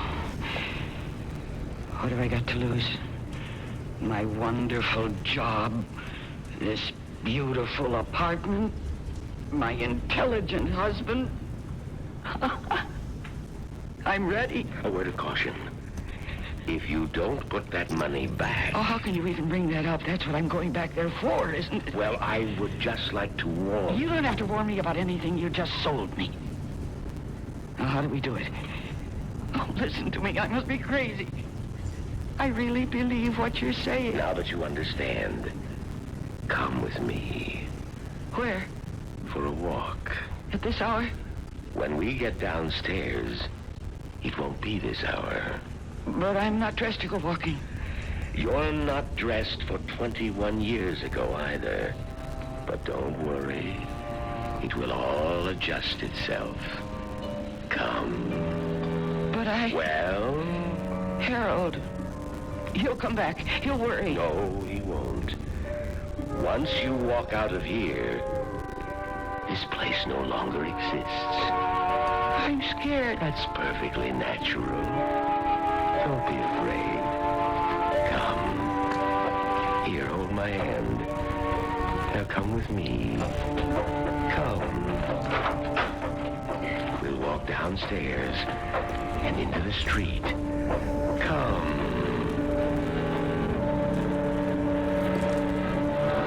It's day. It's daylight. How did it get to be daylight? It was just 9:30 at night. How did it get to be... Oh! Now, don't be alarmed. Please. But look at the cars. Look at them. Those cars are 20 years old. All those cars. They're brand new. And they're Snyder's. That's Snyder's coffee shop across the street. We used to go there for lunch. All of us from the office. But they tore it down 10 years ago, they built a new... You've gone back, Dottie. Don't you understand? You're not Dottie Malloy. You're still Dottie Sanders. And look at my dress. And these shoes. I threw these out long ago. No, I didn't. I remember... You wanted to go back, Dottie. You're back. Yeah, I feel so... Young? Yes, that's it. I feel young.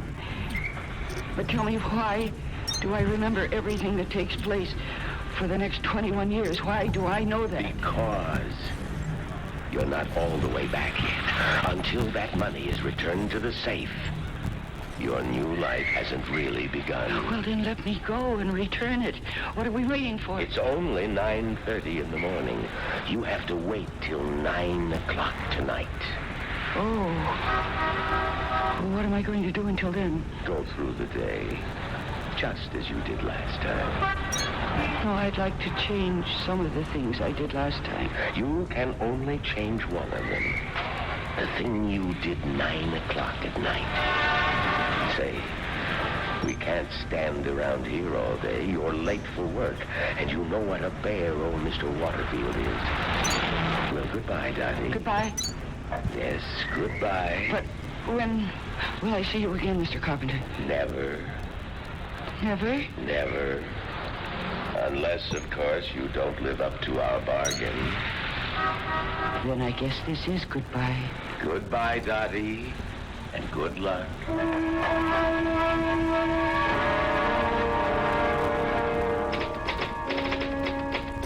Dottie. Hi, Jane. You're 40 minutes late. I know. Old Waterfield is having a 14-carat fit. Honestly, he's given me such a headache. Oh, there he goes again. I'll get it. Yes, Mr. Waterfield. Well, where have you been? Oh, I just got back, Mr. Waterfield. From where? Oh, never mind. Come in here. I'm so glad you're here, Dottie. He makes me ill. Well, why don't you go lie down? All right. If you don't feel any better, going home. Oh, but Harold's taking me to dinner tonight. No, he isn't. What do you mean? Well, I mean, he isn't. If you don't feel well. Oh, yeah. Yeah, you're right. I have to quit this job. That Mr. Waterfield, he makes me so nervous. I just wish Harold would ask me to marry him. Just a minute. Now repeat that combination slowly. 12 left, 12 right, and a round to 0 twice. Yeah, I got it. Why do they always have to change the damn things? You no sooner remember one combination than Miss Sanders, Dottie. I'm right here, sir. Oh. I was just coming in the door. Now make a note. I want Kelly to pick up 5,000 shares of International Motors at the market. International Motors? That's what I said. But wasn't there a big scandal? Scandal? What scandal? Yes, they went bankrupt. And the president, Abner Stilson, went to jail. Miss Sanders, have you taken leave of your senses? Excuse me, sir. What year is this? What? Now I know there's something wrong. Oh, that's right. It hasn't happened yet, and it won't for about it. I'm sorry, sir. Dottie, I have enough problems with that flighty one outside, that Jane. Now, don't you go haywire on me, too. I'm sorry, sir. Now, I want Peters to buy 2,000 shares of Midwest Steel. That is, if you approve. Midwest Steel? Sir, that's a... That's a what? That's a sleeper. That'll go to... Yes. Excuse me, sir. I'm just feeling... Oh, I don't know. I'm kind of wild this morning. Well, maybe you better see a doctor. No, sir, I'm all right. I'm just very happy. About what? Oh, about everything.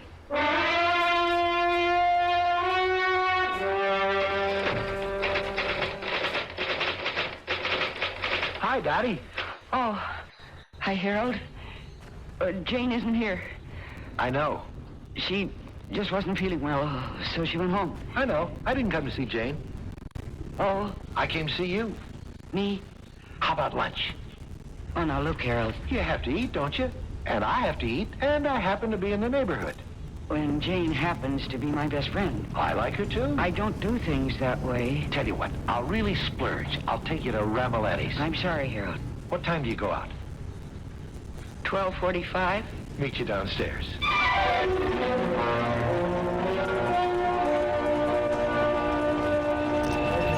I think I'll I'll have the... don't go looking for the cheapest thing on the menu. Boy, even the cheapest thing is practically out of sight. Dottie, you know what bothers me? What? That you're impressed by a place like this. Well, it's very expensive. It's only money, and it's all you need to eat here. Actually, it's all you need to go anywhere. Do anything. Money. Yeah, well, I never had any money. I never did either, but I'm going to. I'm not going to be a salesman all my life. I intend to own a place. Oh, sure. Well, there are plenty of good locations, and I know how to sell. Yeah, you do have a wonderful personality, Harold. No reason why I shouldn't be on my own. Well, yeah, there is a reason. What's that? Well, you can even sing it. Do, re, mi. Yes, indeed, Dottie. The good old cabbage leaves. Yeah. Well, that's a shame. Well, all it takes is a few thousand, 5, 6 maybe, to get set up. Well, let's enjoy the here and now. Why don't you try the rack of lamb? Where is it? Oh, Harold, that costs $12. It's delicious. I'm going to have it. Yeah, well, 12 for you and 12 for me. That's... Just for lunch, it adds up to... It adds up to 0, Dottie. 12 and 12 are 0. What? What did you say? Nothing. No, what did you say? About 12 and 12. I said 12 and 12 add up to 0. 12 left, 12 right, and around to 0 twice. What are you saying, Dottie? What am I saying? Oh, nothing. Nothing at all. But I think I will have the rack of lamb after all. Great. Did you ever have it before? Sure, once. Where? Here. Here? I thought you said you never ate here. Well, I did. And I didn't. How you say the craziest things. I know. I think that's why I've fallen in love with you. How was the rack of lamb? It was not so hot. Well, in that case, let's not have it. No. We must. Oh, what are you saying? I'm saying we can't change anything. Just yet.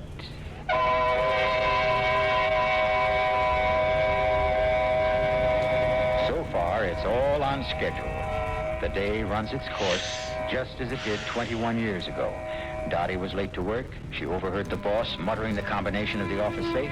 She stole her best friend's boyfriend. Stole may be a harsh word, but here we deal in realities. Realities so real that they can be considered fantastic. We'll find out how she handles the rest of the day when I return shortly with Act 3. Jack Ryan stars in the CBS Radio Mystery Theater presentation, The Locked House, tomorrow night at 10:30 p.m. on WBBM News Radio 78. This is WBBM Chicago.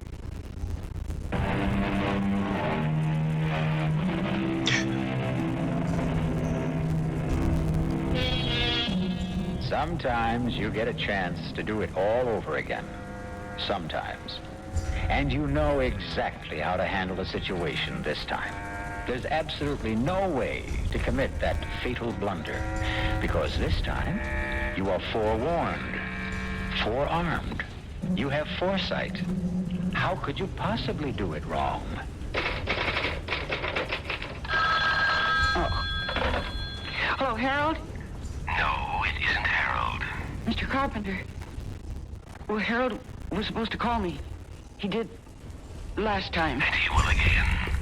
And will I go to dinner with him? Yes. And do I have to go through that situation with Jane again? You know you do. And then you must come back here to... Oh, yes, I know. And I will. The only reason I called was to wish you luck. Oh, I don't need any luck. Remind you of what it is you have to do.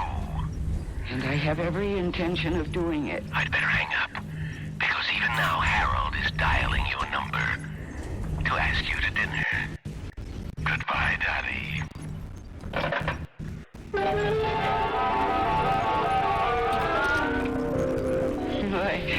From Ramoletti's to Snyder's, all in one day. Well, I have to admit the food's much cheaper here. Yeah, well, I think it's better. No, I have to improve your taste. Harold, what were you saying about going into business?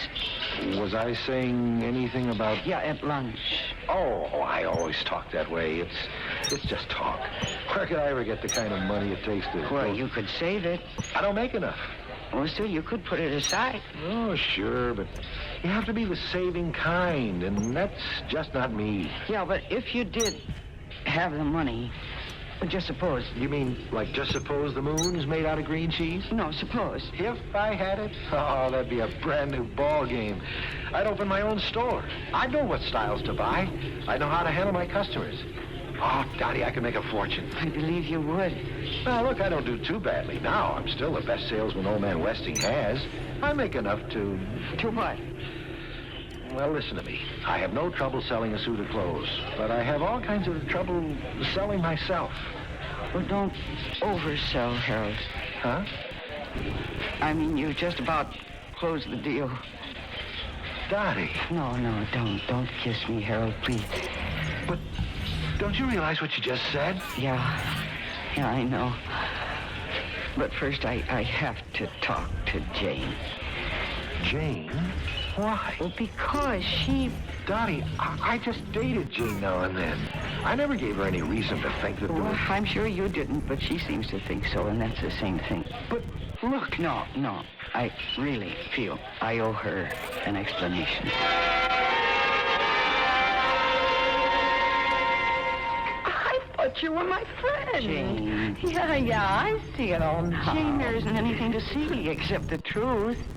We just happened to fall in love with each other. Oh, take him. Take him in good riddance. He's just a phony. Big, good-looking, but not a brain in his head. You'll never get anywhere, you'll never be anybody, and you'll never have anything. You'll wind up supporting him. Oh, no, Jane. It's for the best. I know it's for the best. You don't see it now, but you will later. I never want to see you again. Now, don't stand there. Get out. All right, Jane. All right. Daddy, please, for your own sake, give him back to me. Daddy, look at you, so pretty and so smart. You could do so much better than Harold. Don't let him ruin your life. Me? What's it matter? I know, I'm just plain Jane. He's good enough for me, but he's not good enough for you. I know. You know? Well, then why? I can't help it, Jane. I can't help it.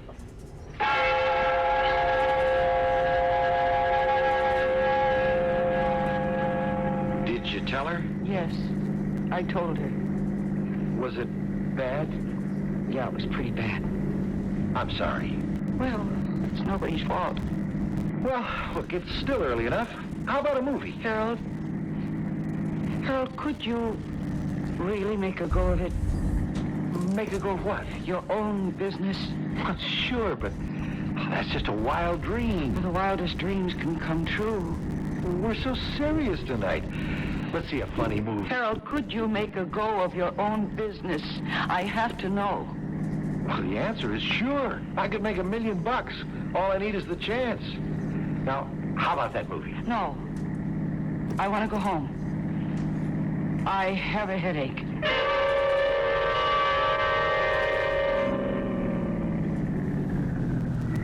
Sure you just want to go to sleep? Yeah, I'm sure. It's been such a great day. I hate to see it end.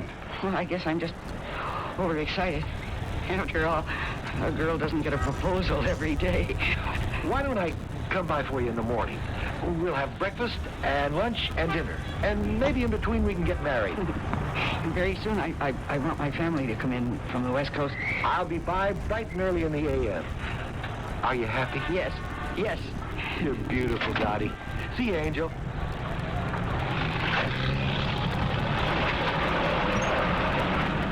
Taxi! Taxi!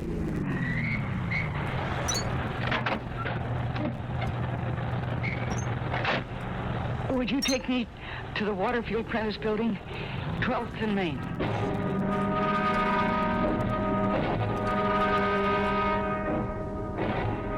Right. 12 left. And around to 0. Twice.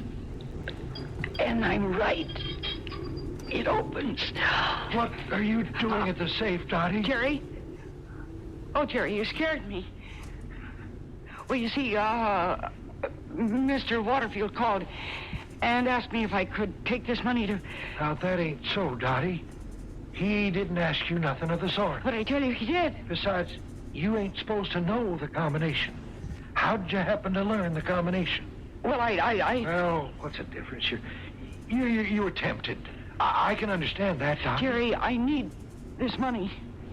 It's not just for me, it's to help somebody. And it's only $20,000. What does $20,000 mean to old man Waterfield? Listen to me, Jerry. I'll give you some of it. Here, take $5,000. No, Dottie. Why don't we split it? Put the money back. Lock the safe. And we'll both forget about tonight. No. I'm taking this money.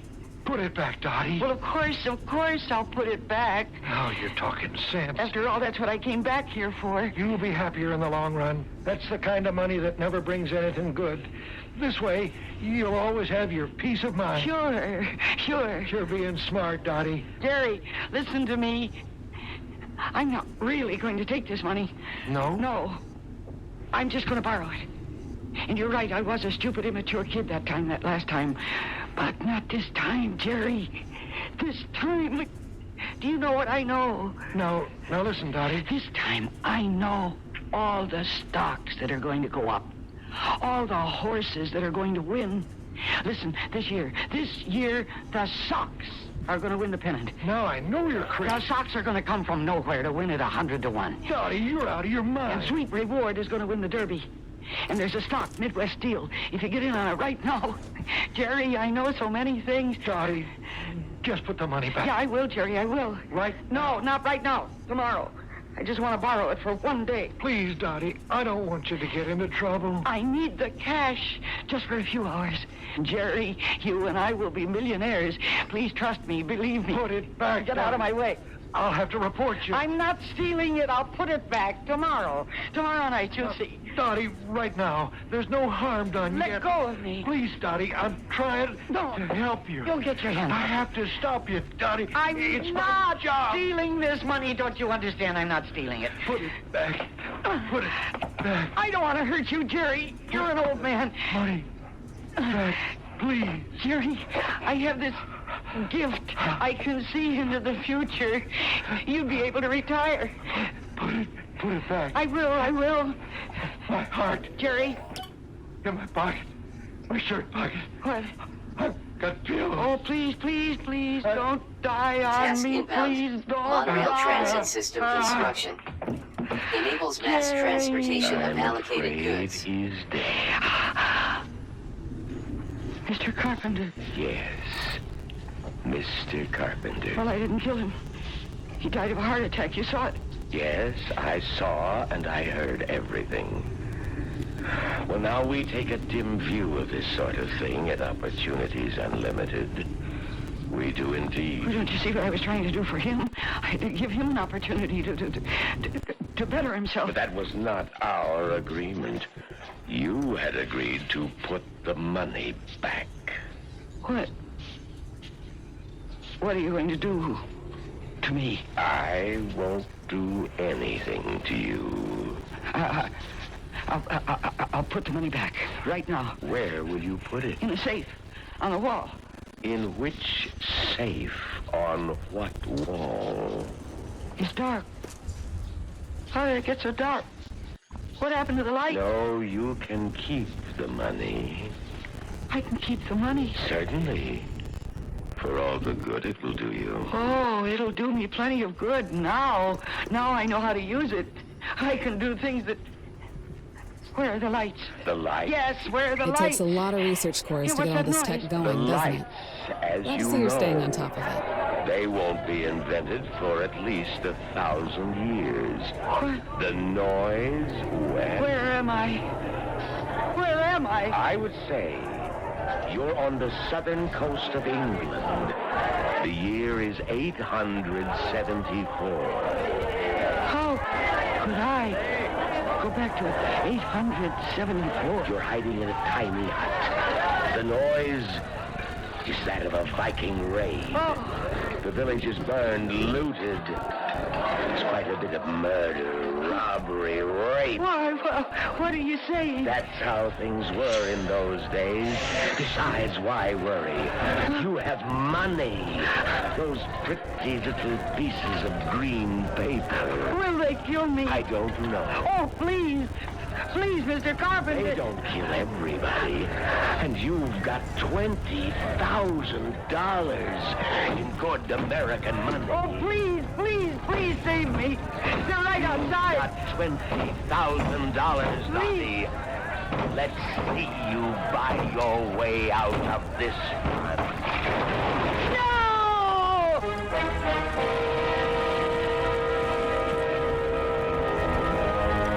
Dottie was lucky in one sense.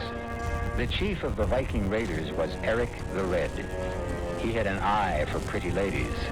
So instead of killing her, he kept her for himself. So, basic relationships didn't really change. Instead of keeping house for Harold Malloy, she kept house for Eric the Red. And talking about houses, don't you leave the house till I come back shortly.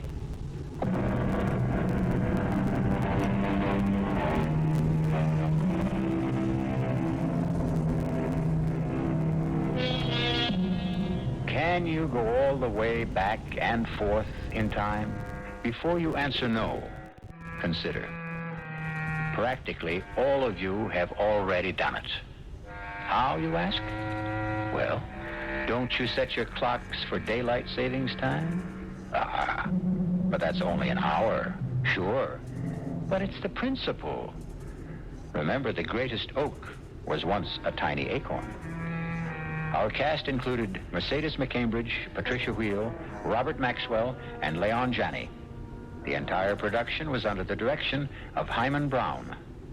Radio Mystery Theater was sponsored in part by the Kellogg Company, makers of Kellogg's Special K cereal, new sugar-free diet 7-Up, and Sign-Off, the sinus medicines. This is E.G. Marshall inviting you to return to our Mystery Theater for another adventure in the macabre. Until next time, pleasant dreams.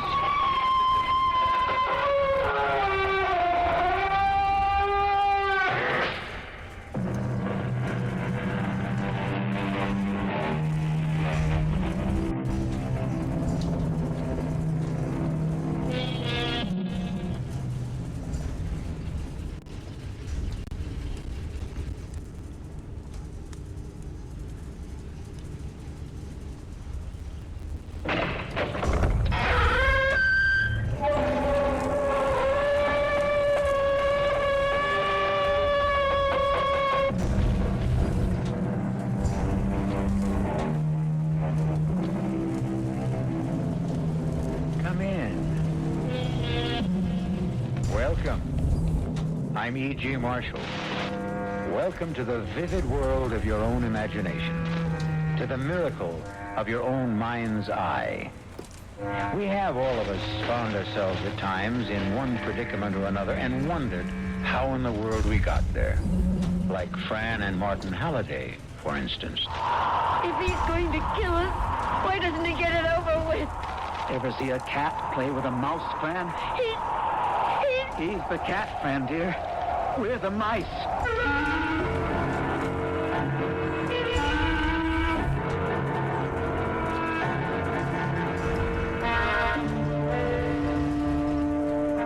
Our mystery drama, Hurricane, was written especially for the Mystery Theater by George Lothar and stars Joseph Julian and E.V. Juster. It is sponsored in part by Anheuser-Busch Incorporated, brewers of Budweiser, and by the Kellogg Company, makers of Kellogg's Special K cereal. I'll be back shortly with Act 1.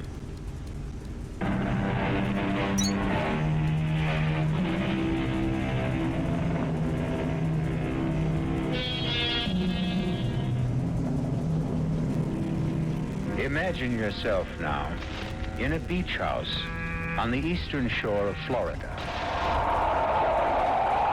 It's a wild and isolated part of the shore, and And right now, the savage wind and rain of a hurricane are bludgeoning the house.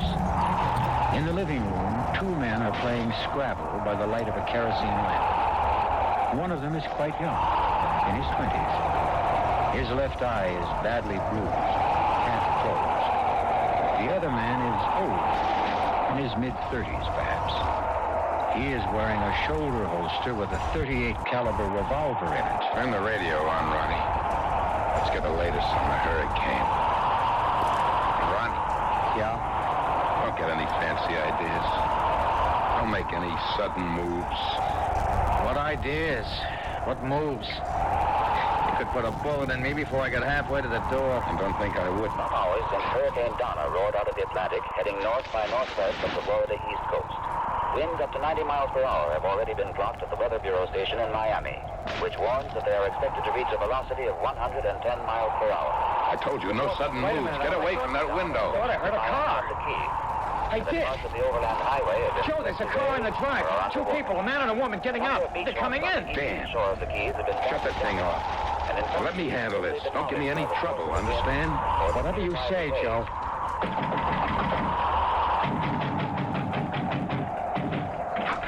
Yeah? We're sorry to trouble you, but will you let us in, please? I'm sorry, lady. The overland highway's underwater up ahead. We can't go on. We can't go back. You've got to take us in. There's a beach house about a half a mile. There was. It's been washed away. Oh. Well. Look, you can't turn us away. Not in this. All right, come in. Thank you. Thank you. I'm Martin Halliday. This is my wife, Fran. And you? Joe Carrington. And I'm Ronnie Prentice. You may have heard of my father. All right, they don't want your life history. Pleasure meeting you. Say, that's quite a black eye you've got. Yeah, we went down to the dock to secure our boat. Ronnie slipped. Oh, that's too bad. I can't help noticing, Mr. Carrington. His gun. What about it? Well, a little unusual, isn't it? I mean, wearing a shoulder holster and a gun in a house makes me feel as if I'd walked into a Humphrey Bogart movie. Maybe you have. Oh? What do you mean, Mr. Prentice? He didn't mean anything. Making a joke is all. Where are you from, you two? Siesta Key. Yes, we have a little beach house there. Shack, really. A kind of get-away from it all place. Get away from all what? We're school teachers. Jacksonville. Fran teaches English, and I'm what you call a student counselor. Oh, you, give advice to kids?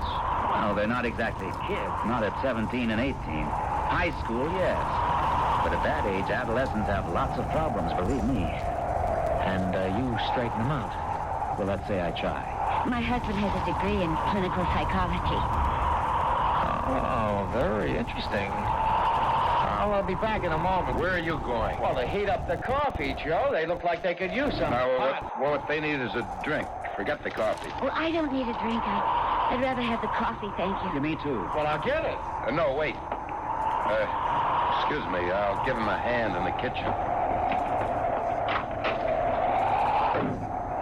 Martin, there's something funny going on here. Yeah, I noticed the way Carrington, the one with the gun, kept watching the younger one like, well, a cat watching a mouse. I noticed that too, but what I mean, the younger one, Ronnie, he seemed to be trying to warn me about something. What do you mean, warn you? I don't know. I could be wrong, but there was something, it seemed to me, something in his eyes. As if he were trying to warn me with his eyes. And speaking of eyes, I don't think he got that shiner in a ball. Neither do I. I'll come and get it. Hot and steaming. Oh, I can use a cup of that. Thank you. Thank you very much. Here we are. There's cream and sugar. You can help yourself. Oh, thank you. How do you take yours, Mr. Prentice? Black. And it's Ronnie. Oh, well, Fran then. Okay. There you are. Mr. Carrington? None for me. You play Scrabble, Fran? Love it. Well, how about a game with me? Of course. You know, come to think of it, maybe I'm biting off more than I can chew, taking on an English teacher. What do you want, a handicap? This is a nice place you've got here, Mr. Carrington. Yeah, I've been admiring some of the paintings on the walls. Who's the artist? Friend of mine. Distinctive technique. He's got talent. And problems. You think so? Oh, no offense. No offense. I'm interested. What makes you think he's got problems? Well, there's something curious about the way... Yeah? Well, it's hard to put into words. See, here in this landscape, that distant farmhouse is only partially finished. And here again, these trees are only half painted in. As if, well, there's something wrong. As if the artist, for some reason, went just so far and no further. As if something stopped him. You shrinks are all alike. I beg pardon? Your wife said you were a psychologist. So right away you gotta read something into this painting. Like the artist has problems because he didn't finish painting this or painting that. Maybe he ran out of paint. Did he? What? He's a friend of yours, you said. You know him. Did he run out of paint? Or does he just not finish what he starts? Hey, now take it easy, Joe. Why pull a gun on us? I just accidentally upset the Scrabble game, that's all. I thought you were going to shoot me. You're pretty edgy, Carrington. Sorry. You're practically a nervous wreck. But all that happened was Ronnie upset the Scrabble game. I said I was sorry. Here, let me help you pick up the pieces. Then maybe we could all sit down and play. How about it, Mr. Halliday? Sure, help pass the time. You count me out. I'm gonna lie down for a while. A few minutes ago, you wanted to play. Well, I don't now. Nonsense. You like Scrabble. Not when I'm up against an English teacher. She was beating the socks off me. We'll all play. Now sit down, Ronnie. I'm sleepy, Joe. I'm gonna catch a nap. Looks like we'll have to play three-handed. Yeah. As soon as I get back. I won't be a minute. Martin, that boy's in trouble. Where'd you get that idea? He didn't upset the Scrabble game accidentally. He did it deliberately. After he spelled out the words, help me. Help me? Yes. I looked at the words then at him, and he looked in Carrington's direction. Martin, that boy's in danger. Maybe we are, too.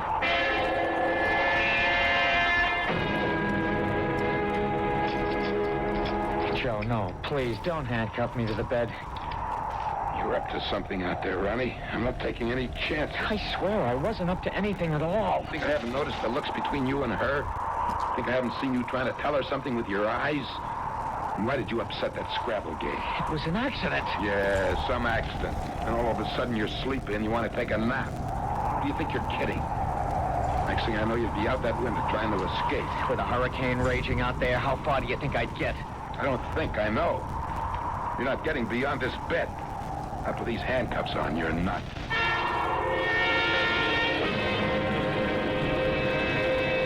We've got to do something. Fran, I warn you again. Don't rush into something you'll be sorry for. But we've got to help that boy. For all we know, we've got to help ourselves. Martin, he's got a gun, and he's... More coffee before we start playing? No, thank you. Change your mind about a drink, Halliday? Why, yes, I think I will. And on second thought, I'll change mine about the coffee. Help yourself. Scotch, bourbon, rye, what'll it be? What? Oh, bourbon, thanks. Coffee's cold. Mind if I heat it up, Mr. Carrington? No, of course not. There's a gas stove in the kitchen. Lucky we don't cook with electricity. It all went off hours ago. Kitchen's through that door. I'll just be a few minutes.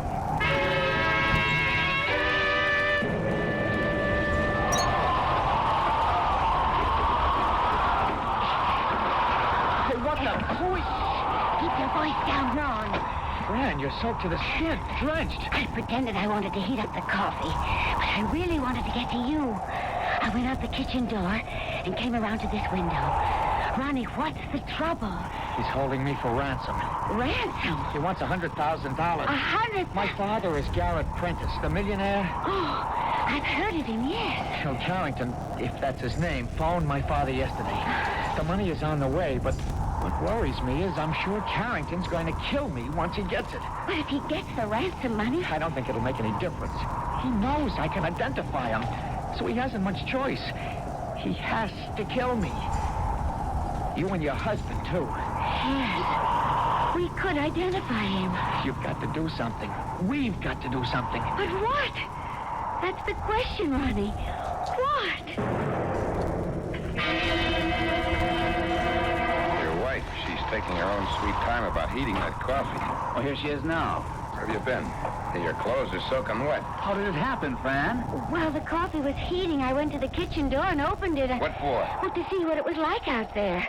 The wind caught the door and yanked it open. I went out to try to close it and... You're lying. What have you been up to? I haven't been up to anything. You went out the kitchen door and around back, didn't you? You made your way to the bedroom. No, I swear I didn't. Well, I'll soon find out. I'll go see. Fran, have you gone crazy? You hit him with that candlestick. You knocked him cold. Get his gun and the key to the handcuffs out of his pocket. Handcuffs? Ronnie's handcuffed to the bed in there. Good Lord. Here, take the gun while I hunt for the key. Not this pocket. Yeah, here. Keep him covered, Fran. I'll release Ronnie. Mr. Halliday. It's okay, Ronnie. I don't know what this is all about yet. I'll soon have these cuffs off you. Oh, Carrington's out cold. There. Oh, good. Where's his gun? My wife's got it. Keeping Carrington covered. Come on. He's still out, huh? Yes. All right, I'll take the gun, Fran. Yes. Here, I don't want it. I don't even like the feel of it. Where's my husband? Still in the bedroom, I guess. What in the world is he doing in... Martin? Martin, what are you doing in there? Coming. I stopped to have a closer look at this. Well, what is it? It was hanging on the wall. In his bedroom. But what is it? A straitjacket, Fran. A straitjacket? Ronnie, what would a straitjacket be doing in your... Oh, my God. That's right, Fran. You see, I'm insane. Joe used that straitjacket to keep me quiet when I got violent. Really violent. But he won't be using it on me anymore. Not anymore. Thanks to you.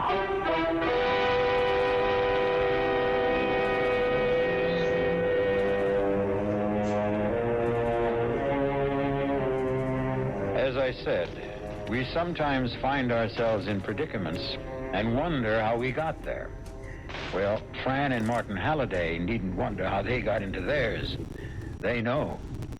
I'll be back shortly with Act 2.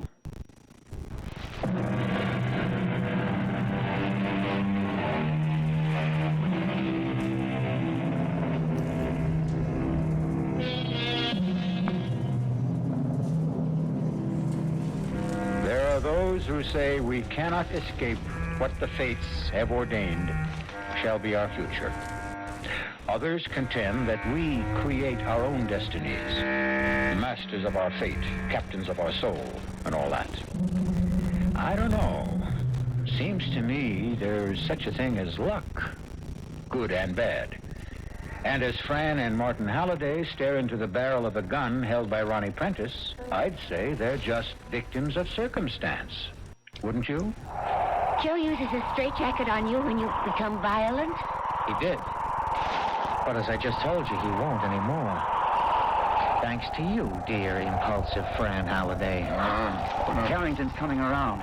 I'll see if I can help him. Leave him. He could be seriously hurt. Let's hope so. My head. Ronnie, how did you get that gun? She gave it to me after she took it away from you. Oh, lady, you made a big mistake. He told me you'd kidnapped him. We're holding him for ransom. You swallowed that? I'm afraid I did.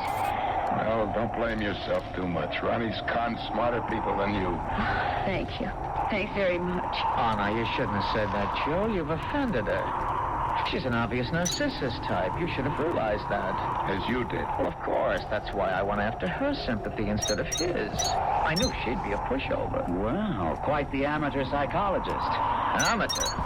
Hell of a lot better psychologist than you are, Halliday. I'm not wasting my life as a kid counselor. And what's that supposed to mean? Ronnie, give me the gun. Oh, you gotta be kidding. Ronnie. One more step, Joe, and I'll kill you. No. Not me. Not after all these years. How many, Joe? I've lost count. 19. In 4 months and 27 days. Oh, that's a long time. You never know how long. The gnawing tooth of time. Well, it's over now, Joe. End of the line and no transfer. No transfer for you either if you kill me. I'll put you in an asylum, Ron. Not me. Too clever. Well, would you all like a drink, or is the situation sufficiently intoxicating? Your friend? No, thank you. Halibut? Not me. How about you, dear brother Joe? Dear, dedicated, generous, self-sacrificing, martyrish brother. Dear, gentle, understanding, all-suffering keeper! Hit me just once again, Ron. And what? Skip it. I'm going over to the bar to make myself a drink. Now, all of you stay right where you are. Don't move. Not an inch. I said not an inch. Well, I was only going to sit down in this chair and... Oh! My jaw. I'll do more than pelt you with this gun if you disobey me again. Now, don't move. Not an inch. Martin. Oh, Martin, I'm sorry. It's not your fault. Are you sure you don't want a drink? Anyone? It's your last chance, you know. Well, suit yourselves. And now, who's first? You, Halliday? Yeah, why not you? Just one bullet through the head. Painless. So don't be afraid. Ron, don't do it. Are you afraid, Halliday? I don't think so. No. Not afraid of death? How come? Oh, I don't know. I guess if you believe in God, and I do, I guess you can't be very much afraid of anything, really. Well, many people who believe in God are afraid to die, wouldn't you say? No. I don't see how they could be afraid if they did. Oh, provocative speculation. Give me the gun, Ron. Oh, you're afraid, aren't you? When I point the gun at you like this and you don't know whether I'm going to pull the trigger or not, you are afraid, aren't you, Joe? I certainly don't want to die. Yet you believe in God. Maybe I do and maybe I don't. You do? You told me you did. I remember a long time ago, you told me that you did. You did. Okay, I did. Now you're trying to confuse me. He does it all the time. He keeps making me think I got things twisted, all mixed up, that I'm not thinking straight, that I'm crazy. Now, don't start that with me, Joe. No, I'm warning you. Don't start. All right, Ron. And don't take that tone either. You know I can't stand that tone. Ron. I will not be treated like a child in a tantrum. I will not, Joe. I will not. Then why don't you stop behaving like one? Halliday, don't cross him. Why not? Go ahead, Halliday. Cross me. Say anything you like to me. Anything, and see what happens. You won't? Well, then how about you, Fran? You say something. You cross me. Oh, won't you please let us go? Please. We have nothing to do with all of this. We just happened to come in here out of the... Save it. You can't reason with a homicidal maniac. He really is? Yes, Mrs. Halliday, he really is. Liar! Liar! Oh, clever. Oh, yeah, clever. But not as clever as I am. You see, he wants my father's money, all for himself. There's enough for both, more than enough. When my father goes to that great hunt club in the sky. Yeah, marvelous huntsman, my father. Red coat, breeches, top hat, the whole bit. Hunting we will go. We all fall down and go smash. Smash! But not for him. Oh, never smash for him. For me. For me.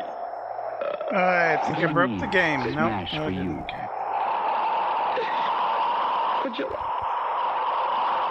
Would you like to know? Would you really be interested? I would, yes. No, we never tell about it, do we, Joe? Never have, never will. Oh, but Father's friends say.